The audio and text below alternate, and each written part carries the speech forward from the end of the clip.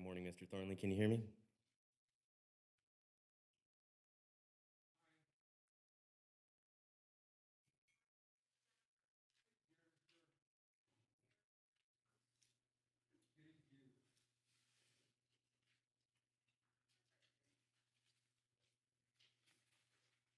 Good morning, Mr. Thornley. Can you hear me?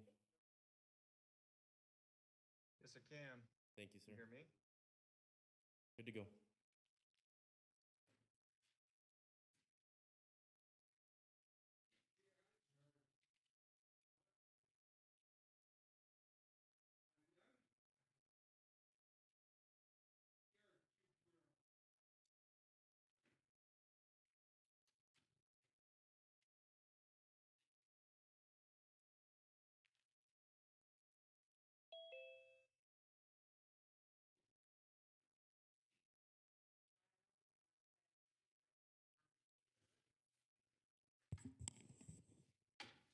Councilmember Jordan, can we do a sound check? Can you hear me?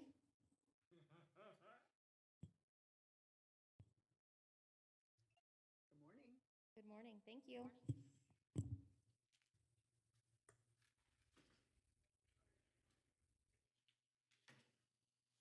Madam Clerk, if you'll let me know when we have 4 people actively on, we'll go ahead and get started. Madam Vice Mayor, we do have a quorum currently. Give us just a moment and we will let you know when we're ready to go. Thank you.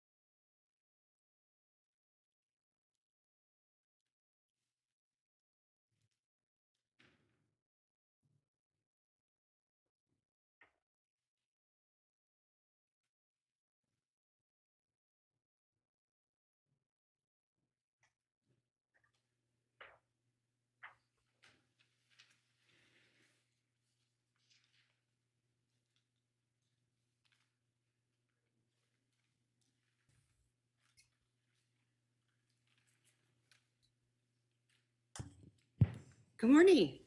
Oh, good morning. All right. Mayor Sheevy, joined just in time. We're ready to rock and roll whenever you are. Okay, I'm going to start this meeting off, and then Vice Mayor, I'm going to switch to a different computer. And so just be aware of that. Okay, so then you can take over while I'm doing that. All right, good morning, everyone. Great to see you. All right, good morning. So we're going to start our Wednesday, January 12th, 2022 Reno Council meeting. I'll go ahead and call roll. Councilmember Breckus, I'm here. Dewar, Here. Delgado, Here. Weber. Absent at this time, Jordan, Here. Reese.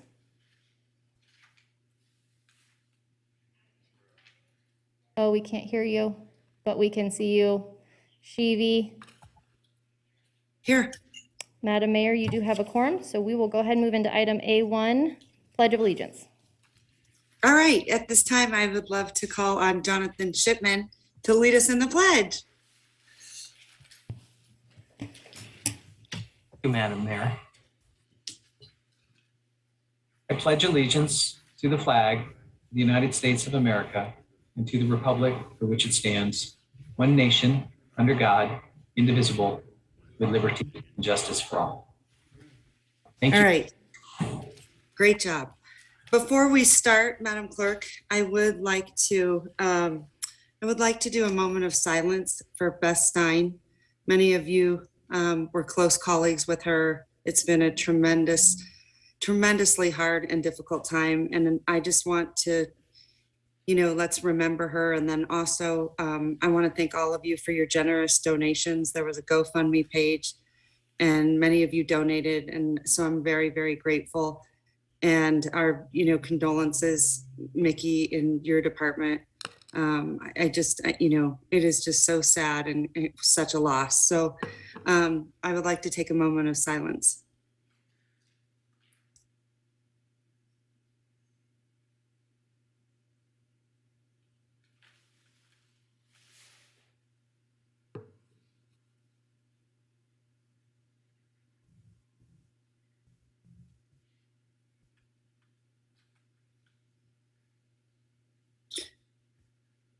All right. I would also like to say, I'm not on Facebook, as you guys know, but I think you guys have shared it. Her GoFundMe, she has 2 children and it's going to be an incredibly difficult road for her family. So if any of you guys could share that again, that would be wonderful. And I'll share it on my Twitter, but I would just ask that you guys all share that on your Facebook pages. So thank you very much. And again, thank you for the donations. And we will just continue to reach out to her family and do what we can and be there and support. So thank you to all of you. Okay, at this time, I'm going to send it back to you, Madam Clerk. Let's go into item A3. Thank you, Madam Mayor, and thank you for that acknowledgement as well.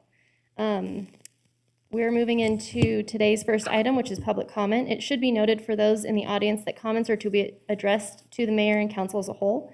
Comments heard under this item will be limited to 3 minutes per person and may pertain to matters both on and off the council's agenda. Please note that council may not take action upon any matter not agendized. When you're called on for public comment, please state your name for the record and begin speaking. The timer will begin when you say your name and you will be afforded 3 minutes.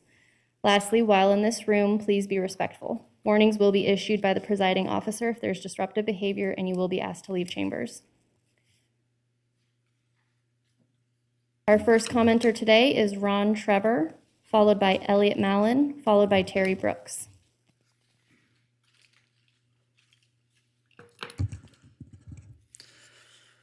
Good morning. My name is Ron Trevor, and I'd like to thank the council for allowing me to speak today. I'm a representative of SAVE, which stands for the Senior Auxiliary Volunteer Effort that works with the Reno Police Department. Today, I've got the recaps for the hours volunteered in fourth quarter 2021. SAVE currently has 67 active members and another 3 in training. During the fourth quarter, there was a total of 3,476 hours volunteered by members of SAVE. This represents a savings of $88,516 to the city of Reno. Some of the key areas that were covered during this time frame, we had 2,956 citizen contacts. We had 1,126 48 hours notices placed on abandoned vehicles, 303 school patrols, handicap violation citations, 189 written, traffic surveys, 51, and stolen vehicles or fictitious plates located, 15. The year-end figures for 2021, which really only included from mid-April when we resumed from COVID through the end of December, totaled 10,820 hours volunteered, which represents savings of $275,477 to the city of Reno. Are there any questions?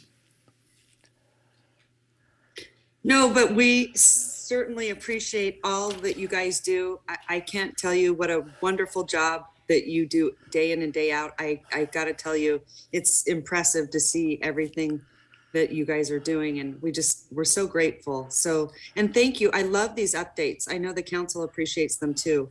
So please come anytime and reach out to any of us if we can help you at all in any way, because our SAVE officers do incredible work. Thank you, Mayor Sheevy. Bye now. Elliot Mallon, followed by Terry Brooks, followed by Mark Markel. I always have to move the thing because I'm so short. Good morning, Madam Mayor and members of the council. Elliot Mallon for the record on behalf of the Nevada Petroleum Marketers and Convenience Store Association. Speaking in the morning because, COVID's going on rampant right now. Just want to come out in support of item F4. We've been working on this for quite a while now, and the association is in full support. And I want to thank the city staff for diligently working on it with us and reaching out and being great partners. So thank you, and I look forward to watching it throughout the day. Thank you. All right, thanks, Elliot.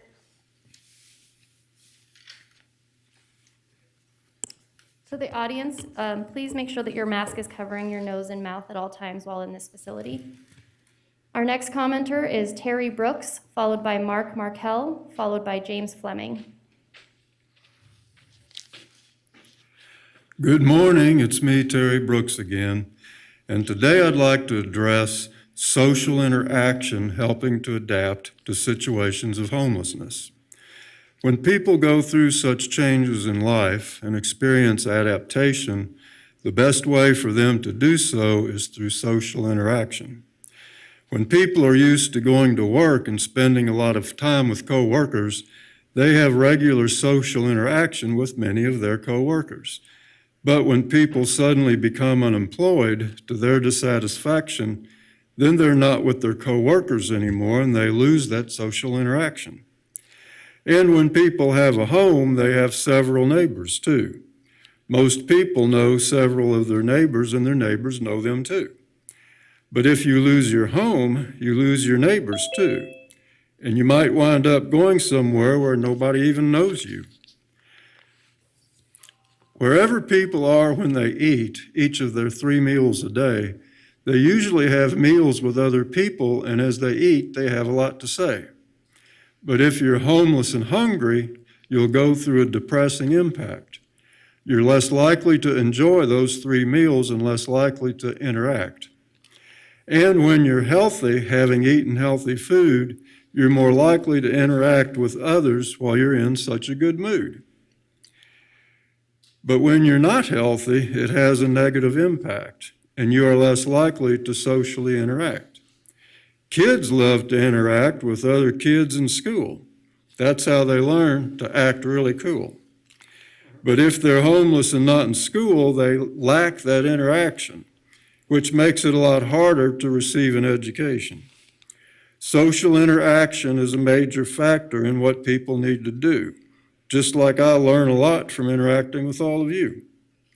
I would like to thank you all for listening to me today, and I look forward to interacting with you when I have even more to say. Thank you. Thank you, Terry. Mark Markel, followed by James Fleming. Thank you.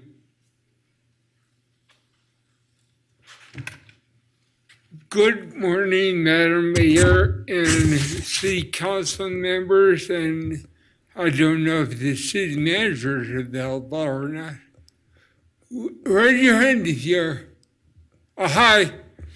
Okay, my name is Mark Markel, and I'm a concerned Reno resident. I'm here today to warn people and show people what can happen if you get in the car with a drunk driver. Back in '89, I got in the car with a drunk, and we were doing 100, and we rolled 8 times, and I was ejected, and the car landed on my head, put me in a coma for a month, and I was in the hospital for 5.5 months. Anyway, I can't take good care of myself, can't clean my room. I come here every meeting because I collect SSI and I'm trying to pay it, earn it. And God will me alive and I'm returning the people for God. Anyways, just people don't get in the car with a drunk driver. Don't drink and drive. And if the stories they tell about me are true, I wouldn't be here today. Thank you. Thanks, Mark. Thank you. James Fleming. I'd like to wait until a future date when more people are here in person. I yield the seat. Okay, Sorry. thank you. Madam Mayor, at this time, we will transition into voicemails. Additionally, if we have attendees in the Zoom meeting that would like to make general public comment on A3, please raise your hand at this time and we'll transition those over once we're done with voicemails. Okay, and I'll be handing it over to Vice Mayor Jordan. I'll be on, but I'm going to switch laptops in hopes that my battery lasts. So, but I'm still on the meeting. I'm listening. I'm just transitioning over. So go ahead, Vice Mayor Jordan. Thank you.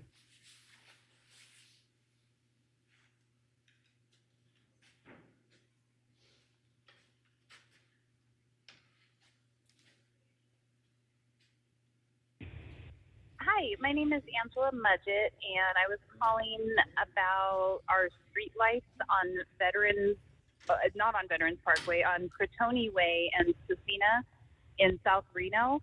I was hoping to speak to somebody. I didn't realize I had to leave a message. But we don't have any street lights. Our neighborhood is completely dark at night. There's multiple horses in the neighborhood that roam through in the evenings and have been hit more than once, partly due to probably driver inattention, but also due to the lack of street lights. So I would like that addressed, please. Could you please call me back? Phone number 775-233-4259. Again, this is about the lack of street lights in a tax-paying part of town, Susina and Crotone. Thank you. Madam Vice Mayor, could I just ask the clerk to get that number and send it to me so I can give the gal a call back? We've received many letters and comments about both horses and lights, so I've been answering a lot of emails. Thank you. Councilmember Duell, we'll forward that out to the community liaisons and then they should be in touch.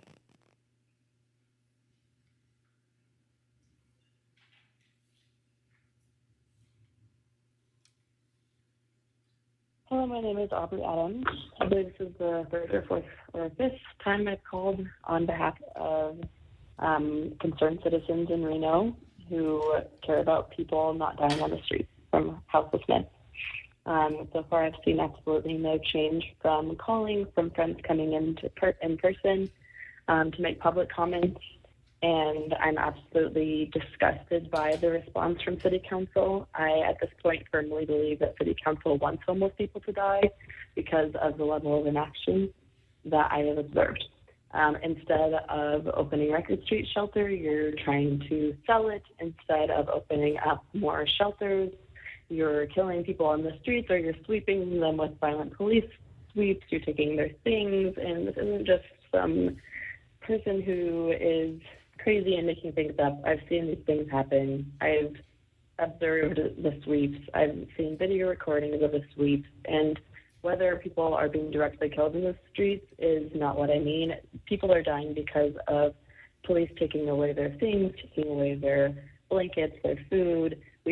I've been giving out things to homeless people every single week all of winter, whether in my own car when I see people in the street or through an organization I've become a part of. And I've heard directly from homeless people that they have gotten things from me and my friends that have been then directly taken away by police. It's absolutely horrible and disgusting. And if you don't feel bad, I don't know what's wrong with you at this point. So please consider opening Record Street shelters. Please consider stopping all the sweeps. Please consider acting like a human being. Thank you. Goodbye.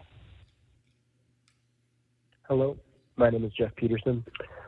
I would have preferred to deliver this comment in person, but I recently tested positive for COVID-19 and I'm quarantining at home.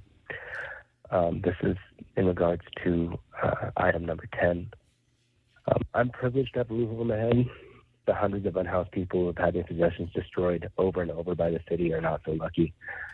I'm fortunate enough to be able-bodied and capable of working 50 hours a week in a warehouse to pay for this 300 square foot studio apartment. I may be one paycheck away from losing it at any time, but at least for now, I don't have to worry about my property being stolen by those driven to desperation or destroyed in sweeps by a city whose representatives seem to have no empathy or compassion for the poor.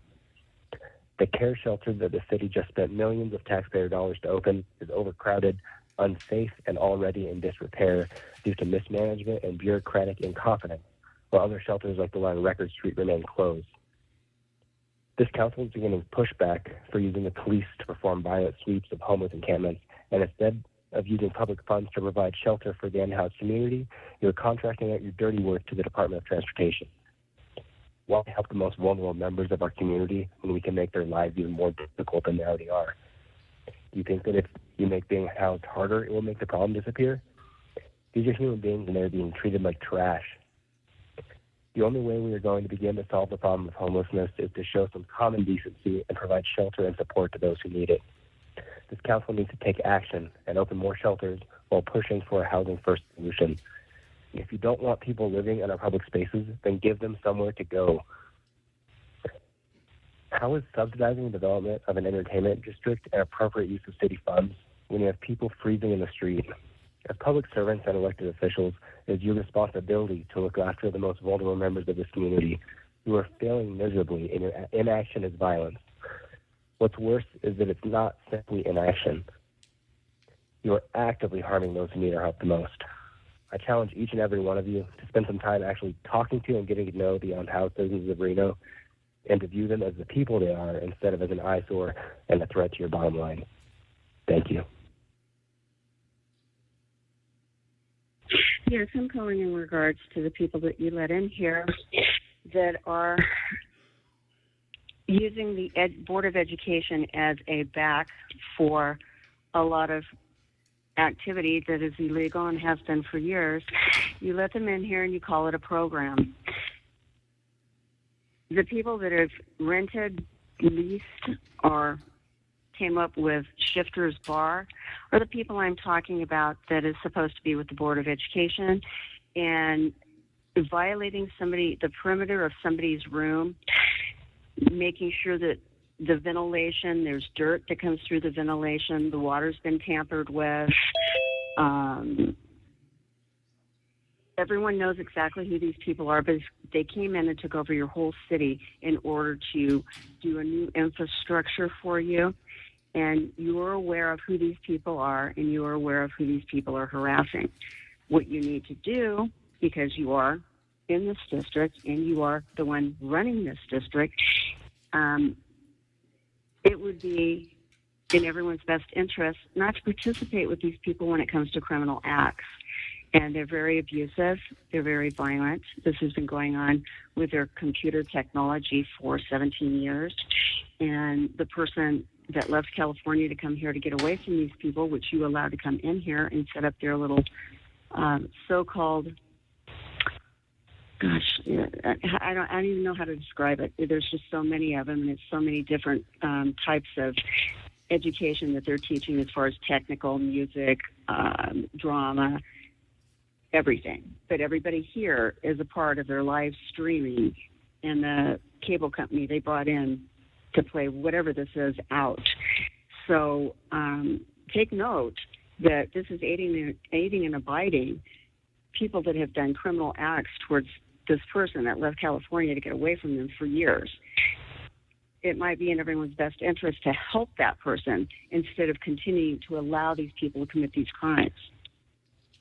She's not 7 years old anymore. She's 66.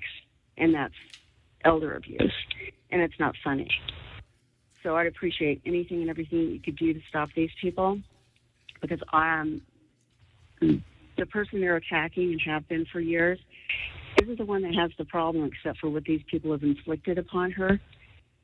They're the ones with the problem. They're the ones with the possible sociopathic tendencies and violent outbursts and sneak and hide behind computer science and special effects.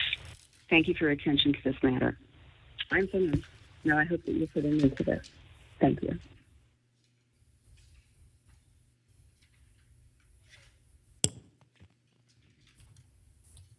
All right, Madam Vice Mayor, at this time, we're going to transition to our Zoom attendees. It should be noted again for our attendees that are going to be moved over for public comment. You're limited to 3 minutes per person. Please state your name for the record and begin speaking. Our first commenter is Nicole Anajapisis, followed by Doralee Martinez.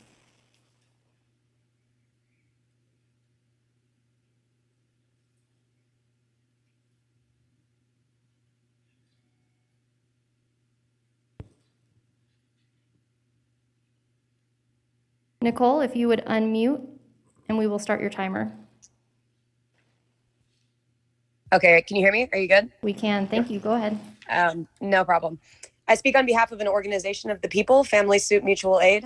We meet weekly to distribute hot food and winter necessities to these still unsheltered in downtown Reno. Every waking moment of my life is centered around our mutual aid project. We care deeply about our city and what takes place within its borders.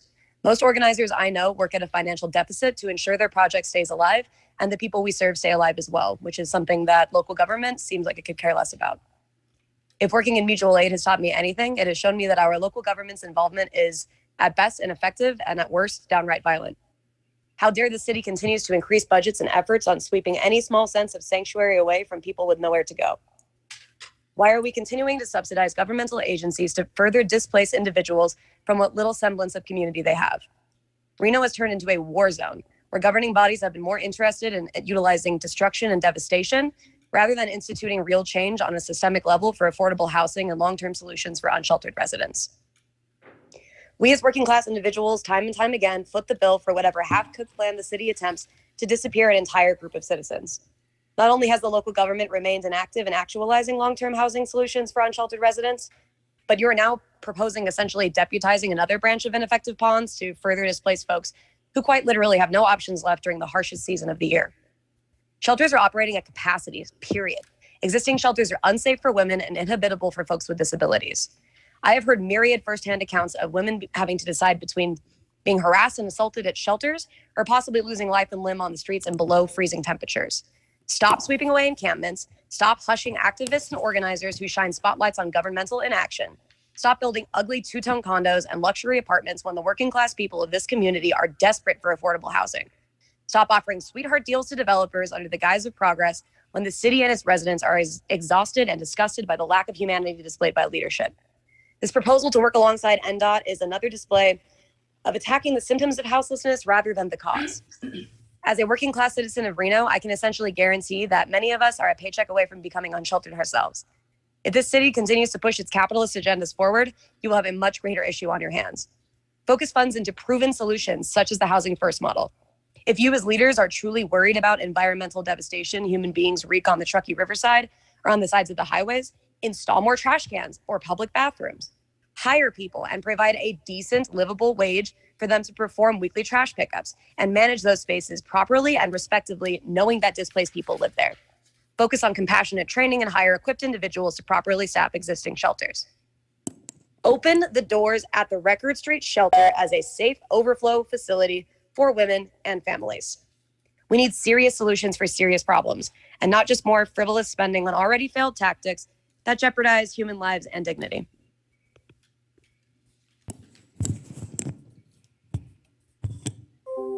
Our next commenter is Doralee Martinez.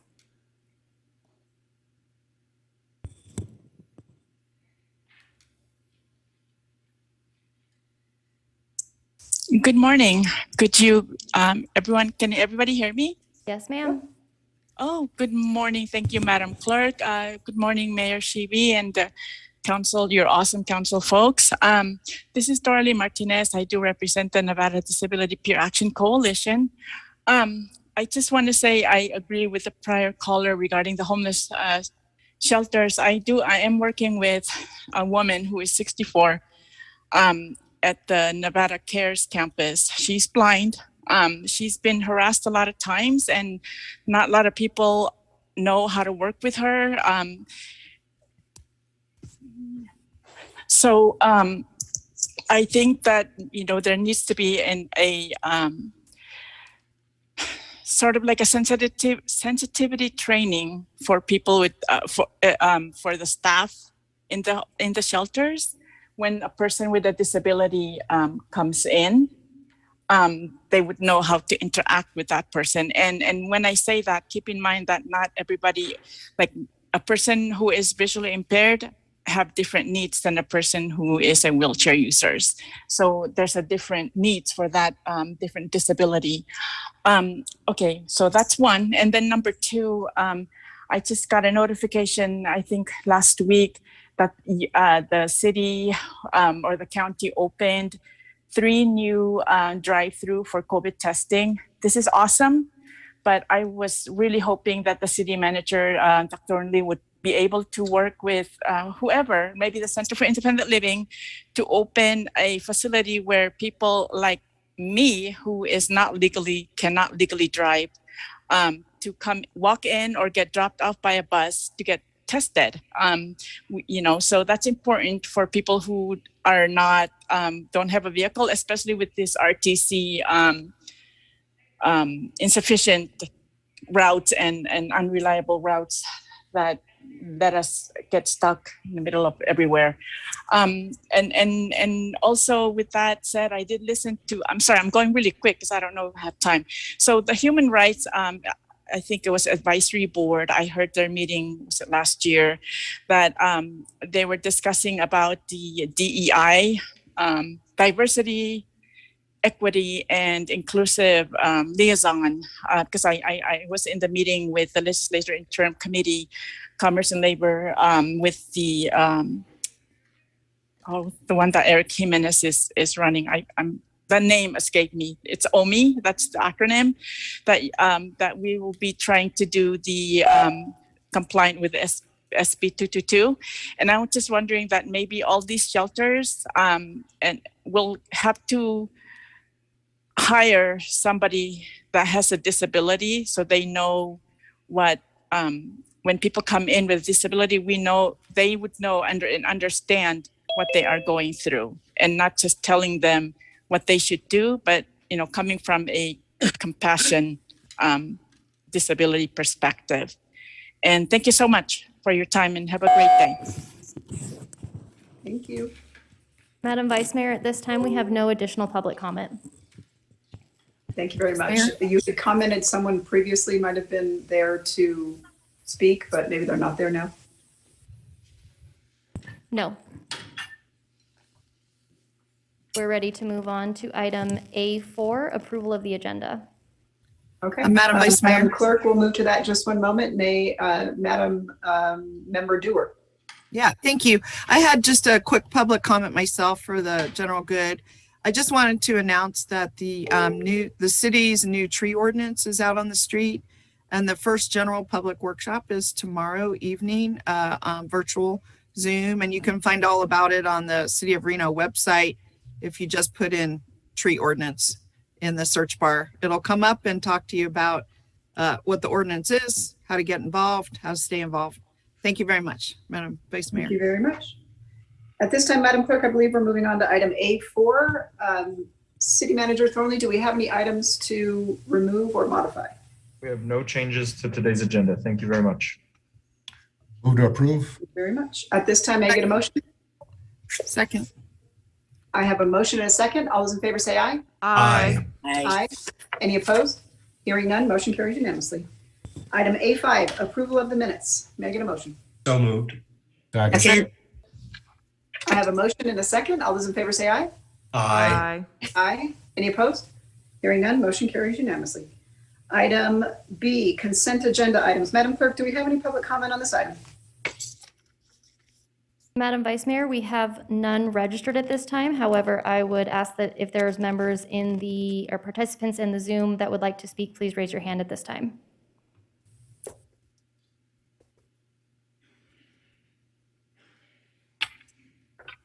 Madam Clerk, I'm not seeing anything from my end. I don't know if you see anything different from yours. I was notified that someone in there was going to want to speak, but they're not raising their hands. So we'll just move on to polling of items to give them a little bit of time and we can loop back around. Sounds good. We'll go through, I'll go down each member and you indicate if you have any items to poll. Councilmember Weber. I don't have anything. Thank you very much. Councilmember Breckus. I'd like to pull item B2, please. I'm sorry, could you say it again? That was B2. B as in boy two. Okay, thank you. Councilmember Delgado. None here, thank you. Thank you. Councilmember Reese. Nothing. Mayor Sheeby. No, thank you. Okay, Councilmember Dewar. B4 and B6, Before. based on the size, they're both sewer items. It's just the Okay. size. Okay. Oh, and there was one other I wanted to pull, sorry, B13.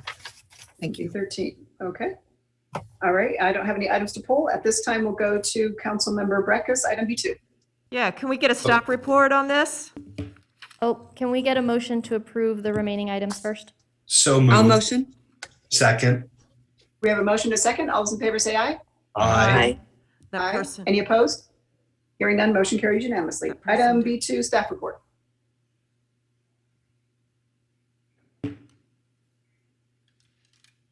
Madam Vice Mayor, before we do that, it looks like we do have one member that has raised their hand in the public to speak. So we're going to go ahead and allow Dale Keller to speak on the consent agenda. Okay. Hey, good morning. This is Dale Keller with the RTC. I'm here to support on agenda item B.2 as part of staff presentation. Thank you. With that, we have no additional public comment.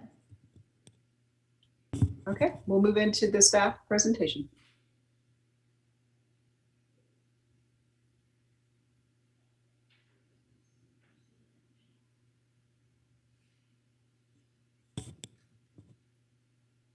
Madam Clerk, I also see a Michelle, hand raised. Yep, that's our presenter for item B2. Mr. Michelle, you are in the room if you would like to go ahead and make your presentation.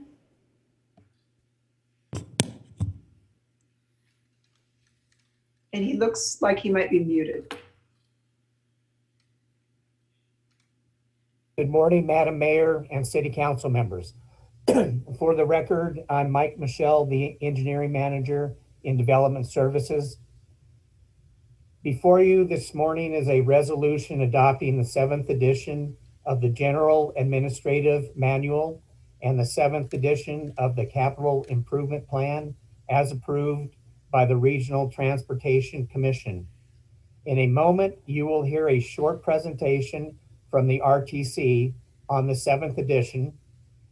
At the end of the presentation and after any public input and questions you might have, you are asked to adopt the resolution in your council packet that adopts the 7th edition. The 7th edition has been adopted by Washoe County and the City of Sparks. I'll turn it over to the RTC now. Thank you.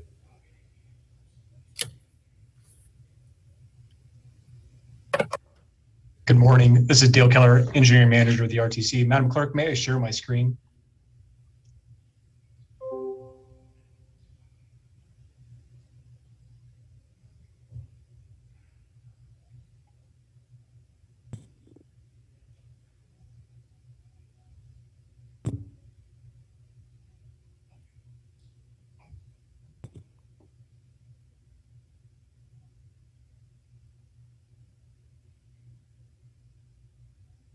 Mr. Keller, you should have permission to share your screen now. Thank you, Madam Clerk. Give me 1 second to bring up the presentation.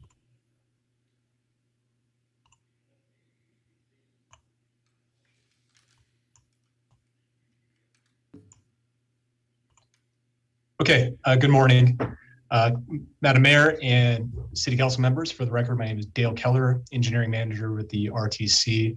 So before you today, is a resolution adopting the Regional Road Impact Fee, or RIF 7th edition update. And so why the RIF update? So big picture, the RIF program needs to conform with the 2050 Regional Transportation Plan that was adopted in March of 2021. So the RIF program uses the RTC's transportation planning efforts as reflected in the 2050 RTP to define the list of capital improvements necessitated by and attributed to new development. So as a refresher, and before we jump into the proposed changes to the current edition, Regional Road Impact Fees are a funding tool for collecting the cost of new developments, capacity demands on our regional roads.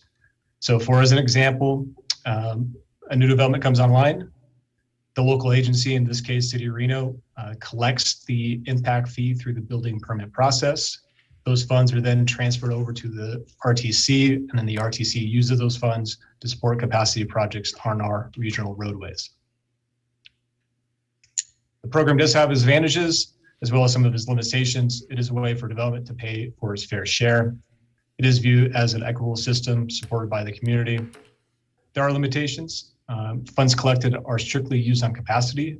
Impact fees cannot be used on operating cost, maintenance expenses, or non-capacity improvements. The program is governed by NRS 278B, which allows local governments to enact impact fee ordinances. To administer this program, each agency, so the City of Reno, City of Sparks, Washoe County, and the RTC, entered into a 4-party interlocal cooperative agreement outlining those roles and responsibilities.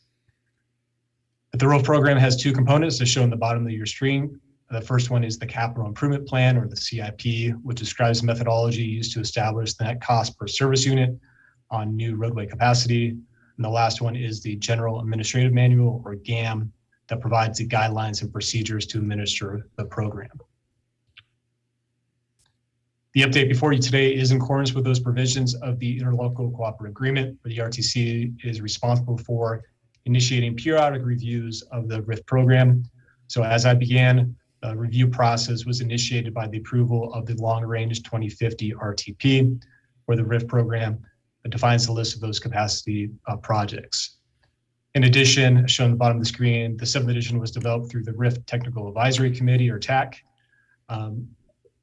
The TAC is comprised of members from each of the local entities, as well as members of the Planning Commission as representatives from the development community. Now, for over a year, the RIF TAC has provided active input and guidance throughout this update process. Now, getting the details of the update, this is a basic diagram outlining the 3 steps involved with developing RIF fees.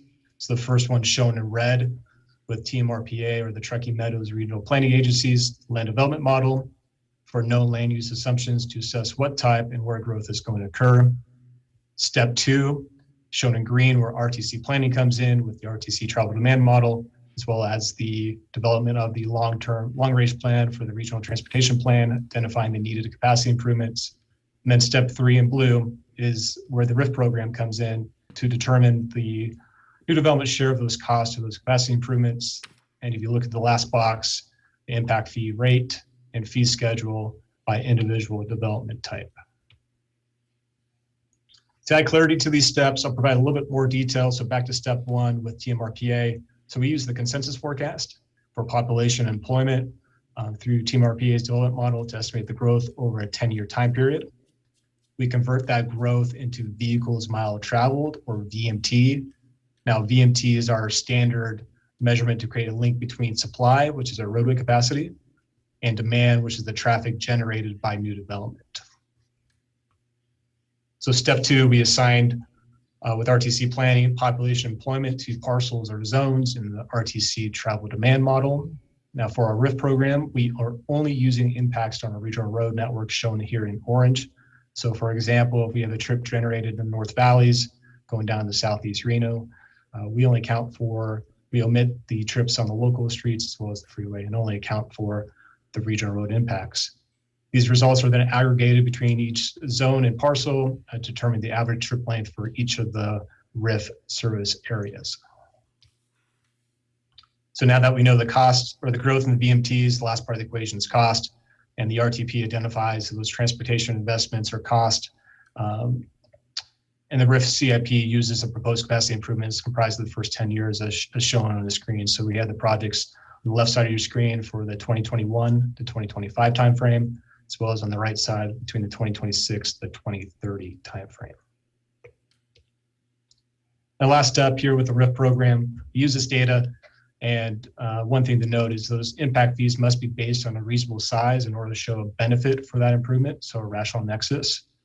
For our program, we have two service areas, the north and south. The dividing line is the I-80 corridor, and all fees collected within that service unit must be used within that same service area. So after completing these steps, is determined the total RIF share for the next 10 years is roughly $132 million. The RIF share is then apportioned to the growth, where the growth is occurring between the north and south. And you see in the last row, we can divide the CIP dollars to the total number of VMT growth by service area to get our dollars per VMT. And once we establish that dollar for VMT per service area, we develop the RIF fee schedule for the designated land uses. Shown on your screen is the first two on residential and industrial. Please note on the right side of the columns, you see the green, the difference between the 7th and 6th edition. Here are the remainder of the development types for our fee schedule for commercial, office, and other services. Now, one item, and there's a previous concern from the council that I'd like to address, is the RIF fees for residential development type. So in the proposed fee schedule, the residential fees have increased due to the simple fact that we as a community are driving it further. The calculation is region specific, is very specific to Washoe County alone, and the fee increase is directly related to the total increase of total number of vehicles within Washoe County. And the total number of vehicle data is collected by the U.S. Census Bureau 2019 American Community Survey. Now regarding affordable housing, so the RTC, City of Reno staff, as well as the RIF Technical Advisory Committee is moving on parallel paths to progress more of a regional solution related to RIF fees and affordable housing by analyzing the local data, discussing strategies and vetting options for future consideration. Previously, my predecessor mentioned the RTC Affordable Housing Study. However, that study was focused on joint development site opportunities with RTC parcels and not development fees. On a national level and nationally, transportation officials are offering recommendations to screen affordable housing. The Institute of Transportation Engineers, or ITE, is performing trip generation studies specific to affordable housing. Unfortunately, at this time, there is very limited size, and the sample size is very limited. Furthermore, in order to incorporate reductions or subsidies into the program, staff is still discussing options to ensure that reducing such fees will not adequately impair the delivery of the RIF capital improvement plan. And then lastly, and last bullet point here is the committee continues to explore other options to calculate fees for residential development type to create more equity. As an example, instead of calculating the fee per dwelling, we could base the fee based on the number of bedrooms or the size or square footage of a unit. There is a direct correlation between the size of a dwelling and the impacts on our roadway system. So I'll conclude with a summary of the changes between the 7th and 6th edition. First thing, as I mentioned, is that the RIF CIP projects now reflect what's in our 2050 RTP. We are showing that there's more growth in the North Benefit area. We've took the time to clarify some key terms in the GAM, or the General Administration Manual, and the appeals process was updated for a fee payer. So the next step for adoptions, we've gone through the Planning Commission's recommendations for approval. We presented and received adoptions through the City of Sparks as well as Washoe County. We're here today for your consideration, and we anticipate the new fee schedule to go into effect here on January 31st of this year. At this time, we'll be happy to answer any questions that the council may have. Thank you very much, Dale.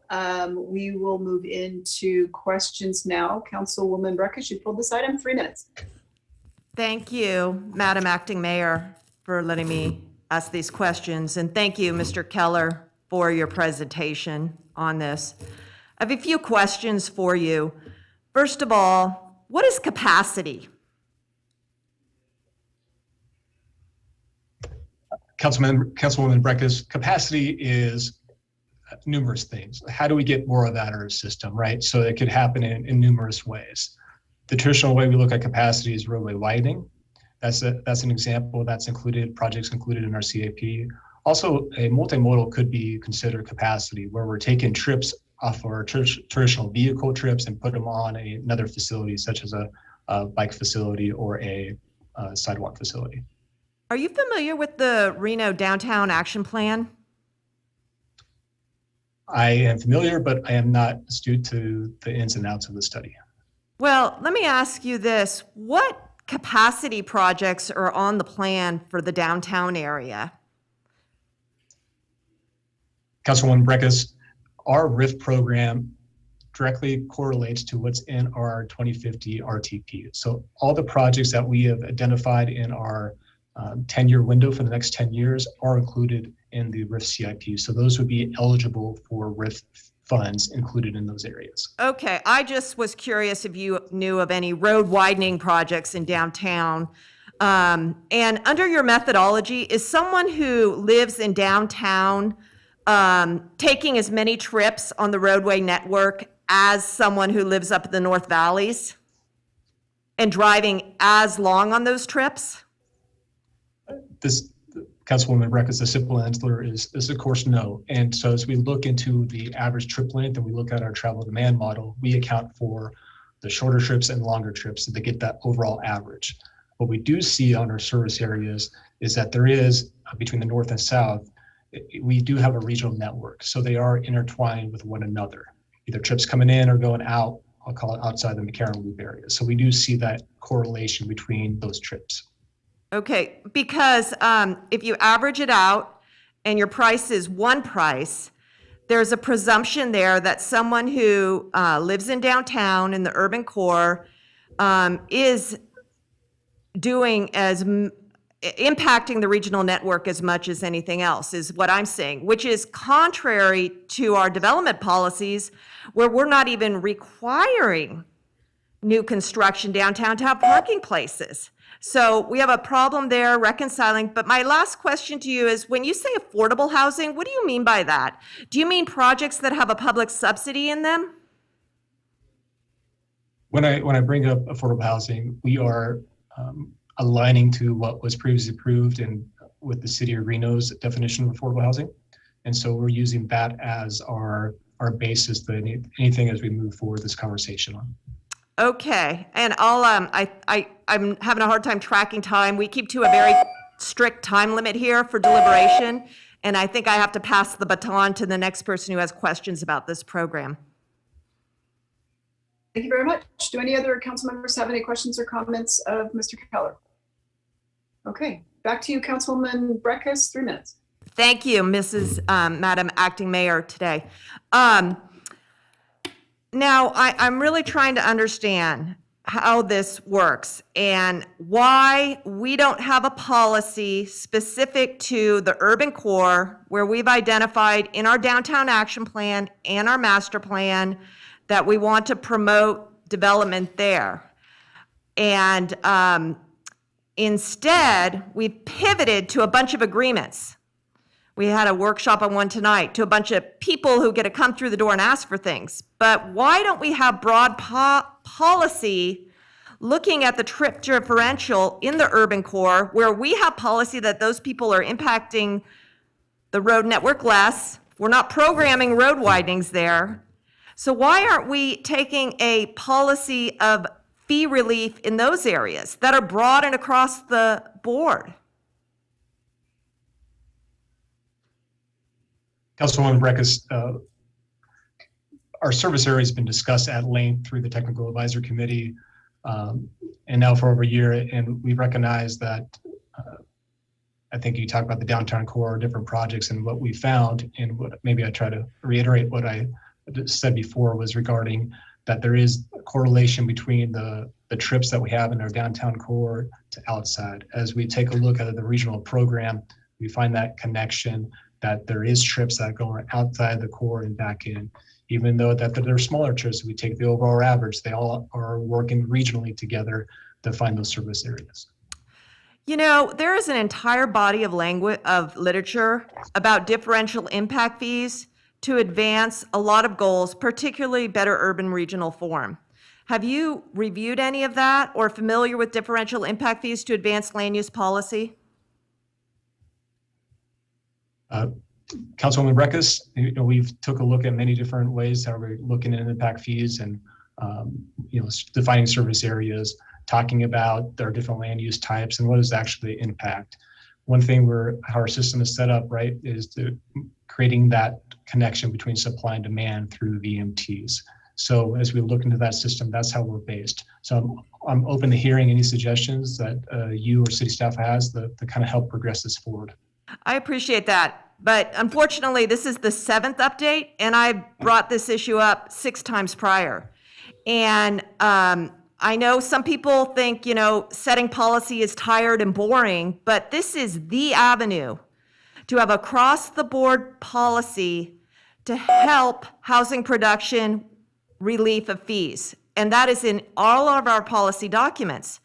And I know a lot of people are watching here today and are focusing on these deals the city council keeps cutting with Jacobs, with other folks on fee deferral. Thank you. I think Madam Clerk is time up. Oh, you're cutting me off. Okay, thanks. No, I'm not cutting you off, Councilwoman Breckus. I am being consistent with the time applications of the rules adopted by this body, including yourself. Sure. I'm going to move at this point to Councilmember Reese. Thank you, Madam Vice Mayor, and I appreciate the important conversation that Ms. Breckus brings to the table. Part of the problem, though, is that when the presentation is made and none of us can understand what Ms. Breckus's point is, it gets lost on the body. So as a body, it's incumbent, I think, and in my role as the at-large member, what I do is I go to the council members and ask them, what are the important things to you? And if this is an important thing to my colleague from Ward 1, I would expect her to bring it to us and say, here's why this is important to me. Because in the 3 minutes that we have allotted to have a conversation about housing and transportation policies and the way that they're linked, that's just not going to happen. And so rather than the theatricality of the Ward 1 member's position, I would like to have real discussions about the policies that are involved.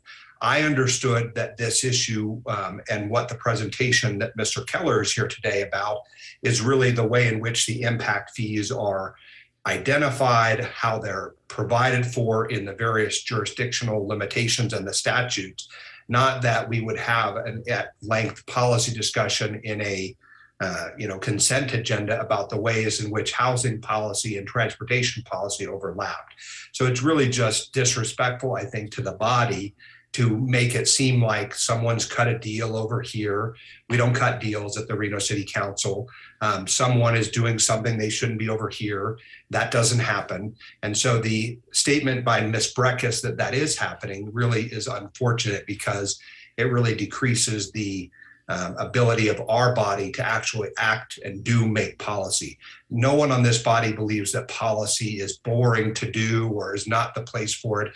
This is the place for it. But policy takes coalition building, and policy takes making sure that this is not just some random theatrical performance. Rather, we want to make policy.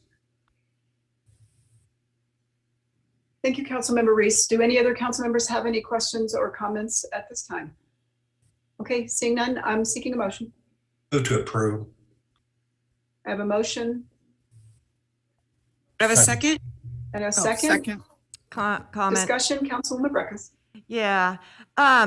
Because this is the 7th iteration of this document, and I was on for the first time, this is a theme that's gone on for a long time. It's been talked to with city managers, who send people to the technical committee to advance our policies in the master plan and in the downtown action plan. And looking at these fees is very consistent with that implementation. Now, I want to look forward and positively. I think about 9 months ago, the council tasked the manager to help us think about how we're going to advance affordable housing. And affordable housing is both subsidized and then what the market does. And this is a great opportunity to advance some fee reductions into the market in downtown. And I'd encourage those who haven't been downtown in a while to look around the downtown action area plan. There's a lot of housing going up, not on Jacobs's land, but all around. And if you had taken $5,000, $7,000 off of those, there's a whole cohort of incomes in our community who could price themselves into those condos. And this is a sad thing, and this is the future that I think we need to follow, and we have all the groundwork for it. And I'm sorry if others don't recall that groundwork or implementations fall off, but I do know that our manager is coming forward very soon with a prescriptive plan to advance our housing needs, both those that are subsidized and as related to policy. And so I think this conversation is a precursor to what we can look forward to very soon when the manager brings that before our body. Thank you, but I won't be voting again for this manual because 7 revisions is far too long with a housing crisis to not advance a good, easy, catchy policy. Thank you. Thank you so much. We have a motion and a second. All those in favor say aye. Aye. Aye. Those opposed? I'm opposed. Motion carries 6-1. Madam Clerk, I believe we're on to Vice Councilwoman Mayor. Dewar, item B4. I was trying to make a comment on the previous item. I wanted to just say. Oh, my apologies. Yeah, I'm sorry. I just wanted to say that I was going to support the item, but that I would like, I think all of my colleagues have brought up good points, and I'd like to just ask Mr. Thornley, I know we're going to have some really robust conversations about affordable housing and our budget initiatives, and it would be phenomenal if we could wrap some of these points that have been brought up here today into those conversations. So it'd be great. Thank you. Of course. Okay, thank you. All right, moving on to the items I pulled, Madam Vice Mayor. Okay, B4, I believe it's the same folks and it's in the same, one of them covers Ward 1 and 5 and one is Ward 4. And I'm always interested in what our public works folks are doing to enhance our sewer capacity. I just wondered if they could give us a brief update when items are not only over $1 million, but over $2 million. I always think it's good to have the public just understand what we're doing with our money on their behalf. So if we could just have someone from Public Works speak to this briefly.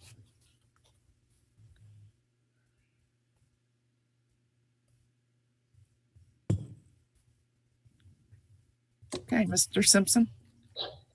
Good afternoon or good morning. My name is John Simpson. I am a senior civil engineer with Capital Projects. Councilwoman Dewar, I can give you a 2-minute presentation on the project. Okay. Madam Clerk, if I can have access to share my screen.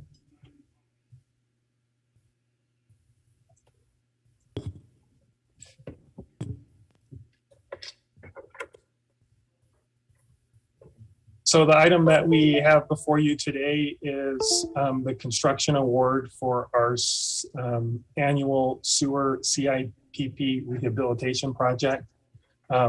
This project, I guess the first question is, what is a sewer CIPP and what is the process of this? This is a way that we can renew and extend the service life of our existing sewer mains without the need of excavating our roadways or our property owners' properties. And so the process would be inserting a liner through our manholes into the pipe, and then through pressure and heat, the liner is hardened to the existing pipe, which will typically extend the life of these pipes anywhere from 50 to 75 years. We have about 9 miles of pipe that we have included in this project to renew. We have 4 areas. The areas include the Swope neighborhood area that we have that is in the southwest off of Mayberry Drive. We have the Ackerd neighborhood, which is up in the northwest off of 7th Street. We have the 11th Street neighborhood, which is just to the west of the University of Nevada up of Virginia Street. And finally, the Van Ness and Ellendale neighborhoods, which is also in the northwest, just southwest of Rancho San Rafael Park. The project was bid in December. We had 5 contractors bid on the project. In situ form technologies was our lowest and most responsive bidder for the project. We are, as staff, are recommending that the project be awarded to in situ form and also the approval of the construction agreement for the construction services. Okay, if you could stop sharing your screen for a sec. I just want to commend, first of all, what fantastic technology that we have so that we don't have to dig up all our streets again and put in these sewer lines. And is one thing you didn't mention, I just want to get this clear. The reason it sounds like you're doing this, and I've heard this from time to time, is that it sounds like these sewer pipes get leaks over time. And I don't know if it's in the connection of the joints or in sections of pipe, or maybe where the pipes join other materials, you know, different types of materials with, I know they're underground, but I imagine when that happens, that means that sewage, untreated sewage, would leak out into the groundwater. And potentially bubble up onto the street. And I think we've seen both. Could you just speak to that? So most of the pipes that we have on this project are typically anywhere from 30 to 50 years in age, which they do tend to get cracks and damage to the inside of these pipes, which does allow some of the sewage to escape the pipe system. So this technology does eliminate that. It eliminates the potential for roots and other debris to enter into the sewer system, and is a very effective, a very cost-effective way for us to rehabilitate and renew the pipes that we have in our system. Oh, again, I have to commend you guys for doing this and being proactive with this, because I can imagine if you don't do this, I mean, you can't get to every pipe. If you did have to do a traditional pipe replacement program, that takes a tremendous amount of money and time. And it seems like during that time, sewage would be leaking into our groundwater, which is, we have some 39, if I recall, I'm sorry, 89 wells in the Truckee Meadows that are used for groundwater for Tamwa. That's 89 wells. And so sewage could go there, sewage could get to our river, enter into other water bodies. So I'm just really pleased that you're doing this. It is quite a bit of money, but I think it's important for the public to know, the meat and potatoes of what the city does. And you guys are responsible for that. So thank you. And with that, I would I don't know if there are any other comments or questions, but I'm prepared to make a motion. Okay, so we have a motion for approval. May I get a second? I have a motion, a second. All those in favor say aye. Aye. Aye. Any opposed? Aye. None. Motion carries unanimously. Item B6. 6 was, I assume, similar, but do you want to just, but that's a lift station, so something different. Mr. Simpson. This is a lift station project, and it's one of, I think Dustin Waters is our resident engineer that's working on that, so I'll let us pass the time over to him. Yep, if you give us just a moment, we'll transition in staff.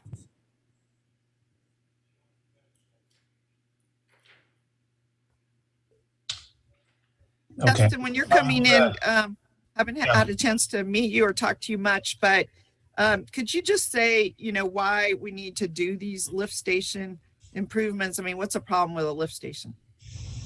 Sure. Yeah, for the record, Dustin Waters, Assistant Director, Utility Services. In general, for the lift stations, they last, depending on the wear and tear on the lift stations, they can last anywhere from 30 plus years. So over time, just based on the use, they wear out and need to be replaced. The force mains that are associated with the lift stations tend to last longer, more consistent with the lifespan of pipelines. So in the neighborhood of about 50 years. So in this case, for the Lear lift station, both the lift station and the force main are in need of improvement and rehabilitation. So well, I know a little bit about this. Could you just say what a lift station does?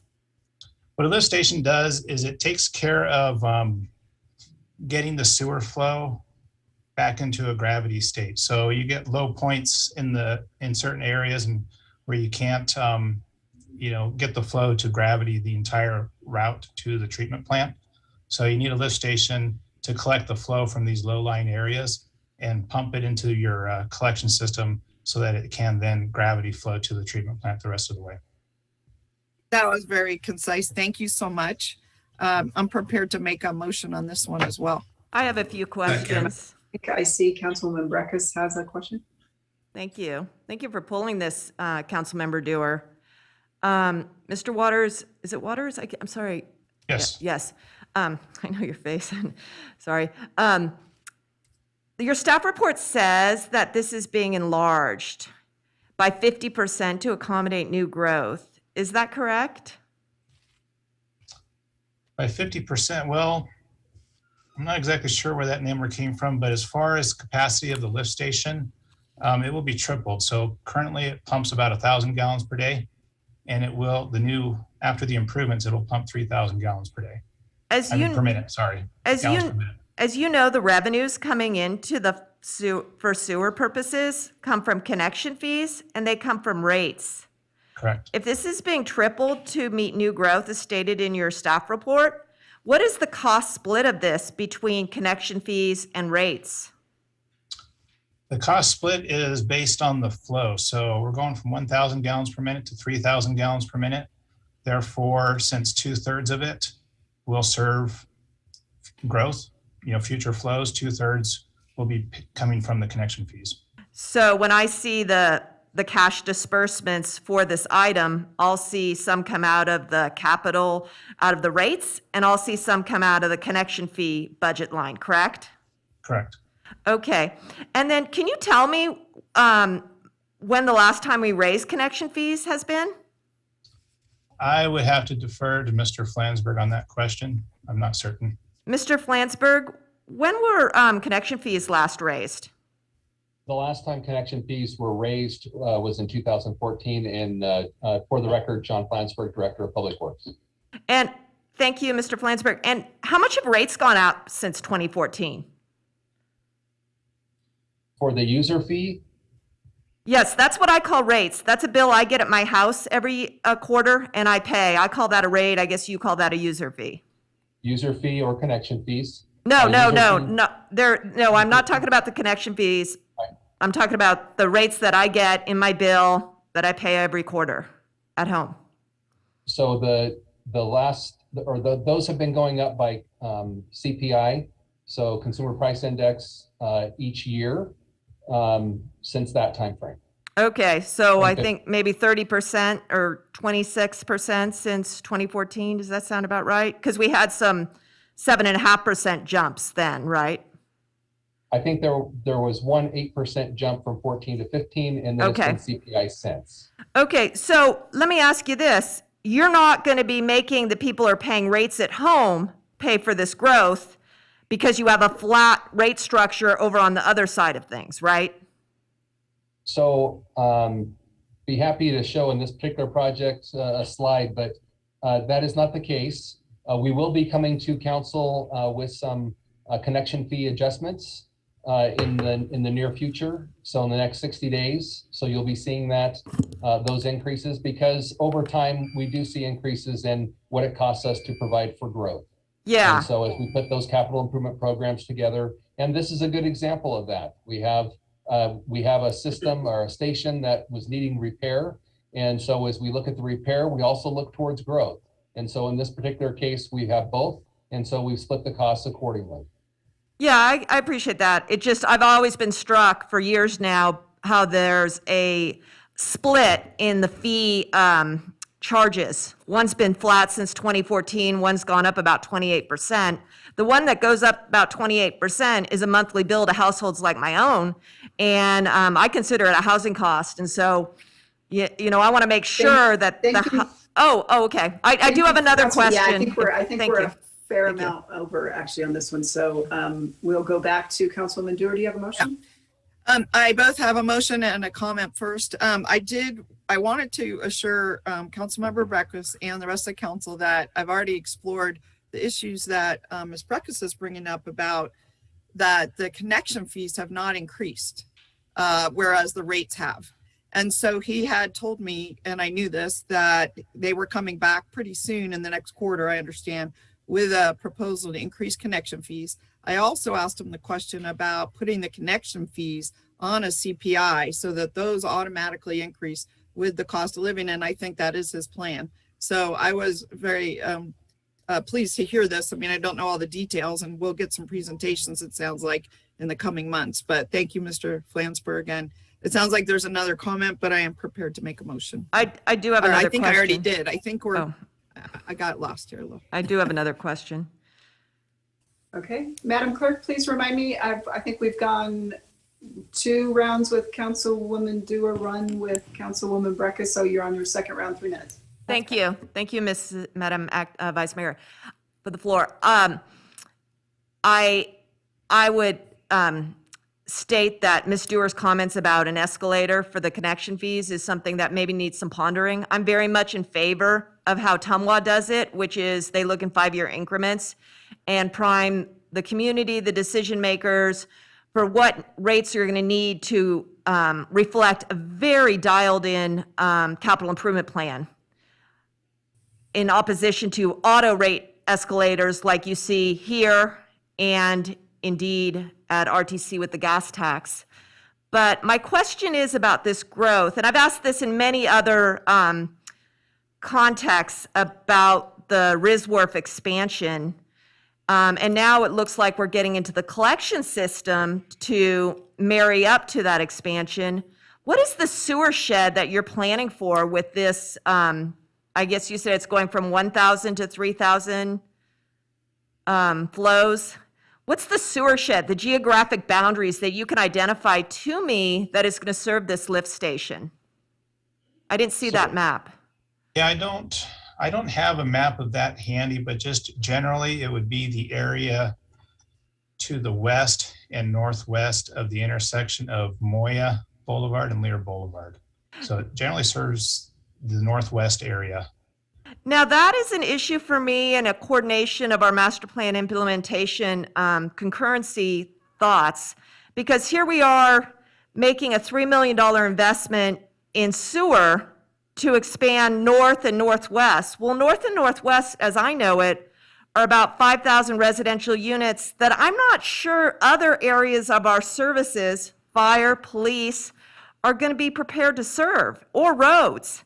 And so, Mr. Manager, I have a question for you. When one division comes in and wants to make a big investment in infrastructure, do you look at how that's timed with other needs to serve new outlying areas? Or how are you focusing on that? I mean, where are you catching up with police and fire on where this sewer shed's going to be and the road demands? Because we've got competing road demands, as we all know, particularly those in the deteriorating urban core.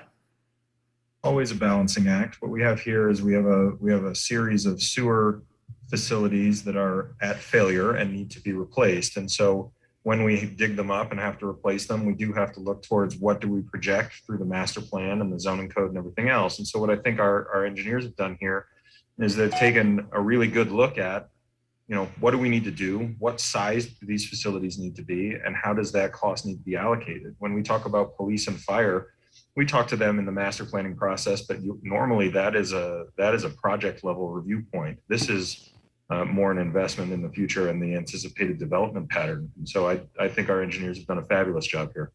Do you think this is the missing infrastructure ingredient to allow the Evans Ranch and the Silver Wing one up there to come through for tentative maps at this time? All right, thank you, Thank Councilwoman. you.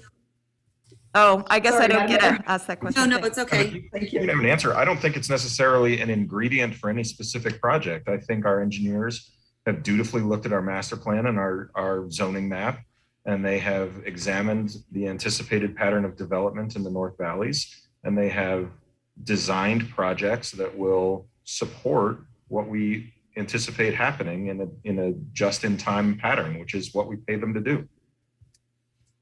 Excellent, thank you. So I'd like to make a motion to approve this item. Second, I like the second. Oh. third. Fourth. Madam Can we have a Mayor, so little there is a discussion? motion and a second. All those in favor say aye. Could we have some discussion? Aye. Yeah. Aye. Oh, no discussion on the motion? Discussion on the matter, Councilwoman Breckus. Thank you. I'm really torn on this because it is meeting a deficiency, but it's also a decision to invest in growth that I'm not sure is being thought of in concert with other services that are being going to be required of the growth. And I've asked this time and time again as we make those North Valley investment decisions. What's next? Where are we going? How does that marry up to our land use needs and all of our other policies? And it just seems very chaotic and not very coordinated. And I think that is a problem.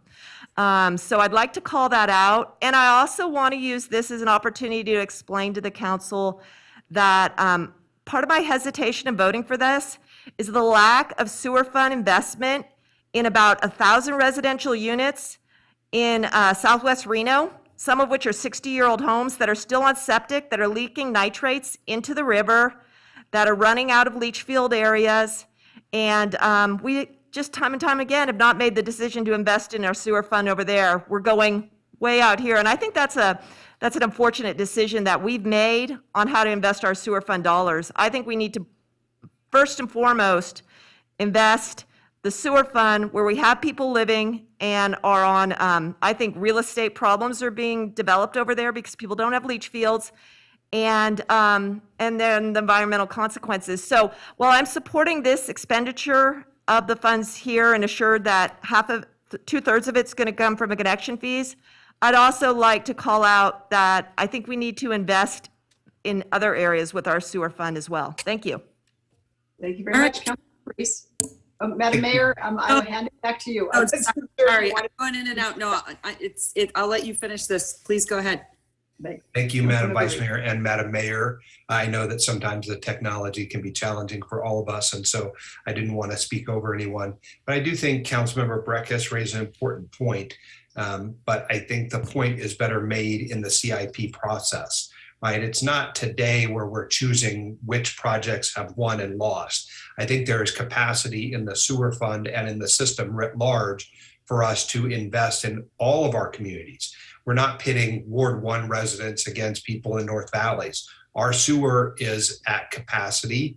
There are needs that it has in capital, in the capital nature, meaning sometimes things fail, sometimes have to be replaced.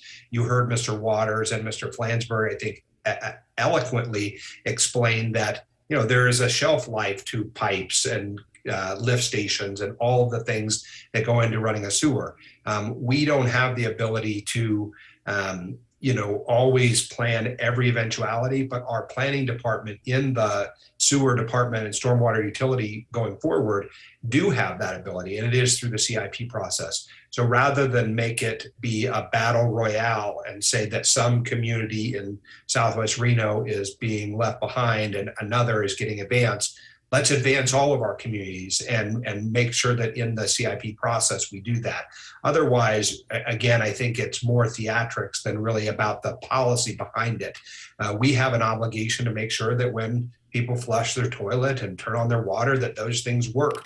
And I think that saying that you're having a problem with an agenda item and then voting for it is disingenuous, because truly, if there are issues with any community, I want to know about it. I represent the entire community of Reno. Certainly all of us take strongly our ward roles, ward members, but we are all trying to work for the best of Reno. I don't think that any council member says, I'm going to not look over there because that's the North Valleys and that's, the good council member from, Ward 4. That's not how it works. So at the end of the day, I don't like the suggestion that somehow we've been pitting, community members against one another. There's capacity in the fund to do the right thing throughout the community, and that CIP process will bear that out. Very much. So we have a motion and a second. All those in favor say aye. Aye. Aye. Those opposed? Motion carries unanimously. I'll close out the consent items with item B13. Councilmember Dewar.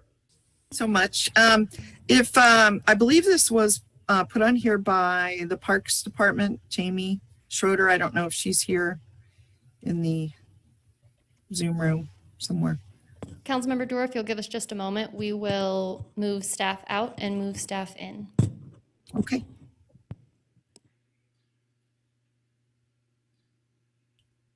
So I see Jamie there. So the question is just, first of all, I wanted to thank Kinder Morgan for making a $10,000 contribution to Relief Reno. That's truly remarkable. I wanted to ask though, is this in lieu of something they were supposed to do on site? In other words, is it a mitigation offset, or did they just decide to make this contribution? I did read the staff report, but it wasn't clear to me. Sure. Good morning. Jamie Schroeder for the record, Director of Parks and Recreation. It is in a way a random act of kindness as far as I know, but I will let our urban forester, Matt Basil, elaborate on the donation. Okay. Thank you. For the record, Matt Basil, urban forester. Thank you, Mayor and City Council. Love Hello. Thank you, Matt. Hello. Wearing green in your honor. Matt, yay. Very good. Thank you. Kinder Morgan is an energy pipeline company that we often collaborate with here to ensure that we do not impact their utilities when we're planting new trees. So Kinder Morgan contacted me to talk about some of the exciting projects we are working on to increase our tree canopy here within the city of Reno. And after our meeting, they offered a generous just donation of $10,000 to Relief Reno for some of our projects. Based on this amount, we feel it would be best prioritized for a project I've been looking for some funding for, which is the planting of new shade trees along West 3rd Street between West and Sierra. This is just west of the landscaping and mural project that we completed on the retract this past year, colloquially known as the Locomotion Plaza. And it's just west of the Biggest Little Dog Park. So these new trees, I think, should provide some vital shade to our community in the downtown area. So I'm looking forward to using the funds for that project, and very grateful for Kinder Morgan for contacting us and offering this donation. Yeah, thank you so much, Matt and Jamie, for helping make that happen. And I want to just a huge shout out to Kinder Morgan for stepping up. I think this is the largest single donation that we've had to Relief Reno, separate from council donations and internally. So I want to thank them, and I want to encourage others to think about this as well. It has a direct impact on our climate. The tree ordinance is out, as I mentioned, and we're hoping to see a lot more focus on our trees. We've done like 5 city reports in the last 7 years saying we need more trees. So this is really a step in the right direction. And then I love your choice of where to plant them in our downtown core, where there are very few trees, and near special projects that we've done like Locomotion Plaza and the dog park. I mean, that is a very smart thinking. So thank you to Jamie and Matt. And I would like to motion to accept this donation. Second. Thank you very much. We have a motion, a second, but we also have discussion from Councilmember Reese. Thank you, Madam Vice Mayor. Mr. Basil, I just want to say, because we don't get to see you very often, thank you for the work that you're doing. Thank you for, really leading the fight here. I am told often in the community, when I'm out in the community, about your good work. We were on a Zoom the other night on Monday night, and one of the Zoom participants even called you out by name. So I just think it's important, because we don't get to see very often, that the work you do matters, and that people in the community tell me with some frequency how very passionate you are about our tree canopy and really just making this a better place to live. People don't always get into specifics about what type of tree, but they always say, Matt is helping to find the right tree, to save the tree, to diagnose the tree, and it's a weekly occurrence, just so you know. So I just want to say kudos to you and certainly the Parks and Recs folk who have your back as well. So thank you. Thank you very much for saying that. Very well said. It is universally known that you do great work. So thank you for all you do. So we have a motion and a second. All those in favor say aye. Aye. Aye. Any opposed? None. Motion carries unanimously. Madam Mayor, back to you. All right. All right. Bye, Jamie. Bye, Matt. Thanks, you guys. You're amazing. Dream team. And Fozzie, too. Okay. Moving right along. Madam Clerk, next item. Madam Mayor, before we move into the C items, we do have a comment associated with the consent agenda. We will move Mr. Tapia over now. And Dan, if you'd like to unmute yourself, go ahead and make your comment. Yeah, can you hear me? We can. We can. Hi, Dan. Awesome. Good morning, Madam Mayor, City Council, and City Manager Doug Thornley. Your local 731 just wanted to hop on and say thank you. I think item B9 was an augmentation of the budget to get 10 firefighter positions. We just want to say thank you very much for that. It's very much appreciated. Your Reno firefighters ran, I think, 47,321 calls for service in 2020, which is up 11%, or in 2021, sorry, which is up 11%, which is a lot, which is needless to say, very busy, all while trying to deal with this pandemic, which is actually affecting a lot of us as well. So yeah, thank you. Also, a special thank you to City Manager Thornley. We've been working on a hiring plan that will hopefully get our staffing levels up to where they need to be within the next couple of years. So very much appreciated. So just once again, on behalf of your Reno firefighters, we want to say thank you to all of you for those positions. All right, Dan, thank you. Thank you. Thank you. I know how hard you guys are working and you're on overtime all the time. So thank you very much. We appreciate that. We appreciate you guys. Okay, thanks again. Have a good day. Okay, moving along, Madam Clerk. All right, Madam Mayor, we're moving on to our public hearings, item C1. Okay. All right, Madam Clerk, at this time, let the record reflect that the City Council is opening the public hearing. Has proper notice been given? Any correspondence received? Proper notice was given and correspondence was received, which has been distributed to council as well.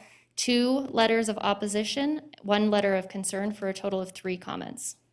Okay, and before we start, I'm going to ask council for any disclosures. I'm going to read one like I've done for the last 8 years. Madam Clerk, in the interest of full transparency, I'm disclosing the fact that I have a personal relationship with Jessica Sferraza.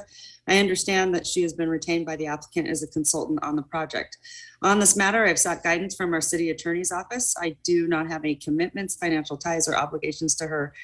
Madam Clerk, please accept this disclosure for the record. Thank you. Okay, moving along. How about staff presentation?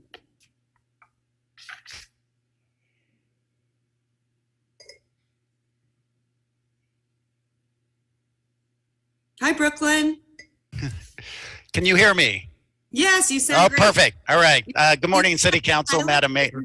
Yeah, Nice. like pilot, but we can hear you just fine. It looks good. You look great. Prepare for takeoff. Love it. So I've got a brief presentation on this item. Want to wish you all a happy new year. It's good to be before you in this year of 2022. And let me share my screen and move forward with this. Let's see.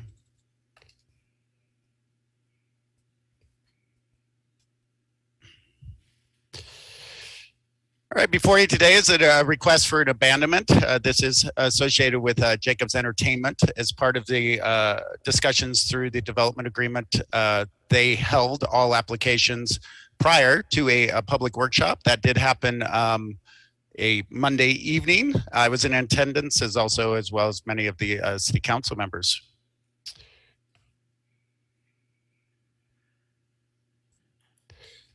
Quickly go over the project site, surrounding area, and what we're seeing.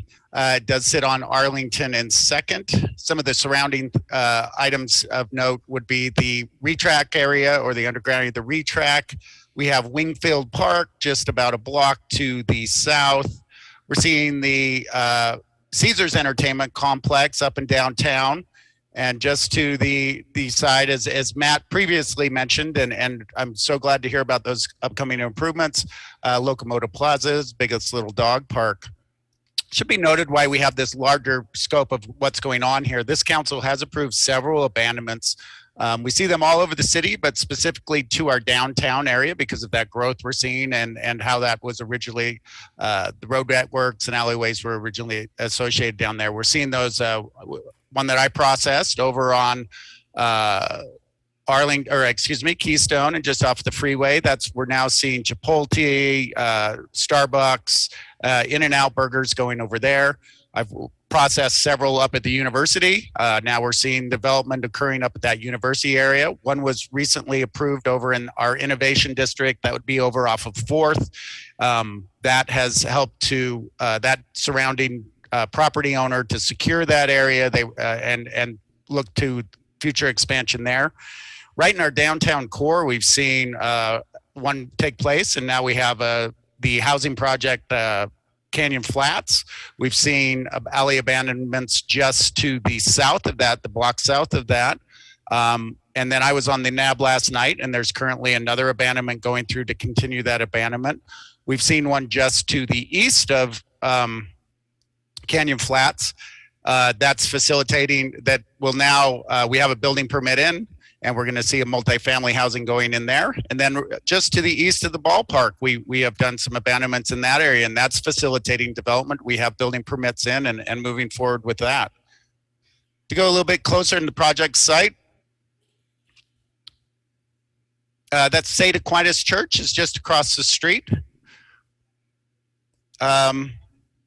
Some of the things we are seeing in this area specifically is we're seeing redevelopment. We have 2 multifamily projects going in. That's about 100 units. We've seen 16 townhomes as for sale product going in just off the river area there. We do have an application in for a tentative map in this area. That tentative map after Monday's meeting, I received an email. That tentative map has been withdrawn, and I think that has to do with some of the other decisions that are being made. We're seeing the Sands Hotel surrounded in blue there just to the north of this project. This is also a good site to look at that connectivity. As you can see, 2nd, Ralston, Arlington really being those main connectivities. This really, the end of Stevenson and Church Lane really just serves those internal parcels and what's there.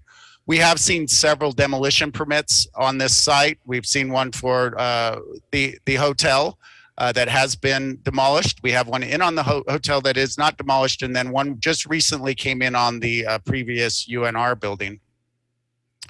One of the things we do when we look at a abandonment is we go through the history, and that history to determine, large part of that history is to determine how those streets were established and how they were given. It is a great part of my job, and it's something I enjoy to look at that history of Reno. In this, you can see very small blocks being established with those center line alleyways. That was an originally area that we would have seen housing. Now we have moved over the last 100 years to our downtown growing and becoming more and more a center, and that development chatter changes, and that's looking at those alleyways of their appropriateness now. The property was dedicated. That means those property owners, when they wanted to set up that area and subdivide that area, they dedicated those alleyways and streets to the city so that they could establish utilities and other things, and that the city would maintain those. Now I'm going to flip this really quick so everyone knows Stevenson now is at the top of the street. Another thing we do is we look at those landowners. So we have received ownership from all of these, or Jacobs Entertainment is on control or has ownership of all the properties. That's one of the things we do.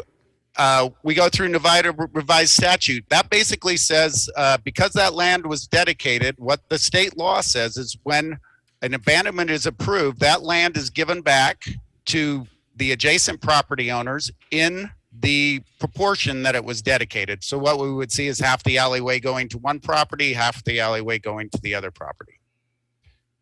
And then we have additional recommended conditions on this. We have conditions that maintain a utility easement over that area. There are utilities in there, and then until those utilities are relocated with future development, we have the right to go in there and maintain those. Also, we have an access easement on that.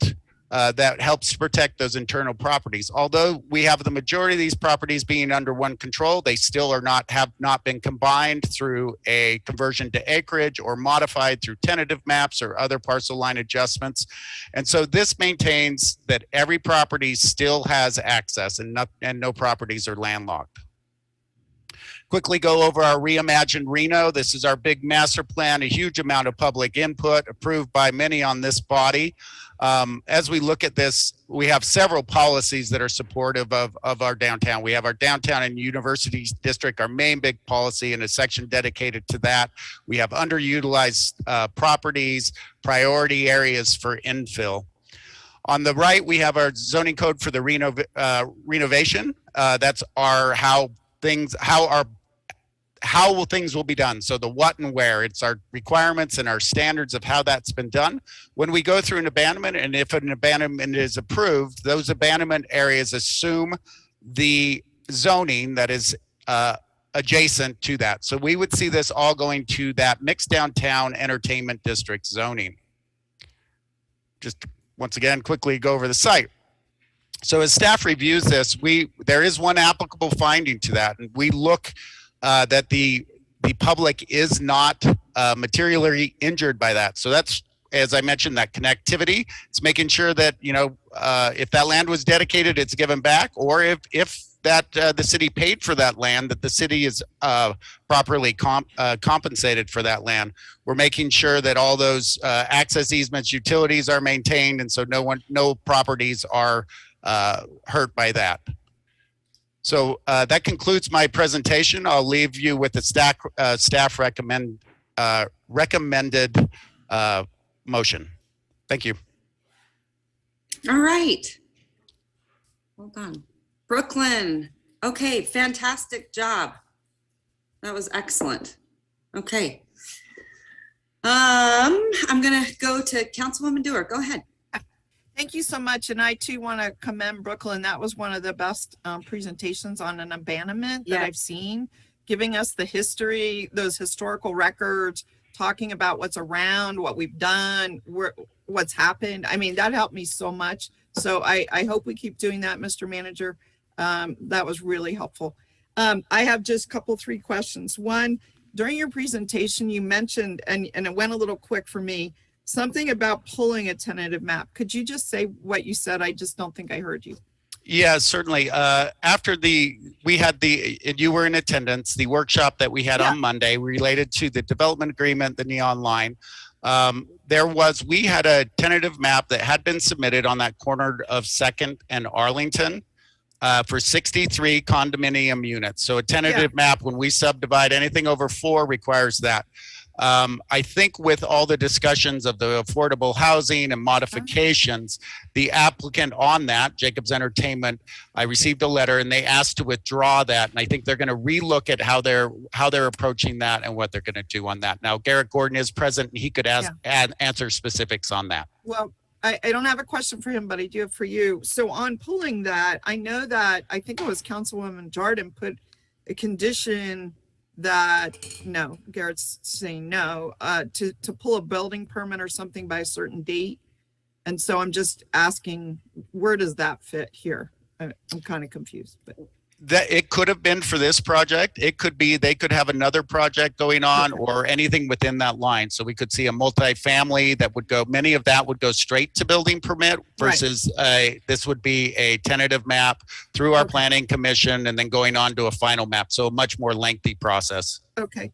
My second question was about church parking. I know we received a letter from Father Durante concerned. I mean, he has stayed concerned throughout this process with the acquisition of buildings, with this easement about parking for the church. There's been some commitments made, I think, or some, it may not be a commitment, it may be more of a hope and a dream of parking, but there was also a comment made at the workshop about some 2,600 parking spots. And I started looking into that, and that's a lot of parking. I think in our own garage, we only have, I don't know, 600 to 800 parking spots, maybe. Maybe. Could you just speak to that? I mean, what's the plan there? And then I have one more after that, but it might be second round. Yeah, I believe a lot of those discussions are kind of moving at the manager's office and that end, and perhaps I would like to ask Doug to kind of to speak of that. Okay. It is. We're discussing how that might look and sort of who is going to take point on that aspect of the project. Certainly, Parking. Parking is probably more a role that RTC will lead than by this process. So is what you're saying, we don't have any definitive plans right now, but we're aware of the problem and we're seeking ways to find solutions, not just for the church, but for everyone in that general area? Is that the idea? For everyone in the general area, right? I mean, I think, some of the things that have to flag here are as you look at the downtown action plan, as you look at the zoning code, in general, what happens when you're trying to develop an urban area is that parking requirements tend to go away, right? And so we've done that in these spaces. That said, you still have to sort of park for the market and support the things that are being built so that they're successful. And so there are an awful lot of stakeholders who are involved in that, and those discussions are ongoing. Okay, thank you. Thank you very much, Madam Mayor, you on? Yep. Councilwoman Breckus. Thank you, Madam Mayor. Mr. Oswald, that was a good presentation. You touched on both the mechanics of an abandonment, but I want to hone in on the policy, because the finding, as you said, is that the public won't be materially harmed. And you, as I interpreted it, outlined the public benefiting from the private investment of new residential units, new development, where we've done prior abandonments. So you're showing that we have a positive outcome from prior abandonments. Is that correct? That would be correct. That's what we're seeing. When we move forward with these, we are starting to see development happen. Okay.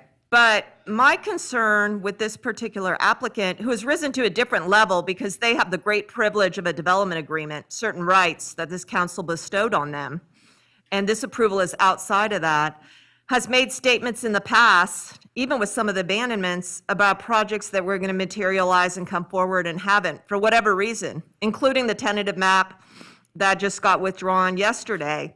And the question with abandonments is always, if we don't see the project materialize, or it's a long lag, someone's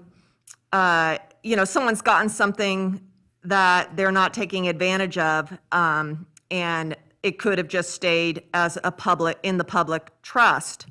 So that's where I struggle, and that's where I point to the development agreement for embedding into that development agreement standards, requirements for development of these adjacent parcels in return for that abandonment. And if it doesn't occur, then it reverts back. Mr. Thornley, why didn't this concept roll into the development agreement? It seems so many things that rolled in the development agreement were what Jacobs wanted, but how about a clawback for the public interest if his projects don't materialize? I think the sort of blunt answer to your question is that the way our code uses development agreements, we're not avoiding the ordinary public process, right? So the ordinary public process, abandonment by abandonment, if that's something that the council wishes to entertain, now is the time. The development agreement is an inopposite tool under our code for what you're describing.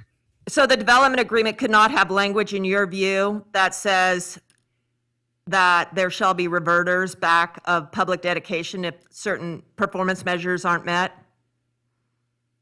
Yes, in my view, the way the code is written, saying that we're not going to abrogate the ordinary public process for entitlements, yes, I do not believe that the development agreement under our code is an appropriate tool for what you're describing. Now, that is not to say that under other circumstances where we didn't have the limiters that we have in our own municipal code, that a development agreement wouldn't be an appropriate tool for such a concept. That's interesting, because I read the statute as very broad and that we are operating under the statute, but that's maybe a discussion for another time.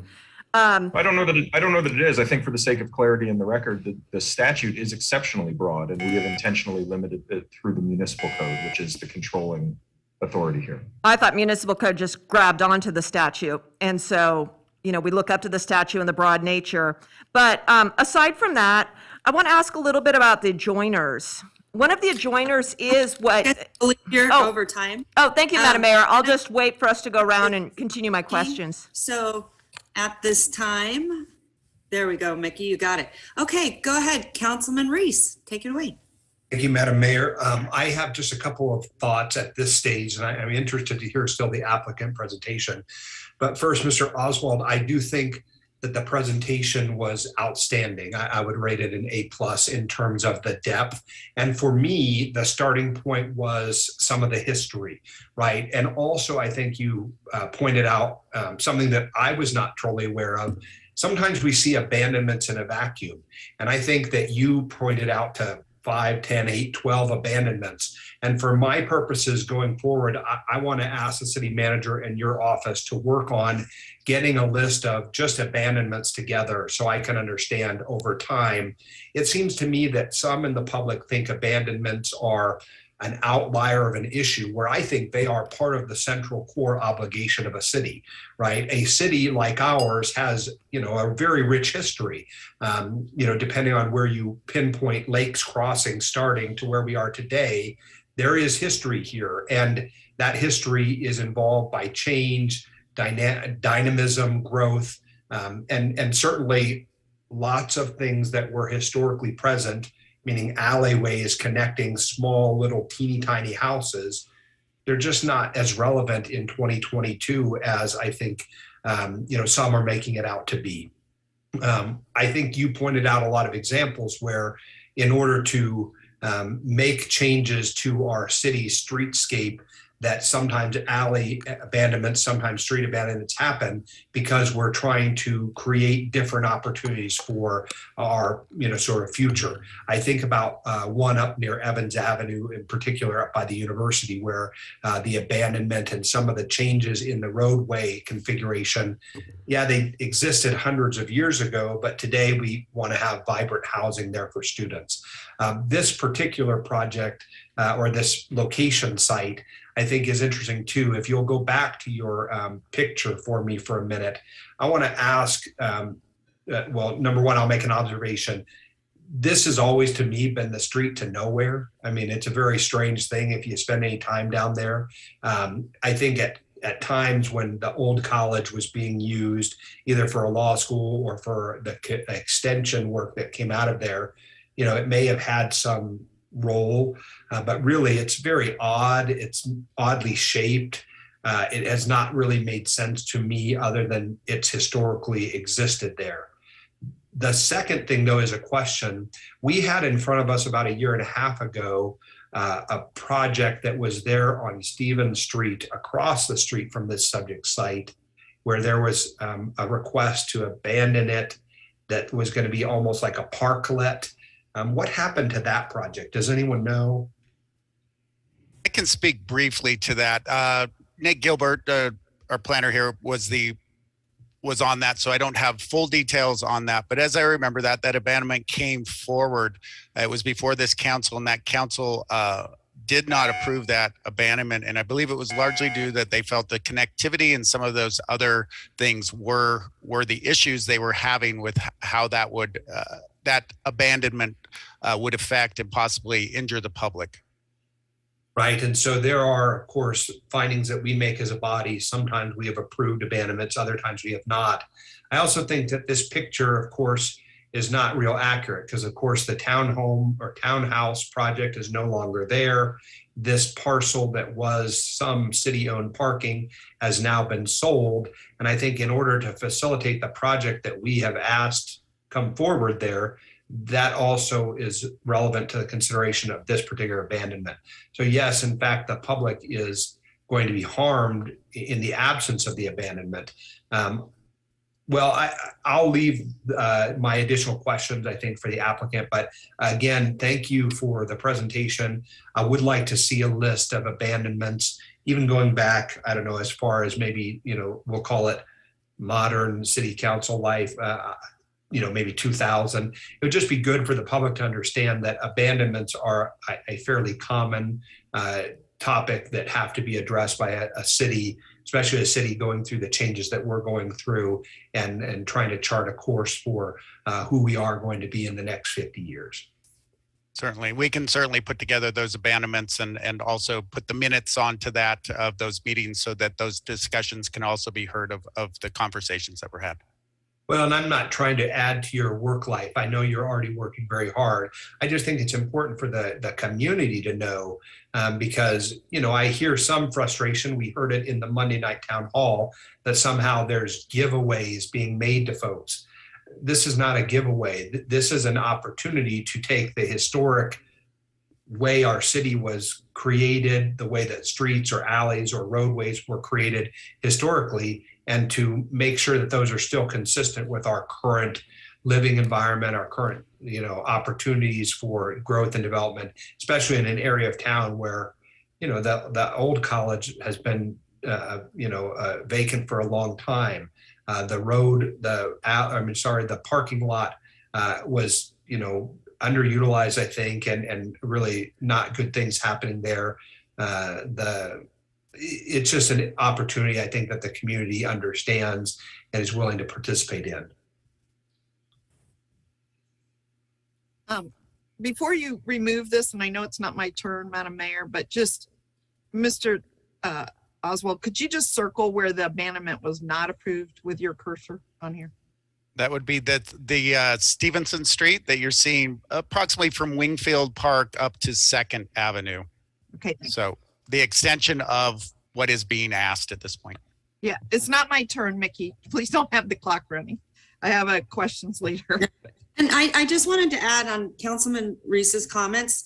I think that is a great idea because I have heard a lot of talk about abandonments and why they're done, and there's many reasons. I want to remind everyone that we did one recently, and it really made a lot of sense. And I went by there, and it was an alleyway that was really unsafe, and I would drive through there constantly looking for ASA. And so it was very, very dangerous, lots of drug use, very dark. And then now it's lit, and also it helps the city alleviate some of those challenges because we can't always be there. And there was a lot of calls to service sometimes for these areas. And a lot of times the businesses around those buildings get pretty frustrated if, you know, they're not maintained constantly. Not saying that we shouldn't maintain them, we should, but a lot of times they like to do it on a regular basis. And then they like to be able to have that area in their purview so that they can continue to keep it lit and safe and clean.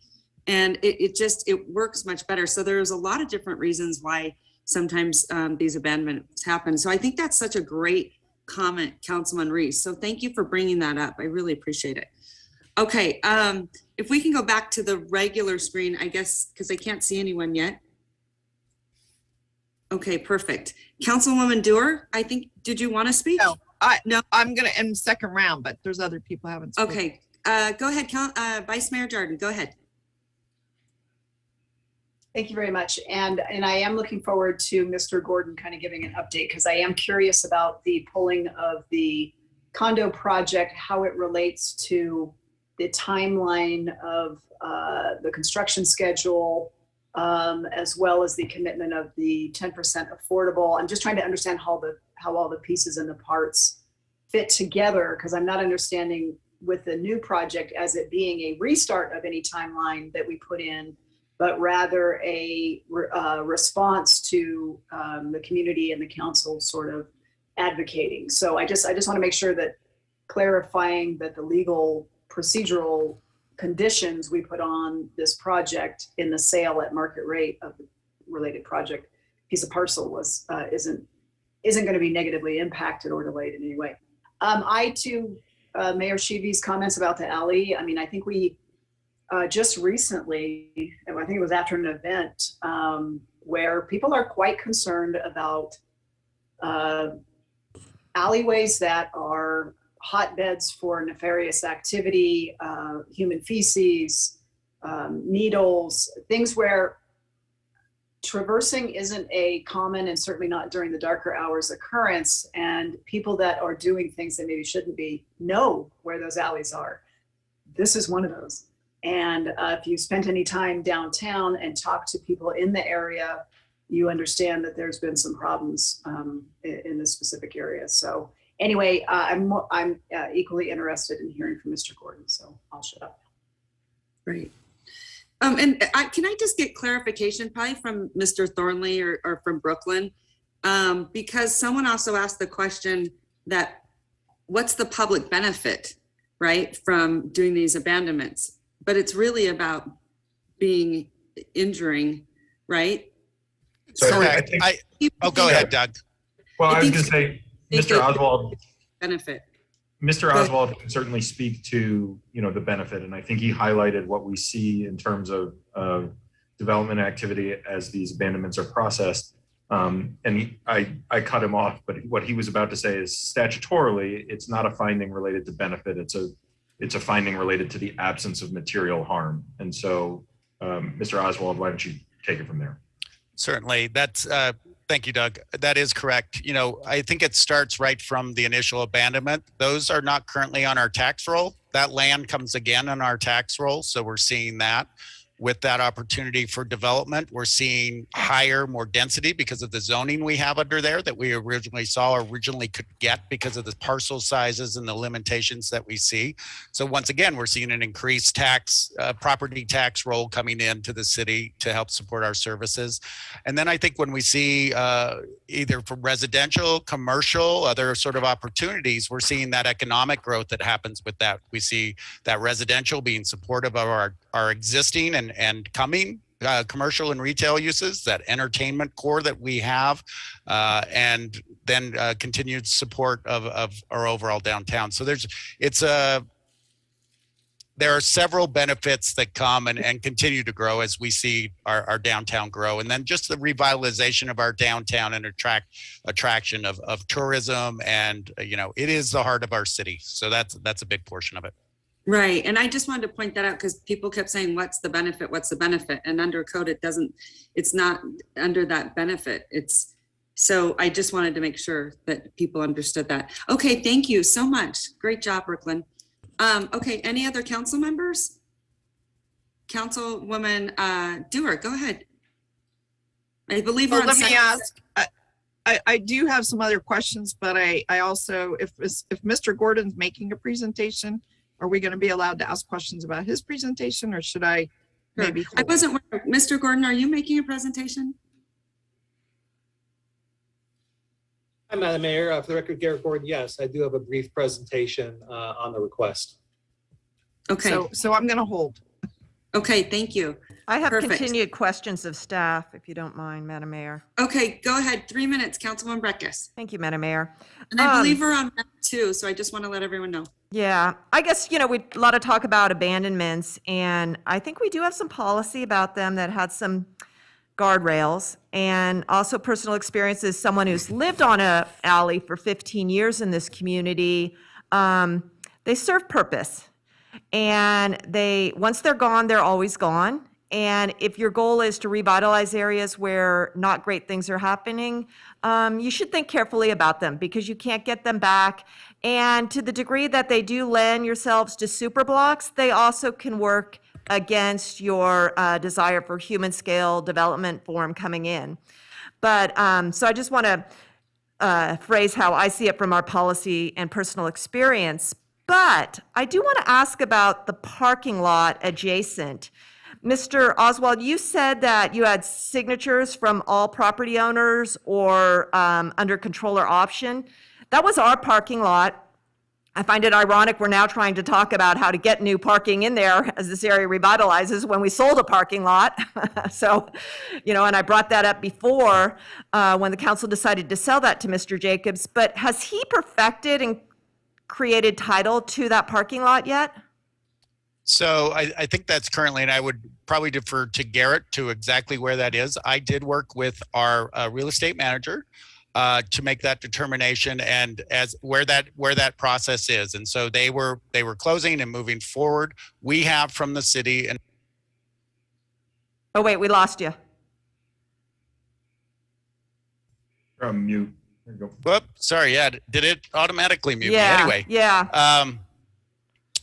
Yes, so working with the real estate manager of the city of Reno, knowing that that parcel was under contract with Jacobs Development, and then the city moved forward and we provided that affidavit to basically move forward with the abandonment. Okay, so number one is, and I don't want to refer to the applicant on, matter of fact. But they don't own it. We own it. It was a parking lot. This alley serves it. So that's a factor to me. I also want to ask about, you said that there's a demolition application in for another adjoining parcel to this portion of abandonment request. And who has that application in, and is that property currently occupied? I can speak. There have been 3 abandonments on this entire block section that we're talking about. We've had one for that was an old motel that was on the corner of Arlington and 2nd. That has been demolished. We have a application for demolition that's currently under review and is on hold right now on the previous UNR building, which is vacant and has been for some time.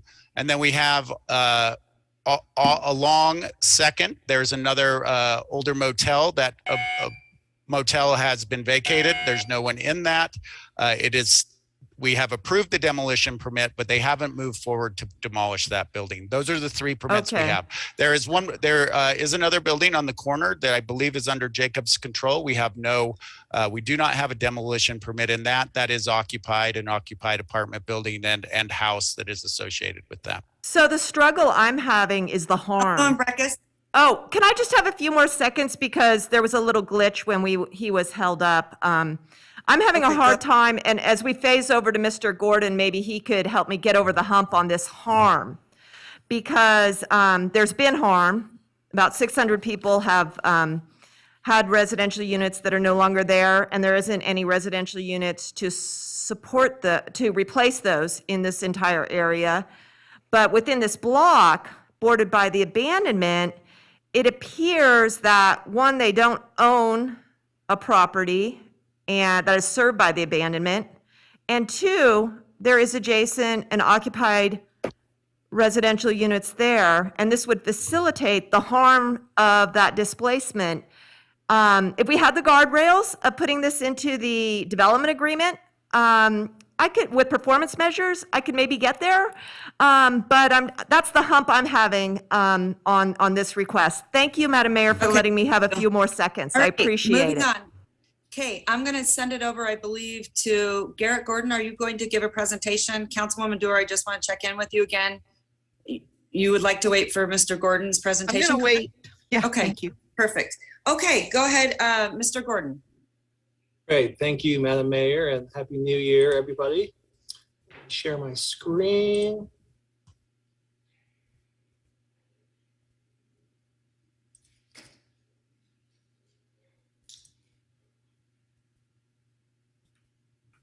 Brooke, can you give me a thumbs up? We good? Can you see my screen? Perfect.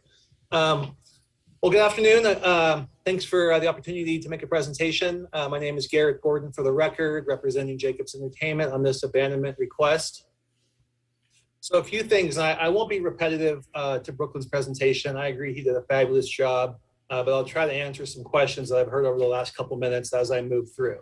So here's, of course, the subject site. But let me say, and I underline this because I think there's a lot of misunderstanding out there about abandonments. And the basic premise is these streets were given to the city by abutting property owners when the block was subdivided.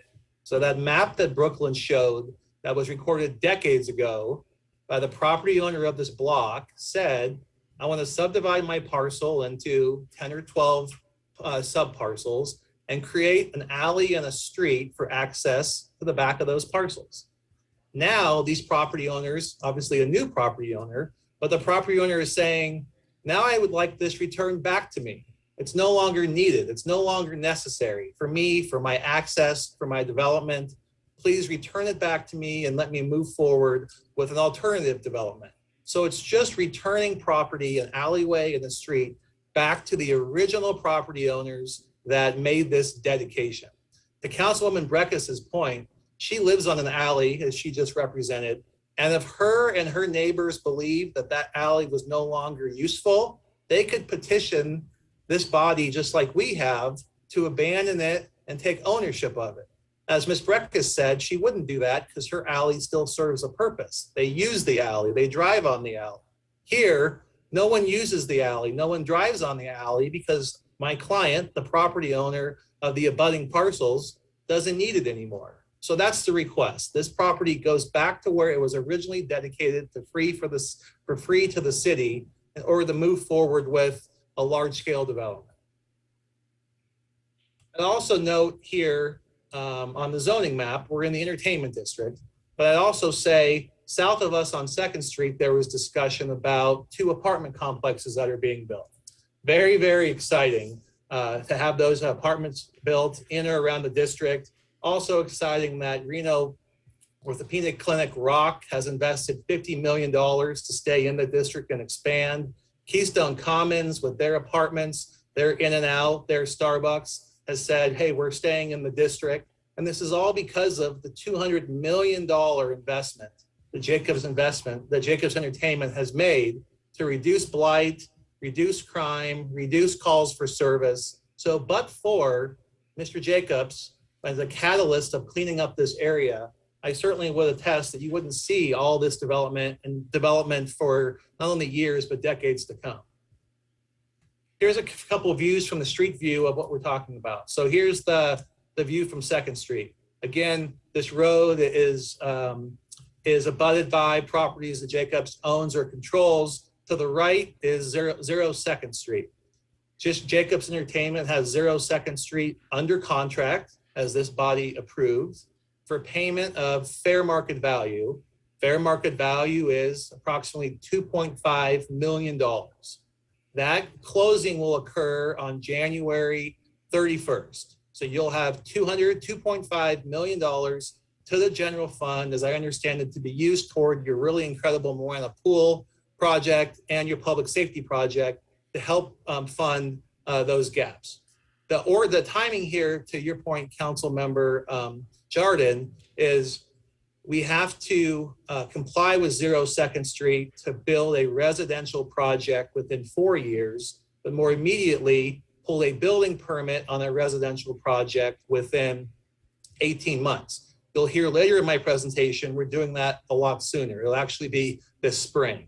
So our timeline here is abandonment needs to occur so we can create the parcel to move forward with the obligation and the agreement to build residential, and then we close later this month and pay full market value. So I hope that provides a little clarification. Here's another view looking toward, on Church Street, looking toward Ralston. Again, all these properties you see are owned by the same property owner. This alley, this street no longer has a useful purpose. So the property owner is saying it should revert back to the owner. And here's looking east from on Church Street from Ralston. Again, small little alley. The properties are owned or controlled by Mr. Jacobs on either side. No longer a useful need for these small parcels, except I would say one parcel. Jacobs owns 9 out of the 10 parcels. The one parcel he currently does not own is here on the corner of Church and Ralston. It's a 9-unit storage building along with 3 parking spaces. So to that finding of no material injury to the public, this property owner, who is not objecting to this application whatsoever, is being given an easement off of Ralston on the Church to make these 3, to access these 3 parking spaces. So likely be accessed by a tenant. You can see any tenant of these storage units can back up and drop off their belongings and pick them up.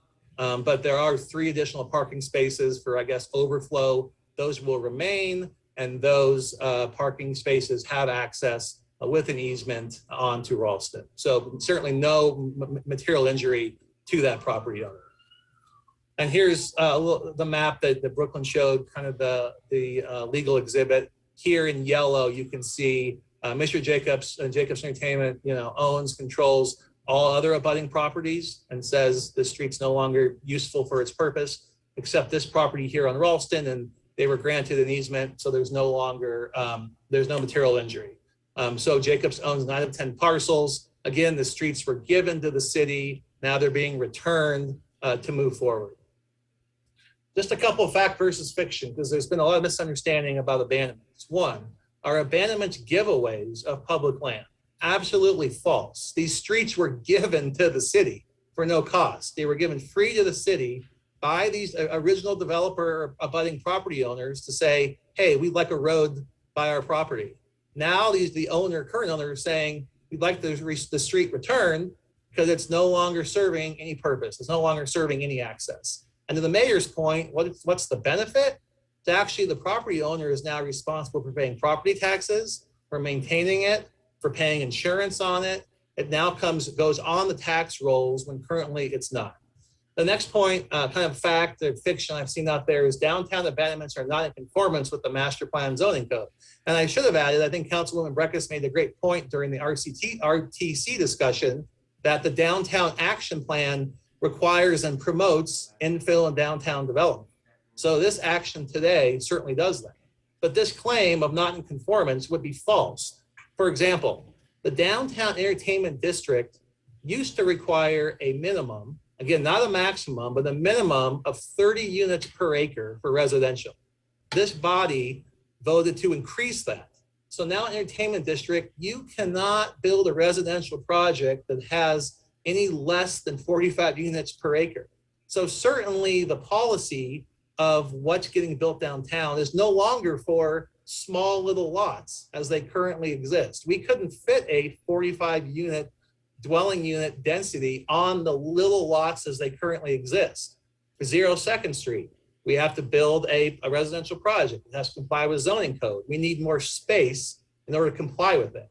So small lots are currently incompatible and inconsistent with master plan policy of prioritizing infill development and complying with these minimum, again, not maximum, but minimum units per acre requirement.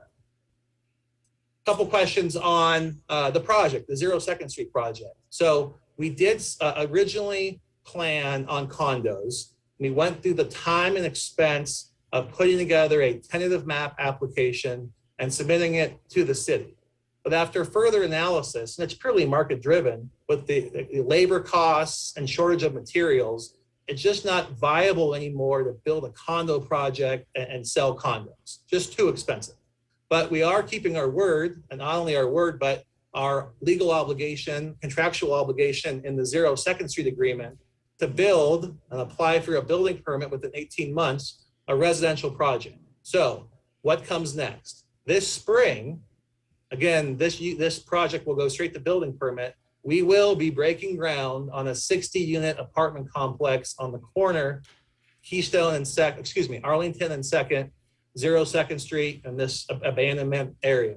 And as promised, I've said on the record a couple times, and I said at the town hall last night, Jacobs Entertainment, if they build the project, if they build a residential project, they will voluntarily agree to designate 10% of affordable workforce housing for that project for 20 years. So that commitment I made on the town hall last night, I'm again making tonight, will in fact be included in this project. And again, we wouldn't technically close 02nd Street this month. Technically, we wouldn't have to apply for a building permit in 18 months, but we're planning on breaking ground early this year. And with that, I'm happy to answer any questions and appreciate the opportunity to make a presentation. All right. Thank you, Mr. Gordon. Okay, I'm going to go to you, Councilwoman Dewar, because you Sure. were first in the queue. All right. Thank you. Thanks for the presentation, Garrett. Couple quick comments and questions. Number one, there's a currently occupied building on the block that you just showed. I think it's the Gibson Apartments, 2nd and Ralston. And there's also the Nelson building, the UNR that you bought. And we just heard that you haven't pulled a building demo permit on these, although I may have been confused on the Nelson building. It sounds like you pulled a demo permit on the Nelson building. My suggestion is, well, it's not required, but I do think it's something we should look at, Mr. Thornley. I don't think that demo permits should be occurring in absence of building permits, where we end up with these large empty blocks. If in the case of, let's say, the Gibson Apartments, where you have people living there, and it looks like it's in fine shape. I mean, I haven't been inside, but regardless, there's people living there and they seem happy. We've heard from some of them here commenting. My recommendation is to leave the buildings intact until it's time to do something. I mean, anybody will understand if you're planning to sell these properties to some third party, they can understand, they can demo later. Or they can demo, you can demo later at your cost. But you have the UNR building, the Nelson building has a beautiful auditorium in it. I mean, that could be utilized by some of our theater groups now. I mean, that would be something for Mr. Jacobs to consider. You could leave apartment building that's occupied. You could leave the Nelson building. You could have activity there. You could have people, you could be providing a public service instead of just demoing. So it's a side comment, but it's surrounding this area that you're asking for the abandonment. So you don't have to comment yet. Number two, I just wanted to say, and by the way, if you leave them, it looks like there's still some trees in place. They get to live until it's time to tear them down to build or whatever. And I wanted to make sure I understood the building that you just proposed, the 60-unit apartment building. Would that cover the Arlington and Second? And would it also cover the area of the abandonment? So that is a question, yes or no. The area you're asking for an abandonment, would it be covered or impeded by your new apartment building? The area of it, so in conjunction with this application, yeah, when an abandonment is approved, the road or the street, right, is lumped into the adjoining parcels. Right. The next step is we have to reparcelize it because we build apartments or really any buildings over parcel lines, and all these parcels are small and narrow. So the next step would be carving up new parcel lines to develop. All I'm just wondering, since I'm almost out of time, is just, do you need this abandonment to help build this building? That was my question. Yes. Okay. And my last comment on my remaining 10 seconds is just that I have a very different take on abandonment of alleys versus abandonment of streets. I think it's really important, if we're talking abandonment of streets, to make sure we do have some way, whether it's called a reverter, clawback, or something. We've seen what happens when we don't, and if a project falls through. I'm less concerned with alleys than I am with streets, so I just want to go on the record with that. I mean, alleys, obviously, if they're used for regular transportation, they're critical too, but that's just my perspective and how I feel. So I'm not going to ask for such a, reverter on this type of project. I mean, you may move forward with the 60, you may not, but you have a block to deal with. But please consider what I've said about the UNR building and the Gibson building. Don't demo stuff if you don't need to. Okay, thank you, Madam Mayor.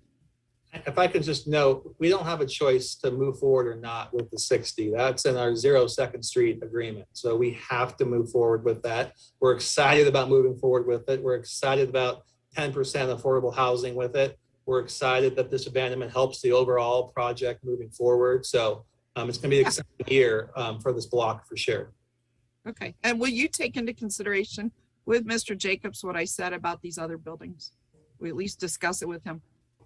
Yeah, we're always happy to discuss anything you bring up, Councilman Dorr. Always appreciate your insight. Okay, thank you.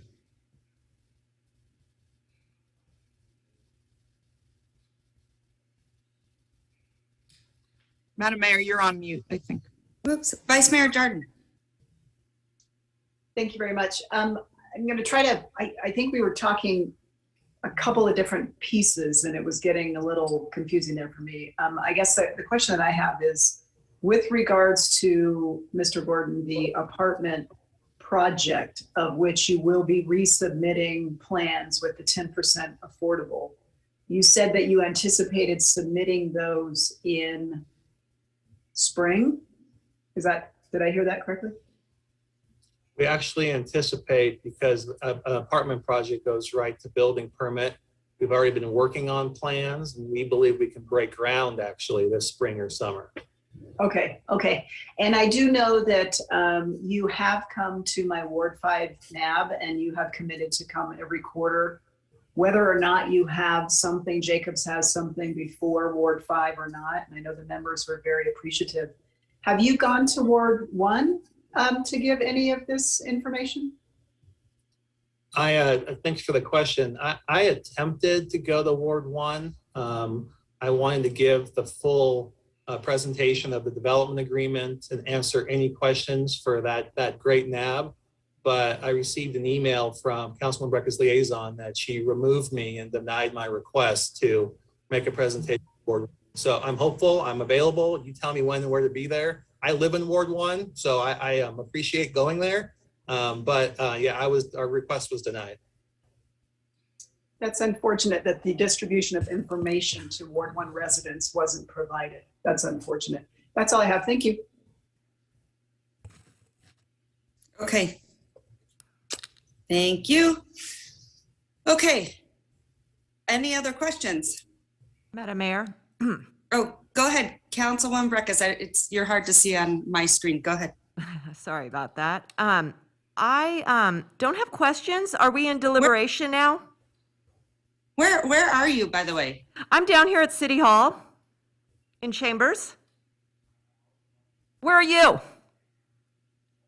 Hello? Yeah. Oh, you cut out there. Sorry, I'm here in Chambers. Where are you, Madam Mayor? Hang on. Excuse me? Where are you? I'm at home. Okay. Trying to be respectful of everyone that's concerned about these numbers that are escalating incredibly high, and especially what our staff has just been through. I think all of us are trying to be very respective. I agree, 100%. Are we in deliberation now? Anyway, you're just hard to see on my screen, and I couldn't tell because your background is very blurred. So I'm glad to know that that's where you're at. Yeah. Okay, moving along. Any other questions? Okay. Mr. Gordon, do you have anything else? I don't, Madam Mayor, thank you.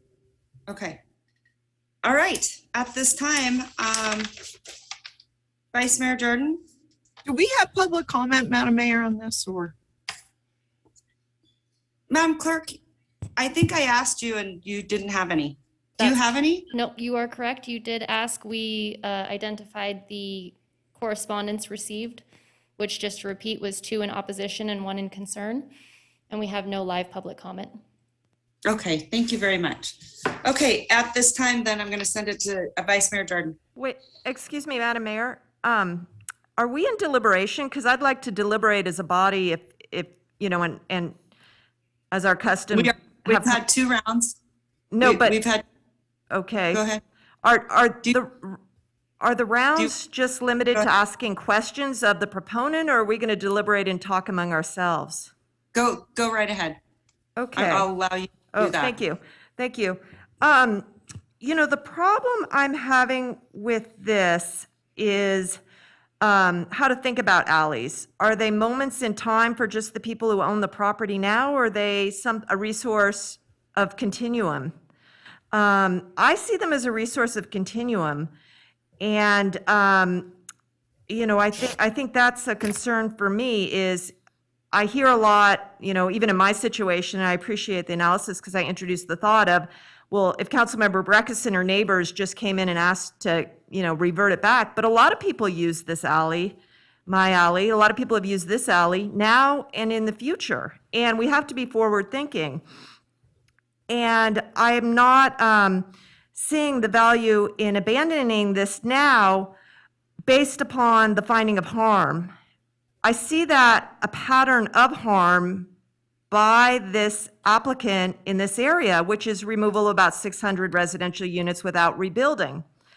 I've seen a lot of public benefits given to him, our decision to sell, to give him a lot of rights in a development agreement, which somewhat work against some of the things Mrs. Dewar was pleading about in terms of don't demolish until you're ready to build.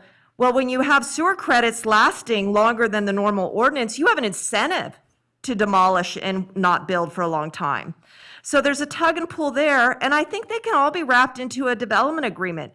I think he's been changing plans, but he will, to exercise that purchase of our property where he has the tightest control from the city, he will build there. But what if he decides he doesn't want to build there? He thinks that project, like the condo project, is going to be a loser and takes a pass on buying the lot from us. Then our service to the lot is gone because he gets the other half. In addition, the abandonment up by the Harry's Business Machine and the Old Kings Row project has caused a lot of hardship to that half property adjoiner. Continued flooding, infiltration to his property. I am not comfortable with half abandonments. He's worked out some sort of deal with this other person, but I don't, I think there's a problem in half abandonments, and I don't see, I'm not comfortable there, but mostly on the harm of those women who came and spoke at public comment about the Gibson apartments. And this facilitates that harm without any assurance on the back end that he will be building. And all of this, in my view, could have been rolled up into the development agreement and should be. And I think, and I know that he will be coming forward to amendments with this development agreement. And I would like to offer that we pause on this and amend the development agreement to roll in these abandonments, performance measures, and also whatever concept he's introduced since he got his development agreement, which is this affordability. Why is he having it both ways? Rights in development agreements, but not obligations to perform under that development agreement also. Thank you. Okay, thank you. Go ahead, Garrett Gordon. Yeah, thank you. Just a response. Myself and my client would always be willing to meet with Councilwoman Breckes. This is her ward, and we would love to hear these thoughts. But it's been frustrating.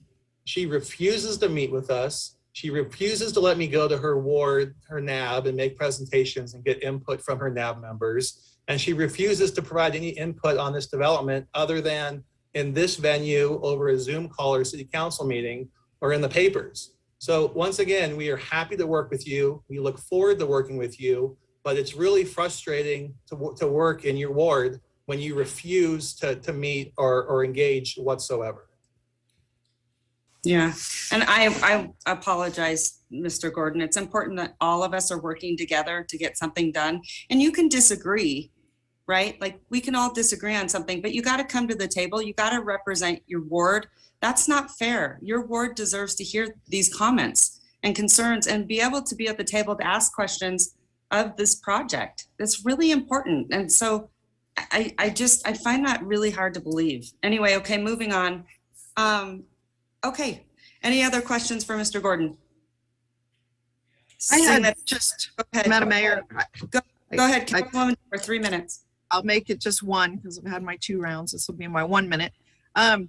Listen, I wanted to understand, Mr. Gordon, we've showed a couple pictures of the property and it was announced in the newspaper that you planned to work with RHA on an affordable project. I just, if Brooke could just put up the map really quick. I just want to make sure, is it one of the parcels that's in this block? Is it next to the train trench? Is that where the site is?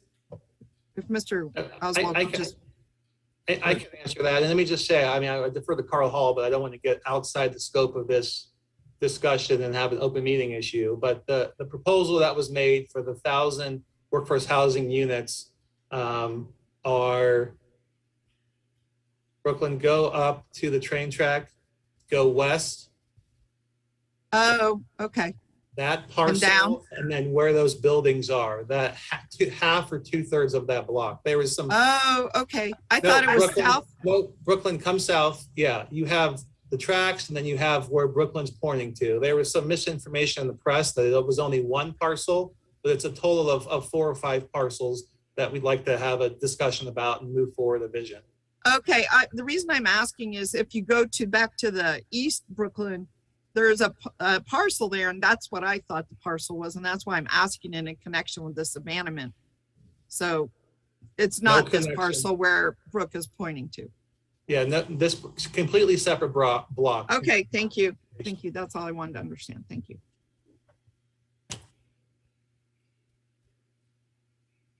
Madam Mayor? Okay. Ma- Did I see Vice Mayor Jordan? Did you have your hand up? Looked like it.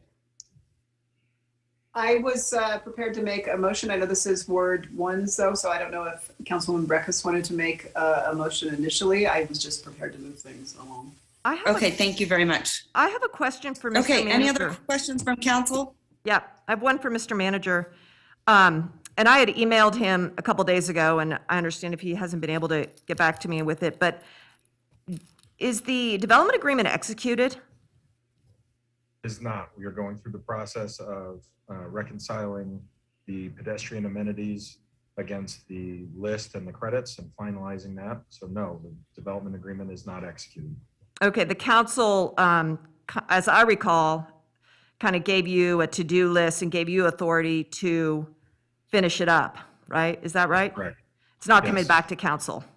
It is not. Okay, so I think this is a very flawed project. I won't make a motion because my motion would be for denial. But I think this is a flawed project in that they've got some rights that the council gave them under the development agreement. Some of those are like extended sewer credits that allow them to demolish and keep property vacant and claim those sewer credits for a lot longer. It's an incentive to not build for a longer period and hold property vacant for a longer period. But here's a perfect opportunity for the council to hold up this, to specify these abandonments in terms of performance on the development proposals that they brought forward. And whatever this press an announcement they have that they're going to be building affordable units. Let's roll that into. Let's take an opportunity to amend and restate the development agreement under needs they have, because they're here today. They've also made statements, and get a little bit for the public benefit under the great rights that we've given to them. So if we voted no, they'd have to go back to the drawing board on the development agreement. We'd get a better deal, a better partnership, and that's the path that I advocate for. But I don't think anyone's going to be there. And while it's usually our deference to the ward person to make the motion, I will stand that down. But I would encourage the motion maker to think along that path. It's comprehensive, it's fair, it returns something to the public. Thank you. And it attaches performance measures. Okay. Vice Mayor Jordan, go ahead. Thank you, Madam Mayor.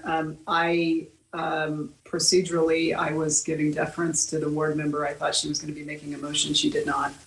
I think we go generally, this is a new year, so I feel like we're all getting a refresher on everything, on a number of things, is to the at-large member to make the motion. So I don't want to, I'm prepared to make a motion, but I'm deferring to my colleague from the at-large position to do so, should he want to. Happy to make a motion. I can make all the findings that the public is not materially injured and therefore move to approve staff recommendation as to this abandonment. Second. All right, I have a motion and a second. All those in favor say aye. Aye. Aye. Before I vote, I want to have some discussion. Oh, yes. Look, the abandonment is a specific thing. We make specific findings under state law. I don't think this is the time to relitigate the development agreement, which we did just before the holidays. That development agreement was approved by a 6-1 vote. I think I perhaps may disagree with the manager on what could have been included in the development agreement, meaning I think there are things that could have been included in it, but were not. But of course, that's a contract, right? Each of the parties enters into it freely of their own volition. Each one of them offers the components of it that they will accept or not accept, and they have a meeting of the minds in legal terms. So if there were things that should have been in the development agreement that were not, I think council member from Ward 1 should have offered those. I don't think she did that. I don't think she participated in the process, and it sounds like disappointingly, she continues not to participate in a project being built in her ward. I'm definitely concerned that any developer is being blocked from appearing before the NABs. The NABs are not any particular ward member's fiefdom to control in any way. In fact, it's quite the opposite. I think people with divergent views should be welcomed into those NABs. And so I am disturbed to know that one of my colleagues is blocking her residents and her constituents from receiving information about a project. I am the at-large member. I represent those people as well. And so I'll be looking to see what our legal can tell me about the ability of a council member to unilaterally block someone from appearing in front of a NAB, because that is not acceptable to me. I don't think any of my colleagues have ever blocked anyone from appearing from a NAB. And so I don't know enough about what happened there beyond what I've heard today, which is disturbing to me. But I will say, again, add to this particular abandonment, and certainly the reason why I can make those findings is based on the presentation by staff. It's based on my belief that this particular abandonment, because we're going to consider another one here in a minute, does not injure the public. And in fact, there is a public benefit, as been discussed here. Certainly, given the overarching framework of the master plan, our decision to allow this particular area to go through a period of revitalization, sometimes abandonments are a particularly important part of that process. And in acknowledging that, I disagree with many of the claims that the Ward 1 member has made about what this does or does not facilitate. I don't believe we should backpack every grievance that the Ward 1 member has against a particular developer into this particular abandonment. And so I'll be making it based on this particular abandonment and making my vote based on this abandonment alone, and not trying to bootstrap a whole bunch of other unrelated arguments into it. Madam Mayor, may I? I mentioned my reasons for opposing. I want to add a few more of harm. The applicant. I think we're on. Yeah, I'm speaking on. Where are we? I mean, On the motion? Yeah, so we took a motion and a second, and then this was deliberation. Okay, so that's 3 minutes, correct? Yes. Okay, all right, so we have a motion and a second. All those in favor say aye. Oh, I didn't get my 3 minutes of deliberation on that. I want to also note, Madam Mayor, in terms of harm, I haven't mentioned these comments, but the absence of performance measures with this applicant who has a development agreement also is going to lead to harm without any assurance that something will be rebuilt in a timely manner, to the destruction of a Queen Anne Victorian home that looks in good repair, and to a mid-century modern building, which is the former UNR building there. I think we're going to be losing some architectural resources. I'm the liaison to the Historic Resources Commission. I think it would go, I think it should go, not go without note of the architectural resources we will leave without any assurance and performance requirements under this applicant, and also the harm to those women who live in the Gibson apartments whose faces and names we saw back in December. Maybe they've moved on, but that building also has some architectural integrity, and we will be losing that in addition to adding to the list of homes that are demolished without any obligation for performance to rebuild anew. Thank you. All right, thank you. And Mr. Gordon, I would just add, because I know Councilman Reese and I, we worked really hard with you on another historic property, and we appreciate you for saving it and preserving that property over there off the river. So I would just ask, I want to make sure that we're working with everyone at the Historical Resources Commission. I think you go before them quite a bit, and so please circle back with me on this and Councilman Reese, because unfortunately, Councilwoman Breckus isn't being part of this process and working with you guys, and I think that's unfortunate. So Councilman Reese and I will continue to meet with those residents and those concerns, because we do love preservation. It's important to me, and so I just want to make sure that we're going to make sure that we're meeting with them. And I know you do often, but I just want people to know that Councilman Reese and I are always happy to meet on preservation as well. So, all right. I would say I really appreciate that. I mean, the reason why the Nystrom House, the Clifford House, the Chapel by the Bells were all preserved is because of your and Councilmember Reese's, urging. And there's more preservation to be done. So look forward to working with you and the Historic Commission and other council members. Thank you.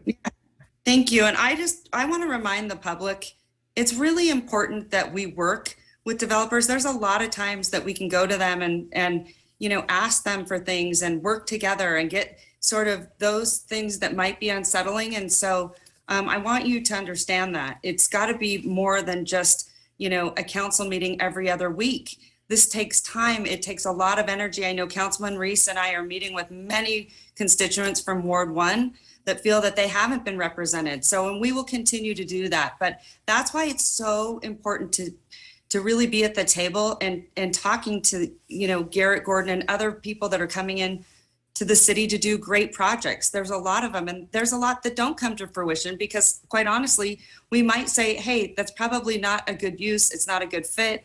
And a lot of people don't see that and see the work that actually goes on whenever you're sitting down at the table and working on some of these. And I want to commend my council because I think 90% of the projects that we bring into the city of Reno, many of you have asked for that affordable component in those projects. And so thank you, because I think some of that work doesn't get recognized. And that's exactly how you put more affordable units in. And if they can't, then they end up donating to the Affordable Housing Fund. And that's important too. So I want to thank all my colleagues. So thank you. Okay, moving along. I have a motion and a second. Vice Mayor, did you need to weigh in? No. I was. The motion and a second. All those in favor say aye. Aye. Aye. Opposed? Opposed. Thank you. Motion passes. Okay, moving along. Matter of fact, we're at 12:45. I'd like to take a lunch break. I need you guys to get up, get something to eat and get refreshed. And then why don't we come back at 1:45? Madam Mayor, I think we also have a legal briefing and I also have to do an interview. Could you just tell us how long exactly to cover the lunch, the legal, the whole break? Let me ask Manager Thornley, what time would you like us to go into legal? Before lunch, after lunch? What do you think? I think before lunch is probably appropriate for legal, and then we can. Okay, so do you think 1 o'clock is sufficient? 1 o'clock? 2, what did you say? 2 o'clock? Yeah, 2 o'clock. So that would give us an I hour, think, 15 minutes. I think that it is, but I do want to put on your radar screen, the very next item on the agenda involves all the same parties. And so it might behoove us to get that knocked out before we get out of here so that they can leave. Okay, let's do that then. Could we take 5 minutes for a bathroom break then, please? You can get up and go and come right back. Okay, like we all I do will. during- Thank you. Thanks. Okay, moving along. Okay, Madam Mayor, we're moving on to item C2, which is an abandonment.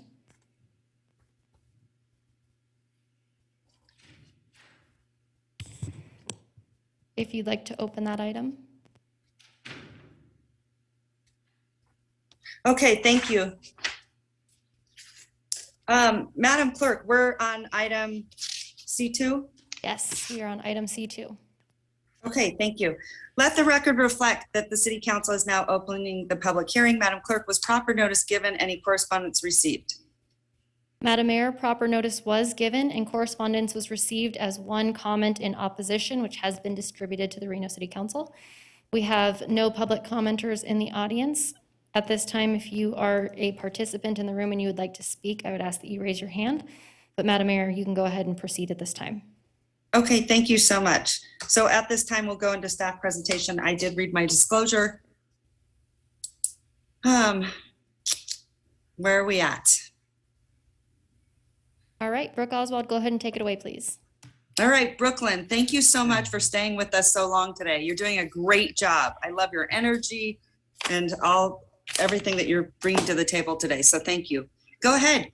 Thank you, Madam Mayor and City Council. Brooke Oswald, Associate Planner for the record. Quickly pull up presentation. Can everyone see that? Just want to verify. No, No. no. Yes. Yes. Or I assume All it's right. coming. Well, it's There it coming, is. I assume. Okay. This is once again a request for an abandonment. This is Jacobs Entertainment Group. Once again, it should be noted, this is abandonment was in the fiscal year of 2021. We do have a regular timeline to look at these.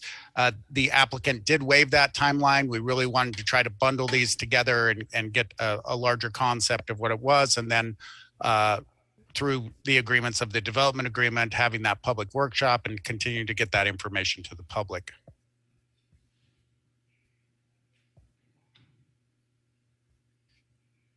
Go over the site. Approximately bordered by Nevada Street and 5th is where we're going. It is an L-shaped parcel. To give a little bit more context, this is I-80. This is the retrack. And this would be sort of that our downtown core, including the Caesars Entertainment District and a number of those other entertainment areas. This should be noted, this is the project that we're seeing development on, where we recently saw an abandonment process and approved by this council before. This is where we're seeing the Starbucks, the In-N-Out, and the Chipotle. The final area is where we, the Glow Plaza, where we see several of the historic neon signs and art pieces in this area. We currently do have a request for a conditional use permit in this area. It is being reviewed by another planner currently, and that will be processed and a recommendation made by staff in the future. To come in closer on the specific site, we're really looking at that smaller sub-block bordered by Ralston, 5th, and 4th. This where the circle is coming in is where we saw the Reno orthopedic clinic.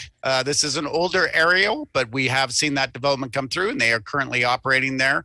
To the north of that, towards the top of the map, is that St. Mary's big employment area and a vital portion of our downtown. The square just to the south of 4th is the Sands Hotel, where we're seeing building permits and a number of things coming in on improvements on that parcel.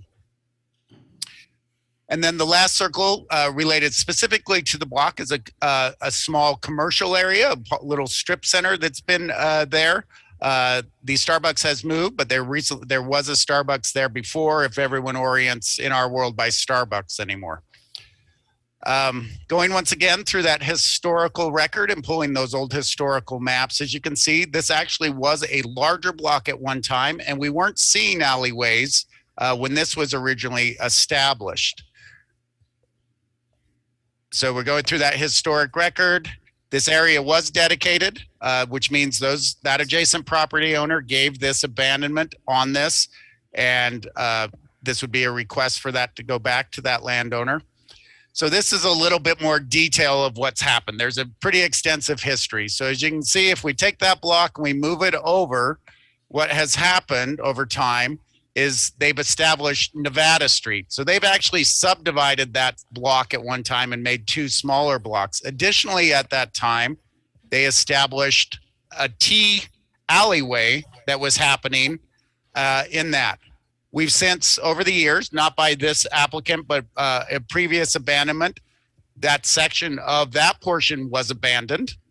And what they are asking for now is that L shape that previously served those smaller parcels related to residential development in the past. So this is looking at the property ownership. Once again, that L to orient yourself of the abandonment area or that striped area. All properties adjacent are under the control, or they have agreements from the neighboring properties to proceed by this for this abandonment. So all those property owners have been notified. Nevada revised statute, once again, that land was dedicated, and with Nevada revised statute, it will be abandoned back to each property owner in the respect of that. That would be half of the alleyway to each adjacent property owner. We do have two more conditions related to this. It is to maintain an easement over the utilities in that area and to maintain an access easement. There are several parcels and we need to make sure that none of those are encumbered in the future. Specifically, that easement will go over the entire abandonment area at this point. When we saw future development, that could be relocated or modified through a parcel map or through the parcel map process. But specifically parcel 1 that you're seeing here is where we saw that small strip center. They have, working with Jacobs, created a parking lot directly behind that strip center, and they have access that will maintain that access to that parking lot off that alley center next to that strip center and into the parking that is located behind that strip center. Looking at the Reimagine Reno master plan, this area is in that downtown mixed use area.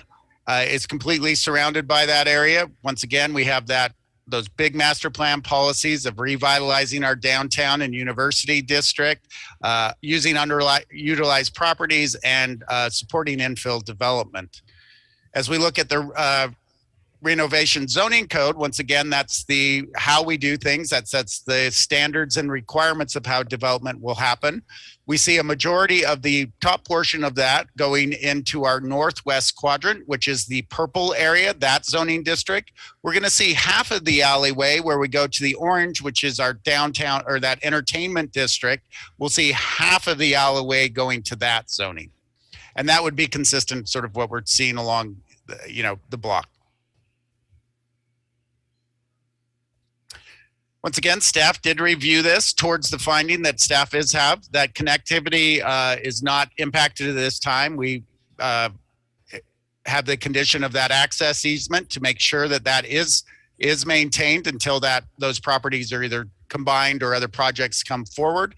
We've provided the utility easement to make sure that we've protected those utilities until a time comes that they are relocated and that easement could be relinquished.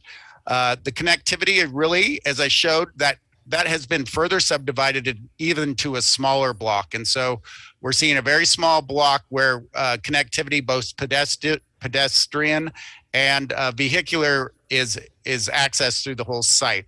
So with that, I move that I'll move forward and I'll leave you with a motion in this case. Staff could make all the applicable findings or the finding and does recommend approval. Thank you.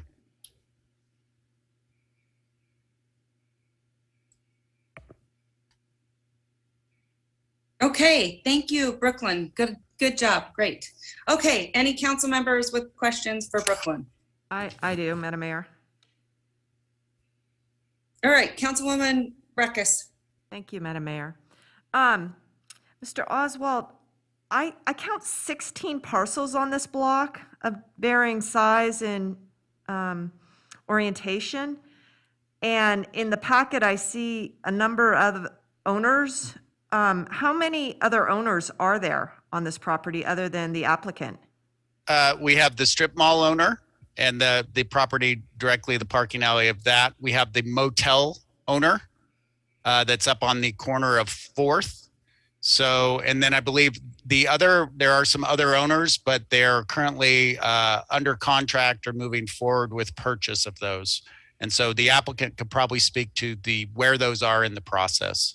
Well, I mean, here's the thing is, when applications come in, they have to sign owner affidavits. So it should be a matter of fact in the file. But what I'm hearing from you, and I'd like to check with you on, the factual information, not necessarily defer to the applicant. I think their job is to be a proponent and your job is to give us the information of factual matter. Maybe they own 25%? Or have authorization for 25%? Because I think you mentioned 4 maybe? It is much larger than that. And Garrett, once again, can speak to the overall percentage of that. But I would like to iterate that, state law allows Garrett or the applicant to come forward and request that abandonment. Those neighboring properties are in agreement with them doing that. We are not impacting.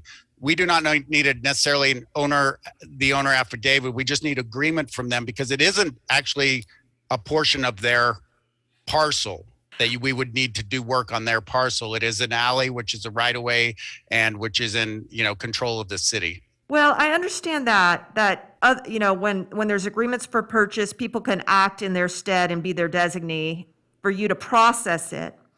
But, there's always the public convenience and the public concern. It's just we're not watching a little private deal being packaged. We're watching the public concern. And it appears that, and I don't have the true information, maybe, 20% of the property is not owned by the applicant or controlled by the applicant. There are a number of businesses there on that West 5th Street with an irregular drive pattern. I think that was governed by a special use permit when it was originally built. And I was wondering, because that driveway is a little tricky. I might have even been the staff planner back then. And I'm trying to understand how you're going to say that's oriented because it is a westbound into there. Very limited parking. The code today may not even require any parking, but then you're a north access. I mean, the way I recall that driveway functioning is a north access onto 5th Street. But you're saying now that there's going to be some deal for two-way traffic onto what was formerly the abandonment southbound on that stretch behind the properties? Yeah, let me see if I can pull up a map here. And while you're doing that, to the ones who are not involved in this, what's their level of notification? Is it just those certified letters that they got? So the site has been posted. We do notify everyone within 750 feet of the project site. And then we do have, we've worked with the applicant and they're working with those neighboring properties to provide sort of agreements and understanding of what Jacobs Entertainment is requesting. So someone who might just get half of the alley, like they don't even have to consent to that. It can be just like, here you go, you get it. Let's see, let me get back to let me answer the first question first. And then the other question also is about the special use permit. Is that special use permit active and is it going to have to be amended through this? So specifically, I think you're talking to the access of this property here, correct? Yes. So access will come off 5th. What the applicant has done is they have worked with this property owner and they have, if you can see, this used to go right to the 0 lot line that we allow. They've extended that parcel. It's not showing in this, but what they've done is provide additional parking back behind here. And so now you'd see the alleyway coming through here, having access back into this parking lot that we have here, as well as the front parking lot, which is oriented at a 45 degrees, so which would be a one-way parking lot. That still allows people to come in and out on 5th. It also allows them to come down the alleyway and come back out the parking this way onto Nevada Street. And so they are provided access, and then through the working with the applicant, they actually provide better access, better parking, and better connectivity to their site. And we typically we are over. Councilman Breckus, you're actually I have a continuation, but I'll wait. Thank you. Can we get back to the screen, Madam Clerk? That would be really helpful. Awesome. Thank you so much.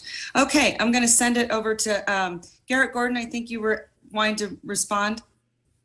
Yeah, if now is the appropriate time, I have another brief presentation that works for the council. Okay, hold on one second. Councilwoman Dewar. Yeah, I actually could use the map up, but if you wouldn't mind again, Brooke, I just want to understand two things. On this map, the section right where you have the arrow pointing from subject site, will that section of the alley go half and half? Like will half go to the strip center and half go to the other parcel? Correct. Per state law, that property goes back in proportion to dedication. So we would see Okay. half the alleyway going back. Now All that right. property owner could say, I would like to dedicate my portion to the other property owner, or they could make other civil agreements. But per state law, when we look at it and do the order, it would be split. So here's my question. You showed that you said that they would go south on the alley, and then it sounded like one way, and then through this new parking lot behind the building. And my Correct. question is, their side of the abandonment normally would be a northbound driving. So do they just have to drive on their part of the abandonment, like their section? Or No. Per the condition, and we have a condition on that we establish an access easement across that. And that access easement is actually on the entire abandonment area. Oh. And we do that to ensure that no property owners are going to be impacted. You know, if a sale falls through or something, that person still has the ability to access. Now, as we saw development patterns changing or reversions to acreages, to larger sites, we'd make a determination if that access is still needed, and the importance to those adjacent property owners to ensure that everyone always has sufficient access to their property. okay, so let me just understand really quickly. If you're driving south on that area, whether from the street or from the other parking lot, do you use the full alley, or do you drive on the right side like you normally would? And then, and who retains that access agreement? I mean, it's not an agreement between Jacobs and the strip center, right? Because these people have to retain their access to the full alley. Is that correct? Correct. And the way that's done is through that mapping process, or that parcel map. So they'll have to go in, and we'll have a parcel map will come that's reviewed by all the utility companies, our public works, our engineering, planning, city staff, all reviews that to ensure that, you know, everything is. And then the easement will actually be placed on the parcel map. So that easement is not subject to Garrett So and bottom Gordon, line- but the Bottom line, the people on the west side, Jacobs, can't build on their one half of this alley. Is that correct? correct. With that easement in place, they cannot. Okay. Okay, that makes sense to me, because I couldn't understand it any other way, really. Like, you have them driving on the wrong side of the street and all this stuff. So, okay. No, thank you. proper two-way access is still provided through the alleyway. All right, thank you.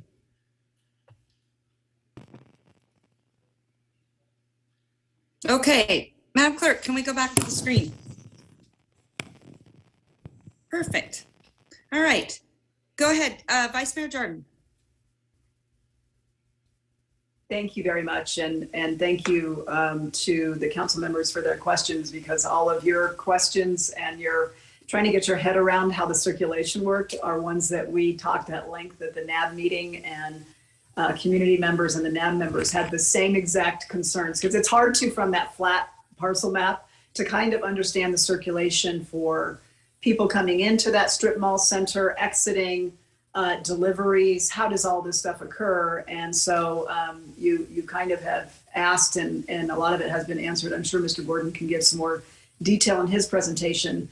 And at least, and this is maybe simplifying it a bit too much, when you look at what the modifications and the additional parking in the rear have done, to me, it's actually a plus to the project, because to what Brooke was stating, the actual functionality with the amendments that have been applied for the utility easements and the access, none of the circulation is restricted. It's actually the augmentation of the parking in the back, which, if you think of it functionally, works a little better. Because I frequent that strip mall with some regularity. I love the Taiwanese restaurant that's in there. And I was thinking the same thing. How do you get in and out of this? Because you visually think, well, my gosh, I'm going to get stuck at the end. And then how am I supposed to back out? How does this all work? I'm going to turn around. So anyway, oversimplifying that, but I appreciate, and I'm sure Mr. Gordon will elaborate on the great work that the NAB did discussing this item. Thank you, Madam Mayor. All right. And any other questions? I have some more. Councilman Breck has 3 minutes. Thank you, Madam Mayor. Mr. Oswald, so I'm having a hard time, because if it's going to be reserved for an access easement, that kind of works against the argument that it should be abandoned. I mean, because it's needed for access. And it is typical, though, for adjoining property owners in settings to have cross-access agreements and other negotiations of shared property responsibilities for parking. Have you seen the agreement with that property owner for the installation of that parking lot in the back, and to understand that it'll be a parking lot of the dimension and size that meets our standards, the improvements, the maintenance responsibilities and all that? Have you seen that agreement? Sure. And Garrett can probably speak a little bit more to actually how they've made the agreement. The agreement is really, the property is now part of the strip mall. We did have a building permit come in that's checked towards all our requirements and standards, parking, circulation, that has been approved, and that parking lot has been built. And so that's established and done, and it's met all requirements and statute and code that we do through our review process. Okay. Okay. But it will be involved. I guess my question is, it will, okay, so the circulation, the engineering's fine. Now let's talk about the rest of the block. Are there any occupied residential units on the rest of the block right now? What are the other properties on the block? Yeah, we do have some residential homes. Speaking of their occupancy, I'm not certain of the occupancy. We have a motel that sits down towards 4th. That does currently have residents in that, and they do have access off of Nevada Street. They have been using, also have the alleyway access. As that condition is written, that access, that access easement ensures that they can still use that alleyway. Now, if development patterns change or property ownership changes in the future, we can look that access easement can be modified through that mapping process to make sure that everyone's still provided appropriate access. Yeah, that's a lot of delegation to staff, but let's talk about that motel. Is that one that Jacobs owns or has under contract? That is not. And the threshold for those people to be noticed and informed of this is just receiving that certified letter? Well, I think we have the public process through the NAB and how the NAB process works. Additionally, we have those letters. Those letters go to the property owner. Okay. Not to each resident. And that's how it's delegated, that the property owner has that right. Now, they have the right to inform their tenants or make decisions on that. But that is, we do not notify every resident. It would be very challenging to do that.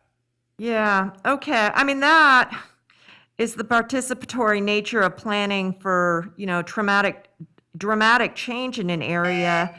And All right. Okay. Any other thank you, Madam Mayor. Questions? Okay, Madam Clerk, where are we at? Go ahead, Councilwoman Dewar. Did you have your hand up? No? Okay. All right, then I'm going to pivot over to Mr. Gordon. Go ahead. Great, thank you, Madam Mayor. Let me share my screen.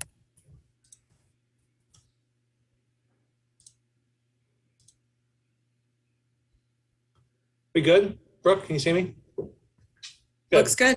Again, for the record, Garrett Gordon representing Jacobs Entertainment. Thank you very much for the opportunity to speak on this proposed abandonment. Let me first say, I want to thank Council Member Jardin and Ward 5. We met with Councilwoman Jardin. Appreciate her taking our meeting and letting me go to her NAB. There was a couple things. She said, one, she wanted to make sure we had consents from everyone on this block, that everyone had to be on the same page prior to this moving forward. And two, she said, will you please work with the Starbucks building owner to figure out how to make circulation better? And here on this slide, of course, we have the parking lot in front of the Starbucks building, but it's the Olson family is the name of the entity. They also own this square piece here.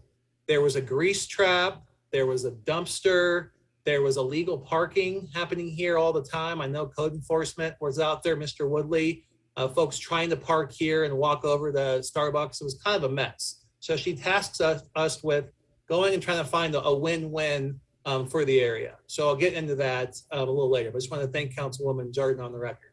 Again, this is my same comment earlier, but this is pretty straightforward, that this alley was given to the city by all these abutting property owners when it was subdivided into these smaller pieces. Now, all of these property owners, they've all consented that it's returned to the original property owners.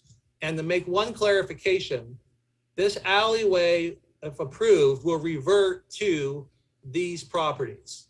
So and it's all been consented by everyone on the block.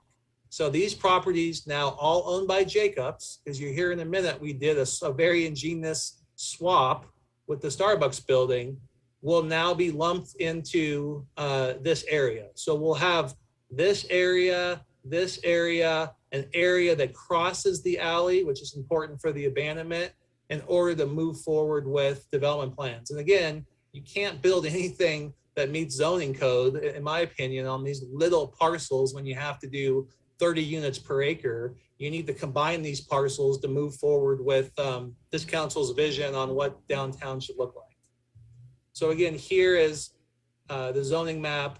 And again, this parcel here was owned by the Starbucks building, and you'll see in a minute, we did a very kind of unique swap. Looking from Ralston Street, you can see this alleyway is very narrow, not used by the adjacent property owners. They've all consented to, back in the day, decades ago, this was dedicated to give access and frankly, rear access to these properties. It's not needed anymore. So they're saying, please give us our property back. Here's the piece I was speaking about. So we have the Starbucks, or formerly known as the Starbucks building, have access off 5th Street. Parking has always been tight in here. As I mentioned, this piece over here used to be owned by the Starbucks building. There was a dumpster, there was a grease trap that went under the alley. There was a lot of illegal parking that was occurring and hazards put on while people ran into any of these restaurants. So we took Councilwoman Jordan's direction and went and sat down with that ownership to figure out a win-win, which turned out to be, we'll acquire this piece on the west side of the alley to move forward with our contiguous parcel. And in exchange, we'll build you a brand new landscaped, lighted, complies with current zoning code right in the back of your building. This was an old house. There was a fire here about 2 years ago. So it was burned down, it was blighted, it was charred. So really adding this parking, adding the landscaping, giving this owner now, 8-10 additional spots, having a nice covered location for the dumpster, the grease trap. One request from them was adding lighting on the back of their building in order to make sure the patrons were safe if it was, dusk or evening time. And this parcel was owned by Jacobs. We, in this win-win scenario, deeded it to this building. So this building parcel now runs all the way down here, and it's encompassed into their whole parcel area. So certainly added some tremendous value to them, not only with land, but also with a beautifully landscaped parking that really contributed to the area. I'm going to skip to this and I'll go back, because while I'm on the topic of that building. So this alley will be abandoned, but we are reserving an access easement for the Starbucks building through their new parking lot. So the alleyway will be abandoned. It would all be owned by the Jacobs parcels, but here in yellow, the Starbucks building owner has retained an easement where they can come off and them and their customers come off of 5th Street, come down behind the building, park, or their tenants can throw away trash in the dumpster, and then exit out on Nevada. The rest of the alley will be abandoned to Jacobs and have the opportunity to build on, assuming we relocate the utilities, et cetera. So again, we really found the win-win in this area, and that's why no one is in opposition to this proposal on this block. So back to this kind of final slide, constructing, as we envision, a residential project on this block. We need, of course, a larger contiguous property. You can see some of these parcels are awful small. There's no way you're complying with current zoning code. Any public utility easements are at our expense. Your fund, your general fund is not impacted. We own 9 of the 10 abutting parcels. As I mentioned, the only one we don't own is now the enlarged Starbucks building owner, because we found that win-win to build them a parking lot and expand their land. Again, just for the record, want to say this fact versus fiction. Are these abandonments a giveaway? No, this alley was given to the city. The abutting property owners, including the Starbucks building, say, we don't need it anymore. Give it to Jacobs. We appreciate the new parking lot in the alleyway. We'll be responsible for property taxes, maintenance, insurance.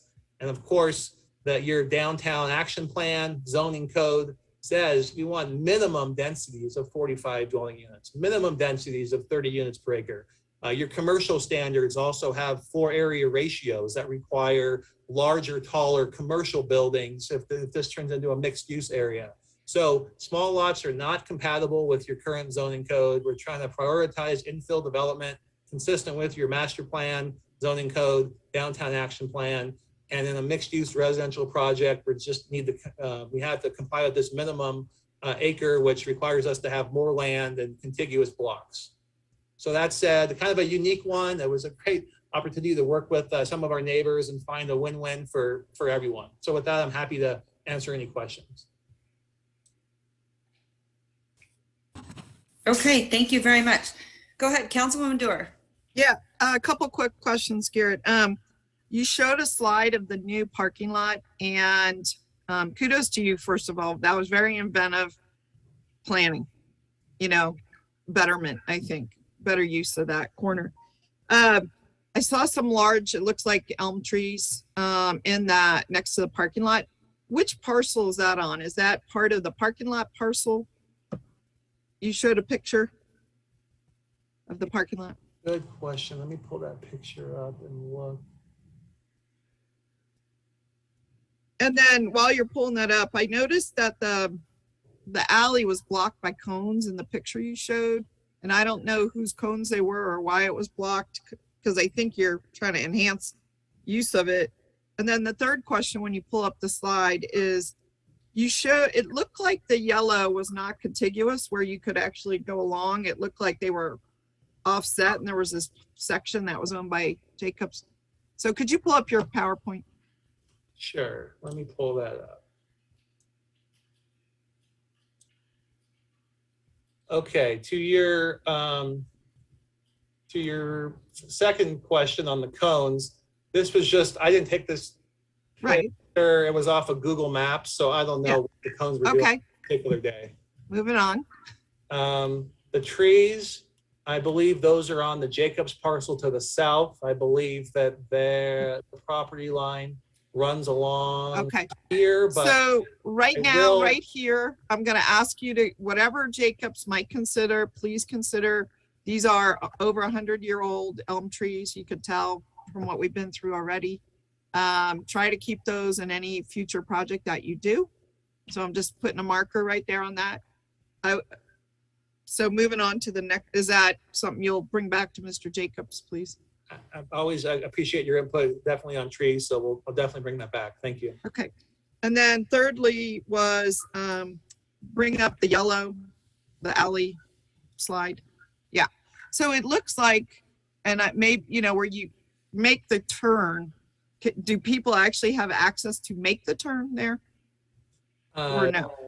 Absolutely. So they would have access right down here, yeah, the back of the building where this gentleman is holding a trash can. Yeah. Take a left. I couldn't tell from the way you're drawing. It looked like no. So then, maybe the drawing needs to be amended, the yellow. Yeah, that's just a legal description from the engineers and not this one that, keep going, the one that you have highlighted yellow.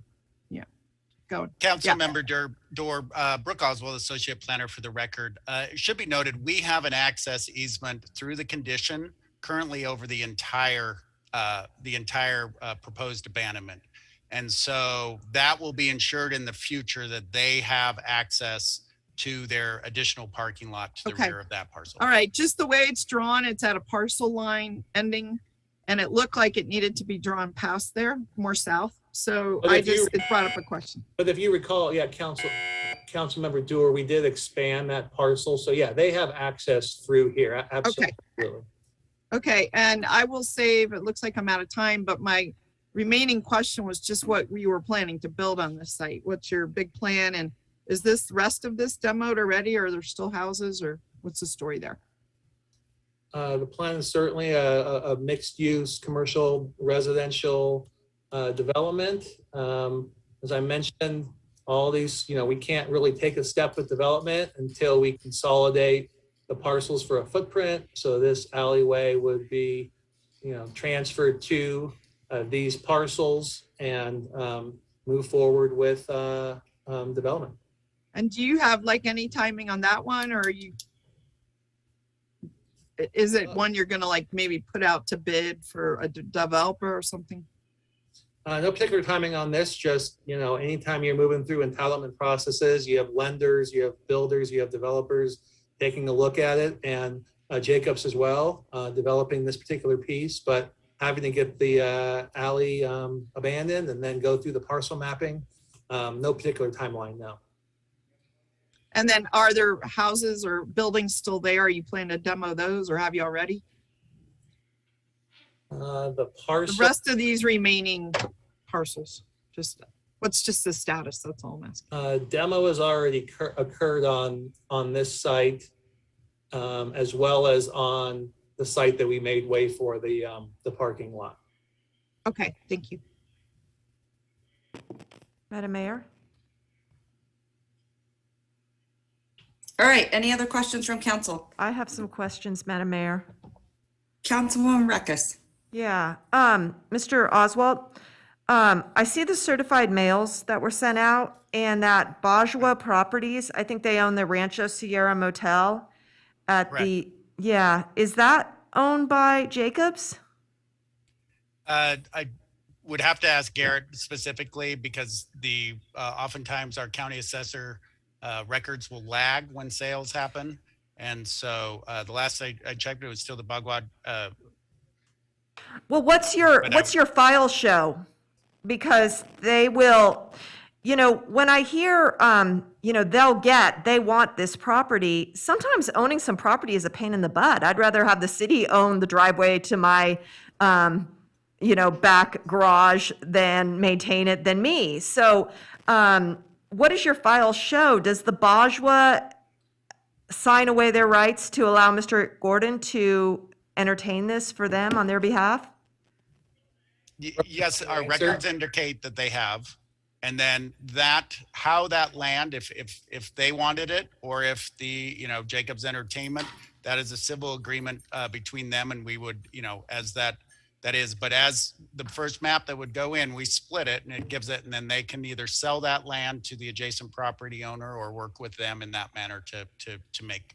So as far as you know, Bajwa has sold to Jacobs or has an option with Jacobs. I'll let Mr. Gordon answer. No, when I had it, it was Bajwa and them being notified. Yes. Mr. Gordon? For the record, Garrett Gordon, we do not own Mr. Bajwa's property, but there's a letter in the record that he executed consenting to this request, in addition to all the conditions that Brooke put on for the easements remaining until a future date. So everyone on this block has consented to this request. Well, here's my concerns. I mean, obviously, my biggest concern is that from those public deliberative process for this area, we would have done what the downtown plan said and do the northwest, the northwest area plan. But in lieu of that, we would have had some broad participation before the development agreement was signed, so the residents, many who are not property owners, could participate, give input to the baking of the development agreement, and then the timing also to kind of have some stop measures on the displacement. And I recognize with the choice to go towards abandonment, it's really property owner to property owner. I believe I've been on that property, it's been a couple of years, and talked to maybe the motel manager or someone there expressing concerns about this. And I really would have liked a public process that would have had the residents engaged, not just Mr. Jacobs going and talking to them, but their ability. And I rely a lot upon the half abandonment with the Harry's Business Machine on the to the south. I'd encourage anyone to go over there and see that property. And Council? Council? Oh, sorry. Go ahead. Are there any other questions from council members? And Madam Clerk, are we on round 2? Madam Mayor, we are on round 2. Okay. If no one has any other questions, oh, go ahead, Councilwoman Jordan. I was prepared to make a motion. Okay, so we have one more round or no? I'd like one more round if we could. Okay, no. Okay, no. Madam Clerk? No is the answer. Correct, yeah. So we have gone through our 2 rounds of council questions. Okay, all right. So let's get a motion and then you can do discussion, Councilwoman Breckus. Okay, Councilwoman Jordan, go ahead. Thank you very much. And thank you to the representative here today to giving the information. And I agree, a broad deliberative process is of best. And I appreciate you coming to my NAB, and being allowed to go to others would have even broadened that deliberative process even more. So with that, Madam Mayor, I make a motion that we approve item C2 with staff conditions. Okay, thank you. Not finding any material harm to the public with the abandonment of the zone. All right, so I have a motion. I'll second the motion. Second. Discussion. Discussion. Madam Mayor, I believe in this area, we are at a point of harm, that the displacement of any residential unit where someone is currently occupied causes harm to that person and to the hardship of housing challenges for the most vulnerable in our community. I recognize and I applaud the effort to work with the commercial investment trust on the commercial little node over there. That's great. That's a great little spot.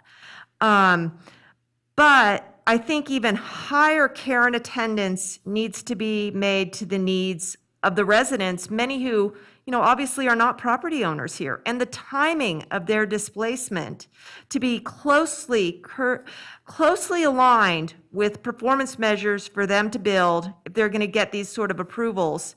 And I just feel that if there are no performance measures and the development agreement is a perfect place to put those, then these abandonments come with harm and cannot be met the legal findings.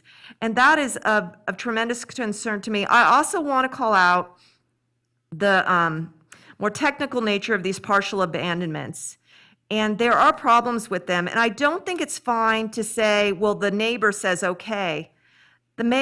We don't know what conversations happen between the proponents and the neighbors. The city should be there explaining to people what the impacts are of a partial abandonment. And I would ask all of you to go down to where Harry's Business Machine is and see what is adjacent to them, the partial abandonment. It's huge dirt piles. That's where they decided to stockpile dirt, right there, where they're getting infiltration of water from the grading they've done around them. These are the sort of measures that could be cared for as we make these abandonment decisions in the development agreement. This is how we should have done it.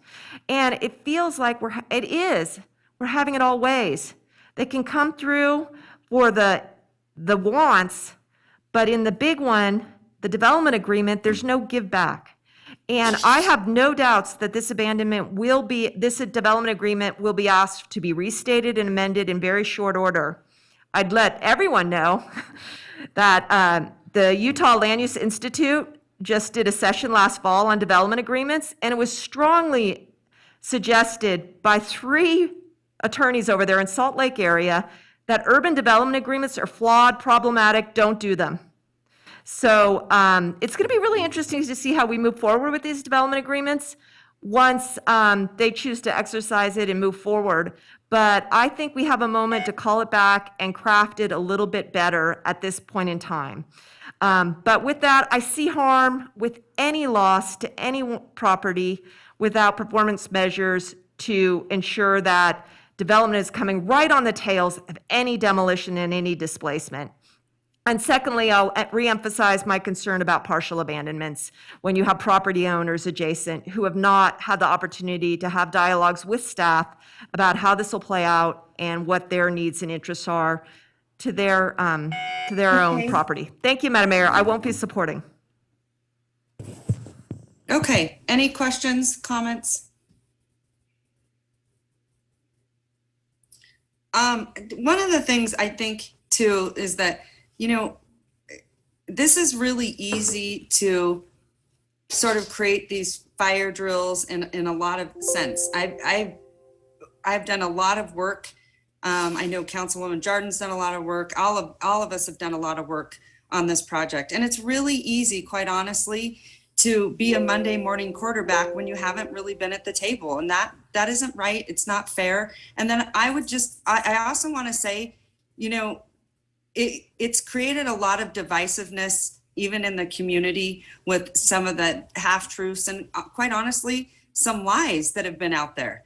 And I would also like to say that I am sorry, I cannot support bad policy where we're allowing people to live in conditions that are so uninhabitable and so disgusting. I even took a reporter in there with thousands of bed bugs scurrying out of every room. Now, I'm not saying everything is like that, but I want you to know every project or room that I've been in was absolutely horrific. And where I do think the city has made tremendous mistake is that we did not come down harder on these slumlords. And I'll tell you why.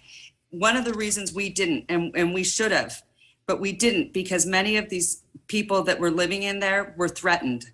And so we wanted to make sure that they were not having, anxiety or repercussions from us going after the people that own these places. So I want people to understand that because everyone said, why didn't the city do anything? Actually, the city did a lot. The city actually did a lot. I was there. I saw it. And we preserved affordable housing downtown with the Saracen Arms. There is a gentleman that was all over an article who's actually living in Jacob's property for $500 a month. And it was made to believe that he was then homeless, because I looked at every single fact and article and everything that happened down there. So I want to make that clear, because it's really easy for someone to go out there and create sort of this huge fire drill, right? Now, I do think there's valid points to everyone's arguments. Absolutely. Is this going to be perfect? Maybe not always, but I think honestly, the intent of this council is very genuine. I know all of you do so much good work in this community, and we're always painted as, these villains. And quite honestly, Councilwoman Breckus, we would love to work with you, but you don't want to work with us. And all you want to do is point the finger at all of us. And I don't think it's helpful for uniting a city, or even your residents for all that matter. So I'm going to move on. We have a motion and a second. All those in favor say aye. Aye. Opposed? Motion carries. Okay, thank you. At this time, I would like to ask City Manager, we're going to go into break because I know we have an attorney-client. Madam Mayor and Mr. Manager, could we do a little bit of the break first before, since it has gotten so late? I see head nods. So we could just gather ourselves before we go right back in, like maybe set it for a time certain, like 2:30 or something, or 2:15. So why don't we do 2:00 attorney-client? Are you guys okay with that? Yes. And then we'll be back at 3. Yeah, I won't be on till 2:10, but okay. It's okay. You can get started without me. We'll start late then for you. Okay. So let's say client at 2:15, and then we'll be back in at 3. There we go. Okay, thanks you guys. Appreciate you. Thank you.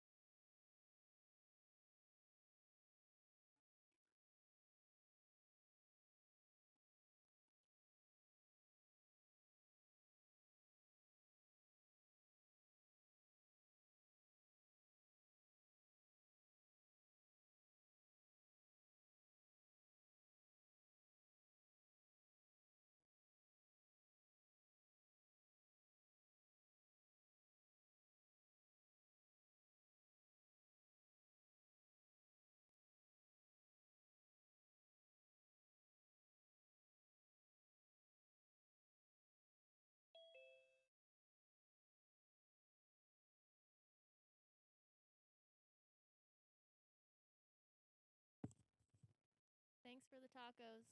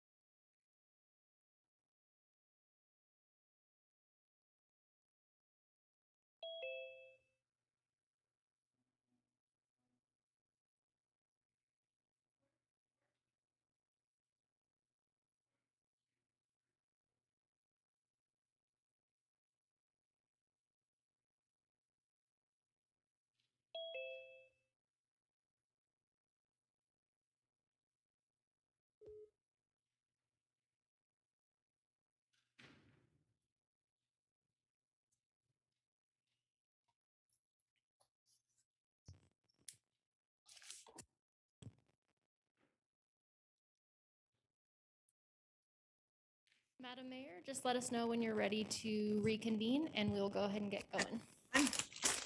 I am ready. Madam Clerk, do we have a quorum? We do have a quorum. Just give us a second and we'll get everything recording. Okay, thank you.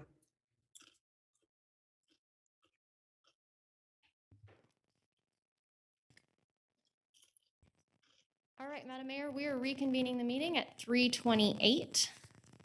And it looks like all members are present with the exception of Councilmember Delgado. We're moving on to item C3 for LDC 22-00015, Reno Lear Theater, or Reno Lear Industrial Rezoning. Okay, thank you so much. So at this time, I'm going to open up the public record and I am going to send it to the ever so famous Carl Hall. But at this time, let the record reflect that the City Council is opening the public hearing. Madam Clerk, was proper notice given? Any correspondence received? Madam Mayor, proper notice was given, and we did receive correspondence, one letter in opposition, which has been distributed to the council. Okay, thank you so much. So at this time, I'm going to send it to our City Attorney, Carl Hall. Hi, Carl. Good afternoon, Madam Mayor and City Council members. Happy New Year. So this is ordinance introduction, bill number 7199, case number LDC 22-00015, Reno Lear Industrial Rezoning, request for a zoning map amendment for mixed-use suburban to industrial. The plus or minus 81.53 acre site is located on the northwest corner of the intersection of Lear Boulevard and Stead Boulevard. The site has an industrial master plan land use designation and is in Ward 4. Okay, thank you so much. At this time, I'm going to ask for a staff presentation.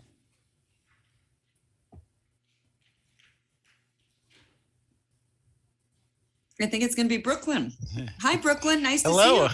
Hello. Nice to see you all again. Brooke Oswald, Associate Planner for the record. I hope everyone had a nice lunch. So the case before you today, let's see, what was there? All right. The case before you today is a rezoning or a zoning map amendment.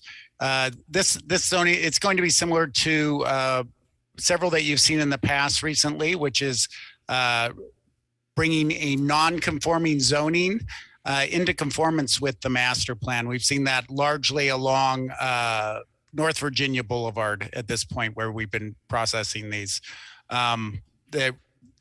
Through that process, we allow that they can voluntarily apply for that process now, or we'd anticipate as we continue to update our Title 18 with our Reimagine Reno master plan that all zonings will come in conformance to the master plan.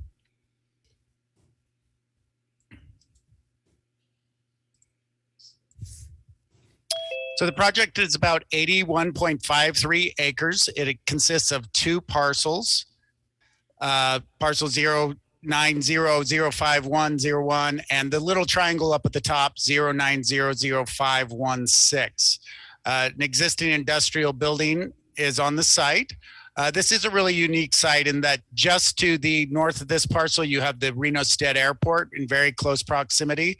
And as you can see, to the left of the project site, we have a rail spur, which provides access to all these industrial properties out here, and very unique in our industrial areas to have that.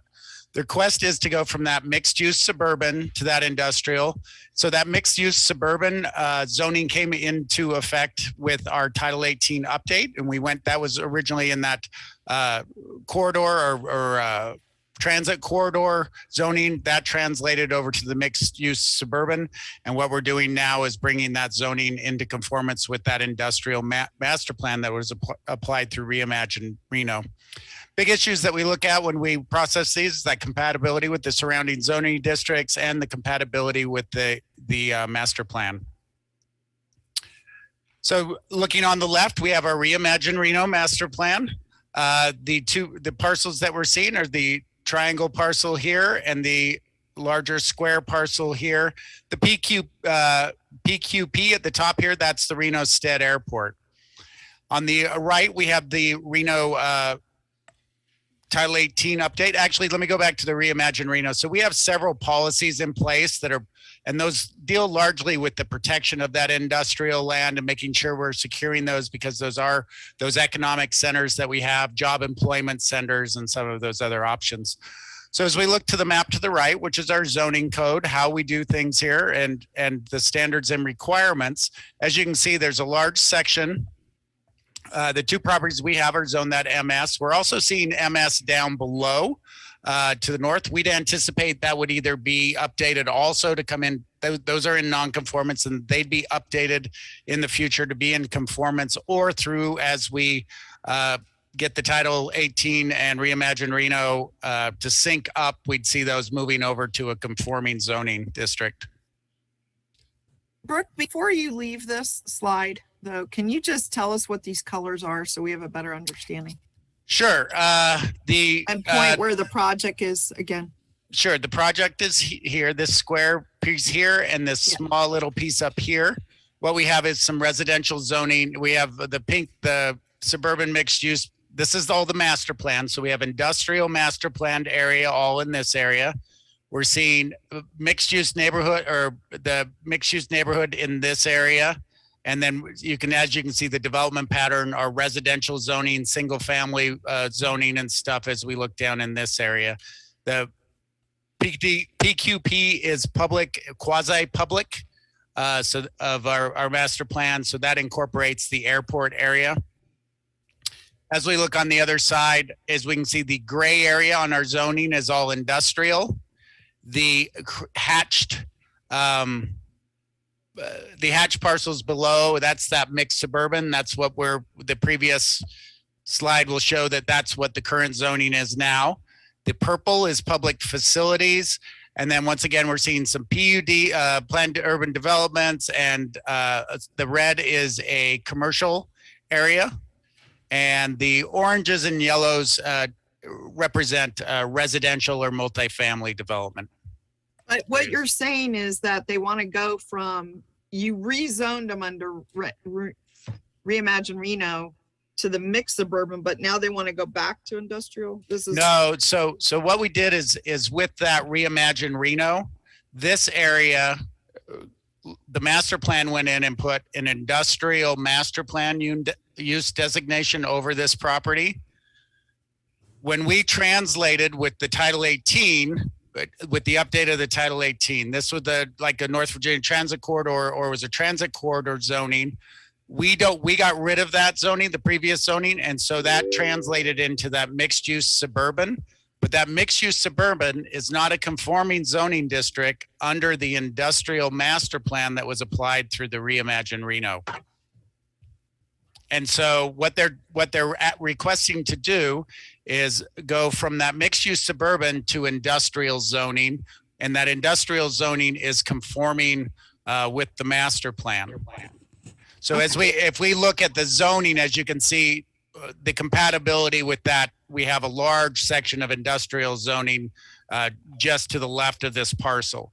Now, we do have some residential zoning in this area. Through that Reimagine Reno master plan, those would be considered adjacent, and any future development would be subject to additional discretionary review because of that residential adjacency. Okay. Correct.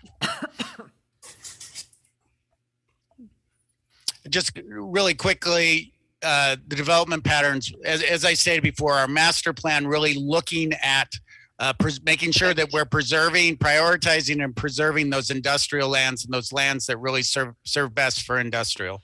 As was noted, this has been an industrial parcel, has had industrial uses on it for the last several decades. The star is indicating our general project site. This is going back about 15 to 20 years. As you can see, we're seeing small amounts of residential development around the site. We're seeing the Stead Airport up to the top and then coming in. We're running about 3 to 4 year increments here, and you can kind of see as we start to see additional residential, we're starting to see slight industrial uses coming in, continued sort of residential development as we are seeing additional industrial. And then moving forward to where we're seeing, really an infill largely of that residential and those industrial pockets becoming more and more confined. Just this goes quickly over the uses that are allowed. So, that mixed use suburban allows for residential uses with all that surrounding industrial use that's looked as maybe potential conflicts. As noted, that residential is not allowed in the industrial.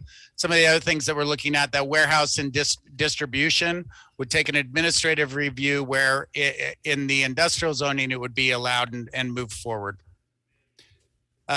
Quick applicable findings. We need to make sure that it's in compliance with state law, our master plan, our Title 18, that we mitigate traffic impacts and provide safe environments. Staff review of this determined, and the staff report indicates that all those findings were met.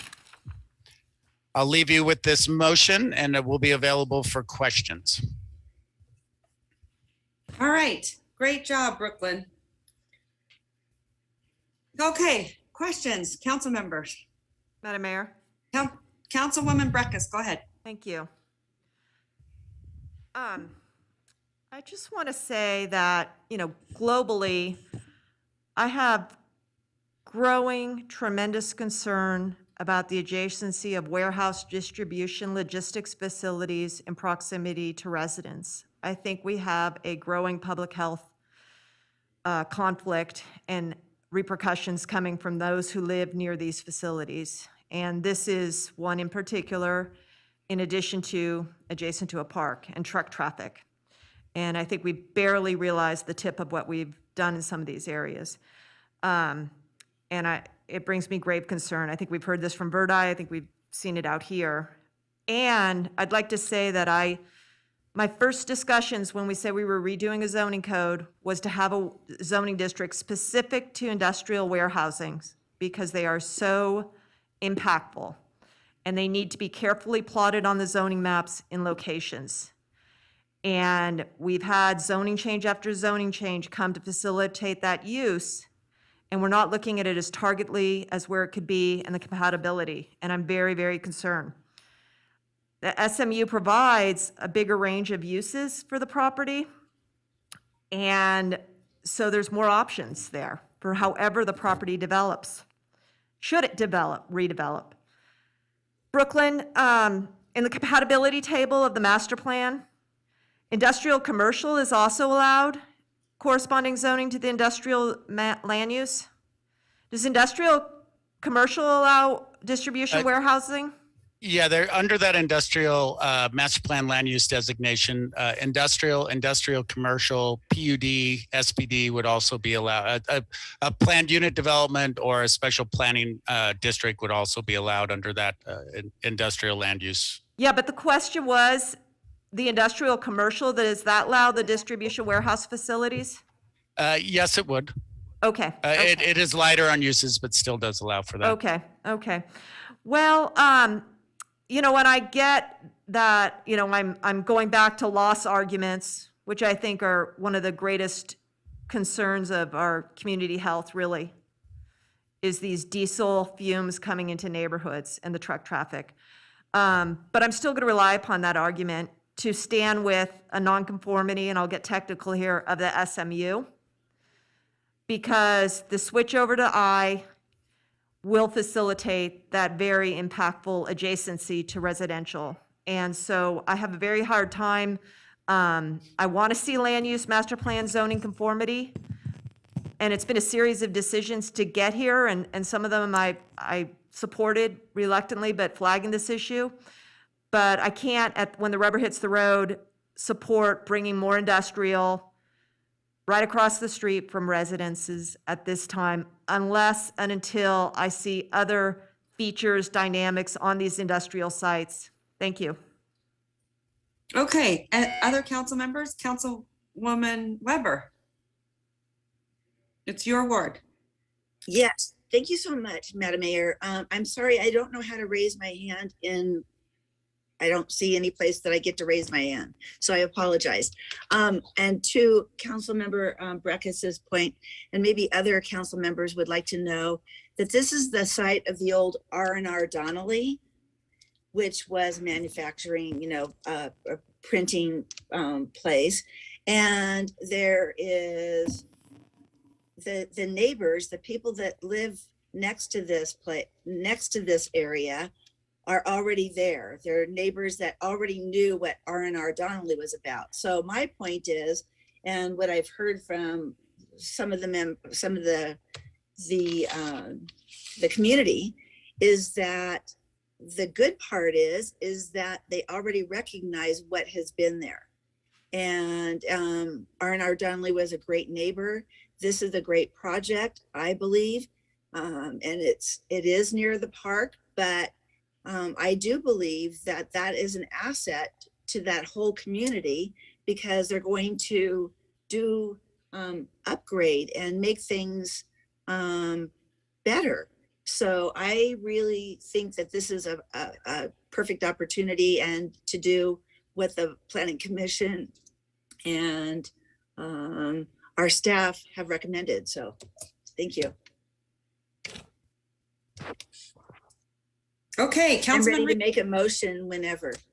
Okay, 1 second. Councilman Reese, go ahead. Mr. Oswald, am I correct that the Planning Commission voted unanimously to approve this conformance? Yeah, the record and the minutes provided with this indicate that that all members of that did unanimous approval. There was some discussion about that compatibility, and that discussion came to that really this is that conformance, and really it is appropriate, and really down to that this has been a long industrial use property for several decades now also. Right, it's just bringing this into conformance with our new changes to the master plan. That is correct. Okay, thank you. Okay, any other questions from council members? Seeing that there are none, I'm going to go to the ward representative, Councilwoman Weber.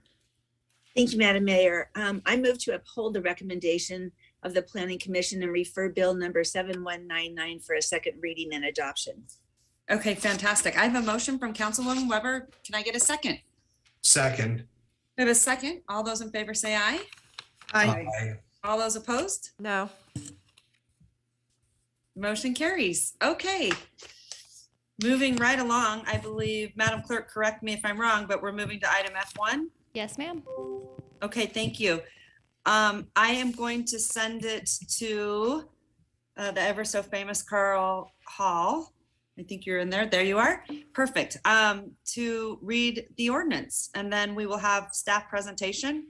And Madam Clerk, I will ask you for public comment. So I want to make sure you know that we are going to ask for that if you have any. But right now, go ahead, take it away. Our City Attorney, Carl Hall. Thank you, Madam Mayor. Ordinance adoption, ordinance number 6615.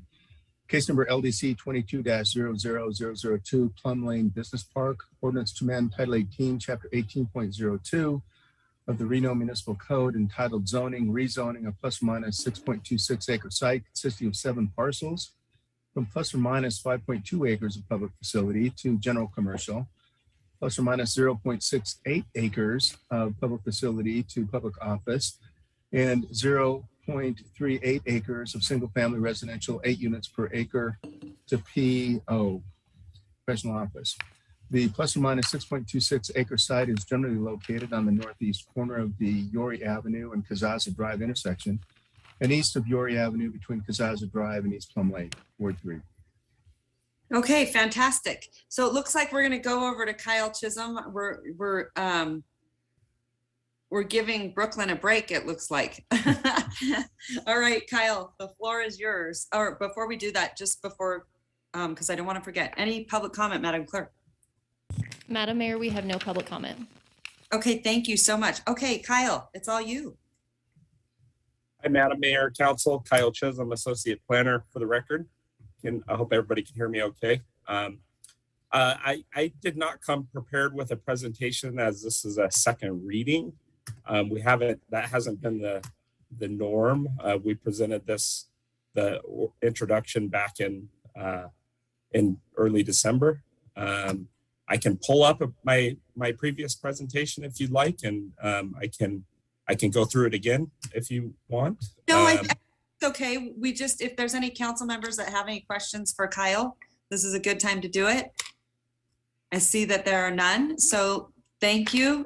And easy. So I've got a motion from Ward 3 Representative Councilman Delgado. Motion to adopt. May I get a second? Second. All those in favor? Aye. All those opposed? Aye. Motion carries unanimously. Okay, thanks so much. Moving right along. Item F2, I'm going to send it to you, Carl Hall. Go ahead.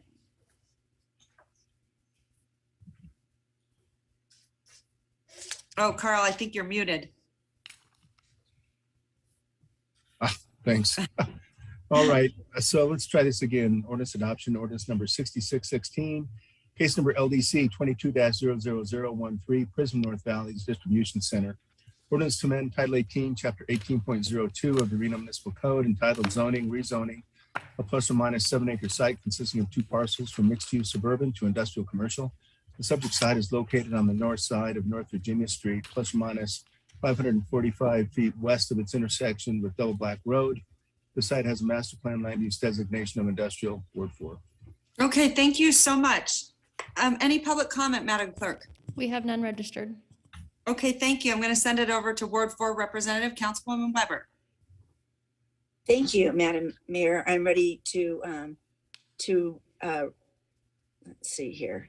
I move to adopt ordinance number 6616. All right, thank you so much. I have a motion. Do I have a second? All those in favor say aye. Aye. All those opposed? I'm Motion opposed. carried.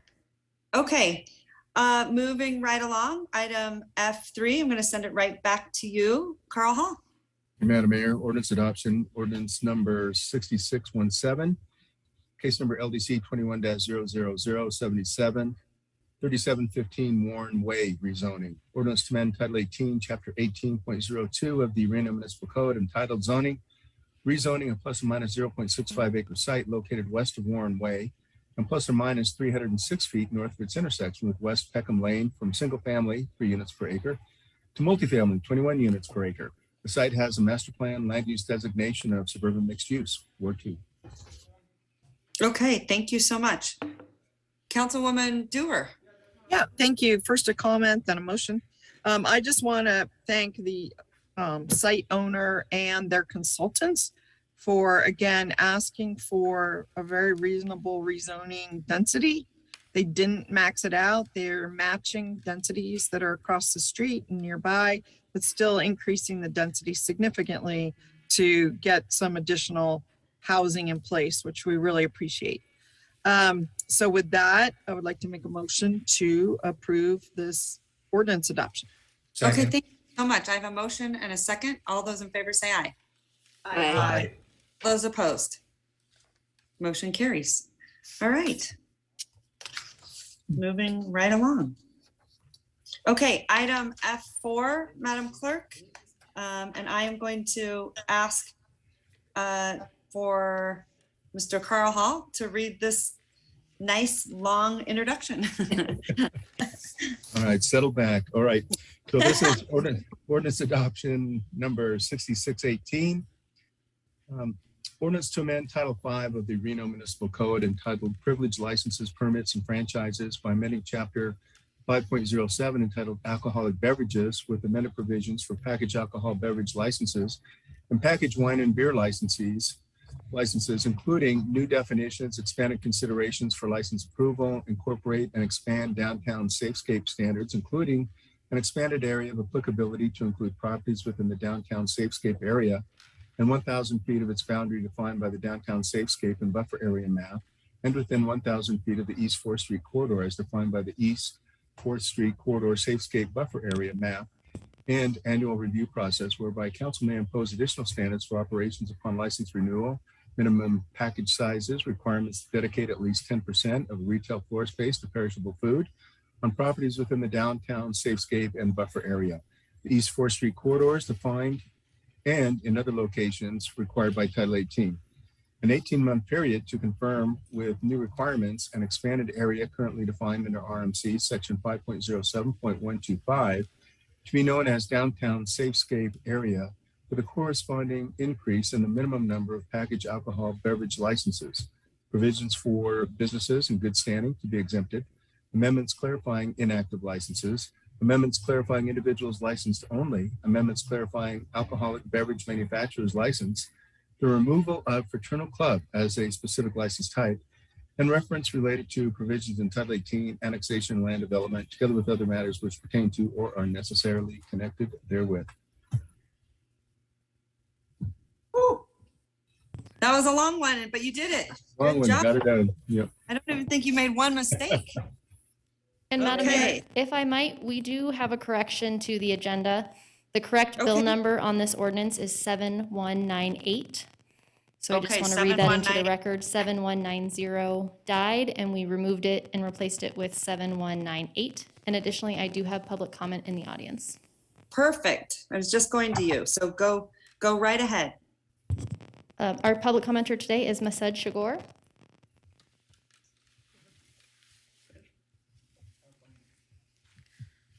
Hello, Happy New Year, everybody.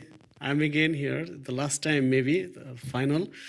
So still I'm going to ask for two things before you make it final. Can you hear me good now? 200 ml. Can you please let us sell that one items? And if you reduce some liquor license fee, we are paying almost $2,800 a year, 750, more than 750 every quarters. If you can reduce a little bit, that reduce our overhead, and you can just please let us sell 200 ml. That's the two things I'm urging for today. That's all. Okay, thank you. Okay, thank you. Thank you. All right, with that, Madam Mayor, we have no additional public comment, and we've received no correspondence related to this item. Okay, thank you so much. All right, any questions from council members?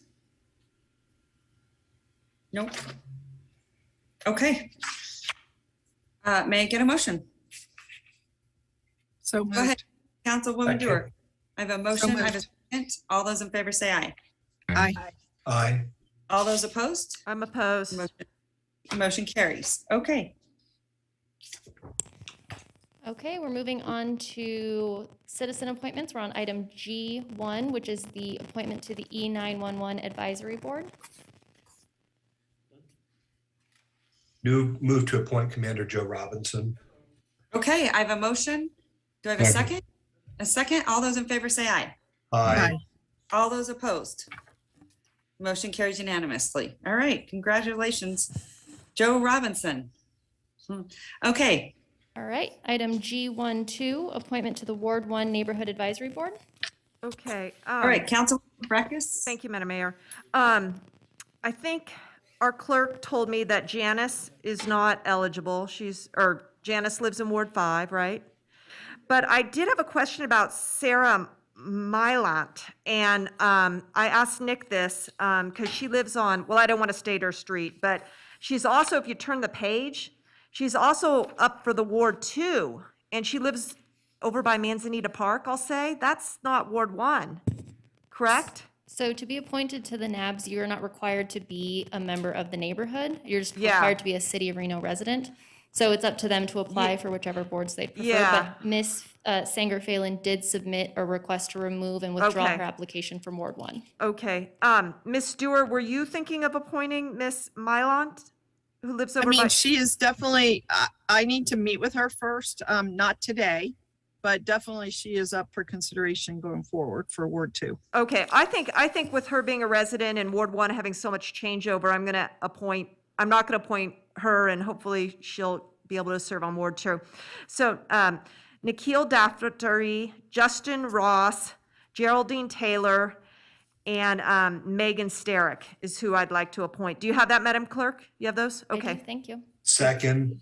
All right, I have a motion. I have a second. All those in favor say aye. Aye. Aye. All those opposed? Motion carries. Okay, item G13, appointment to Ward 2. Go ahead, Councilwoman Dewar. Yeah, today I'd like to reappoint Patrick Fisher. Second. All and right, I have a rea- motion. Thank Okay, you. go ahead, Councilwoman Dewar.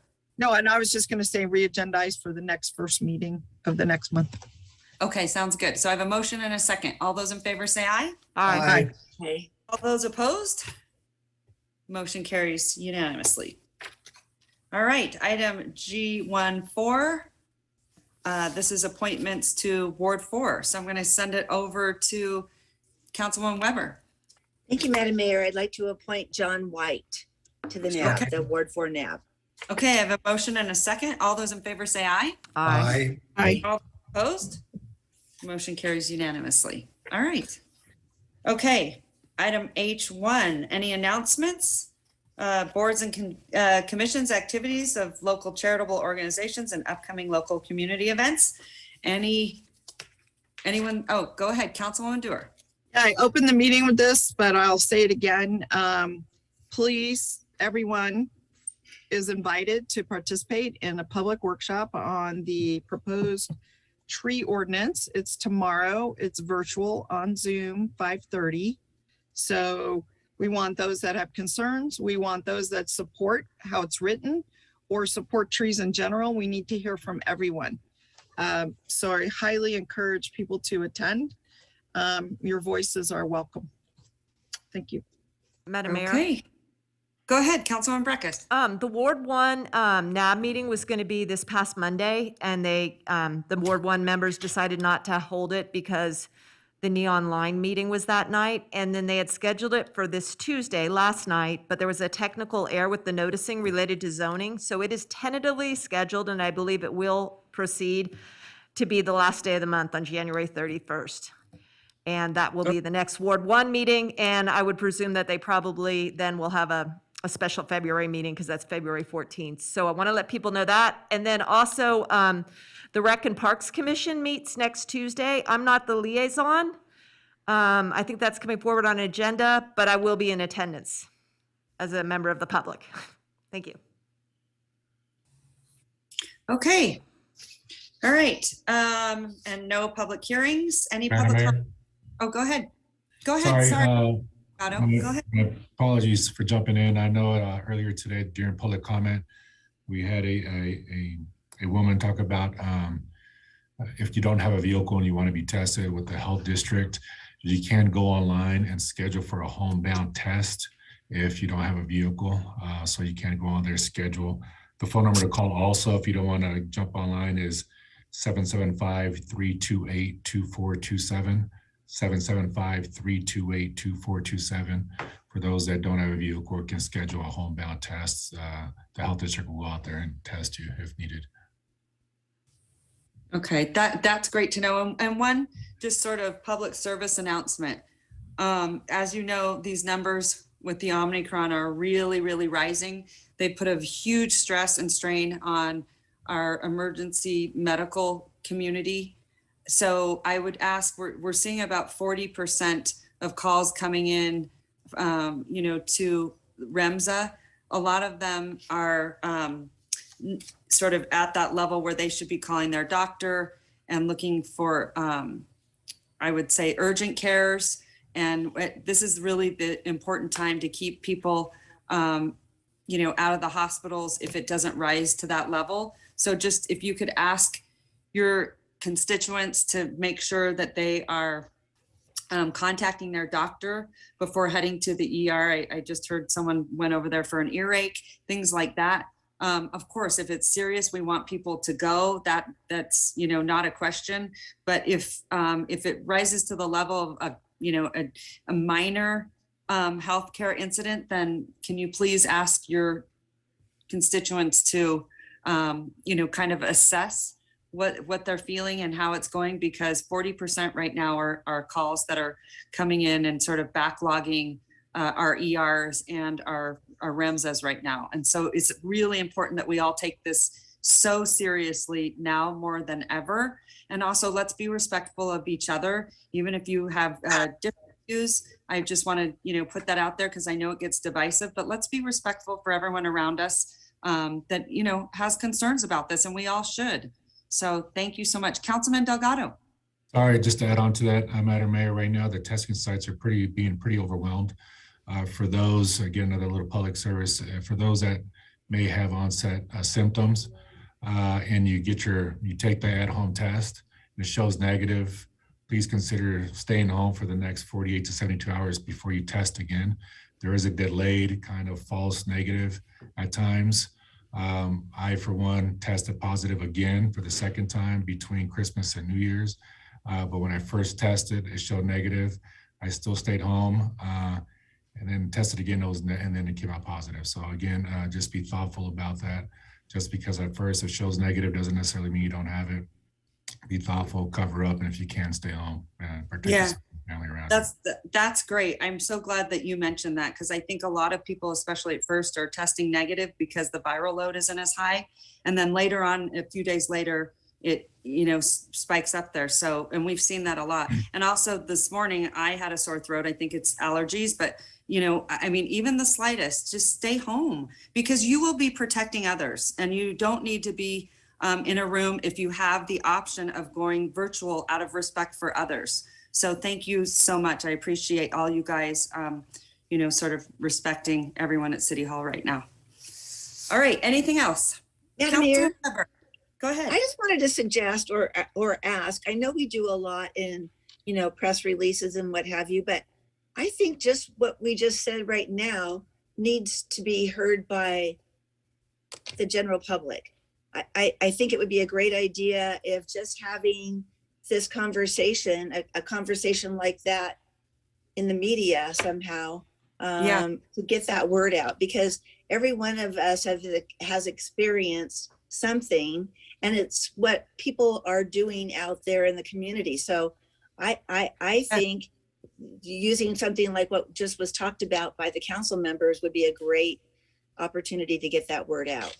Madam Mayor, maybe we need to have one of your press conferences that you had, we stopped doing about a year ago. And so you guys know, I did speak with a couple of hospitals today and Dean over at REMSA, and they are working on it. So I said that obviously the city will participate in any way we can to get this information out. I just wanted to let you know, because it was brought to my attention today, that we're at that very, very critical level. And so again, if you have the option to stay home, have respect out of everyone around you. And especially if you don't feel well, that can really benefit. We can really keep this spread down if we all pay attention and also look out for each other.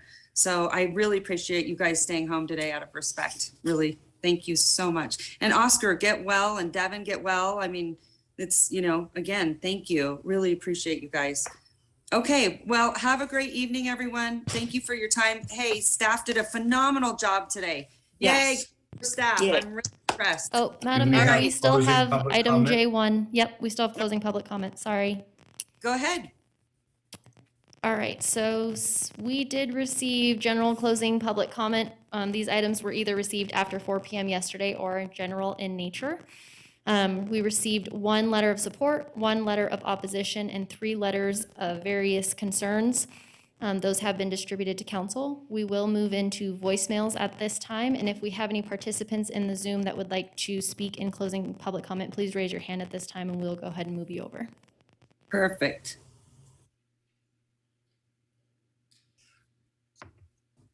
And you know, Hello, Madam it's Mayor, while Ty we're waiting for them to Plaskon come on, I want to compliment our manager. I already did privately, but figuring out how to allow public comment on the Zoom, I think Yeah. is a big step from where we were last time we went through virtual meetings.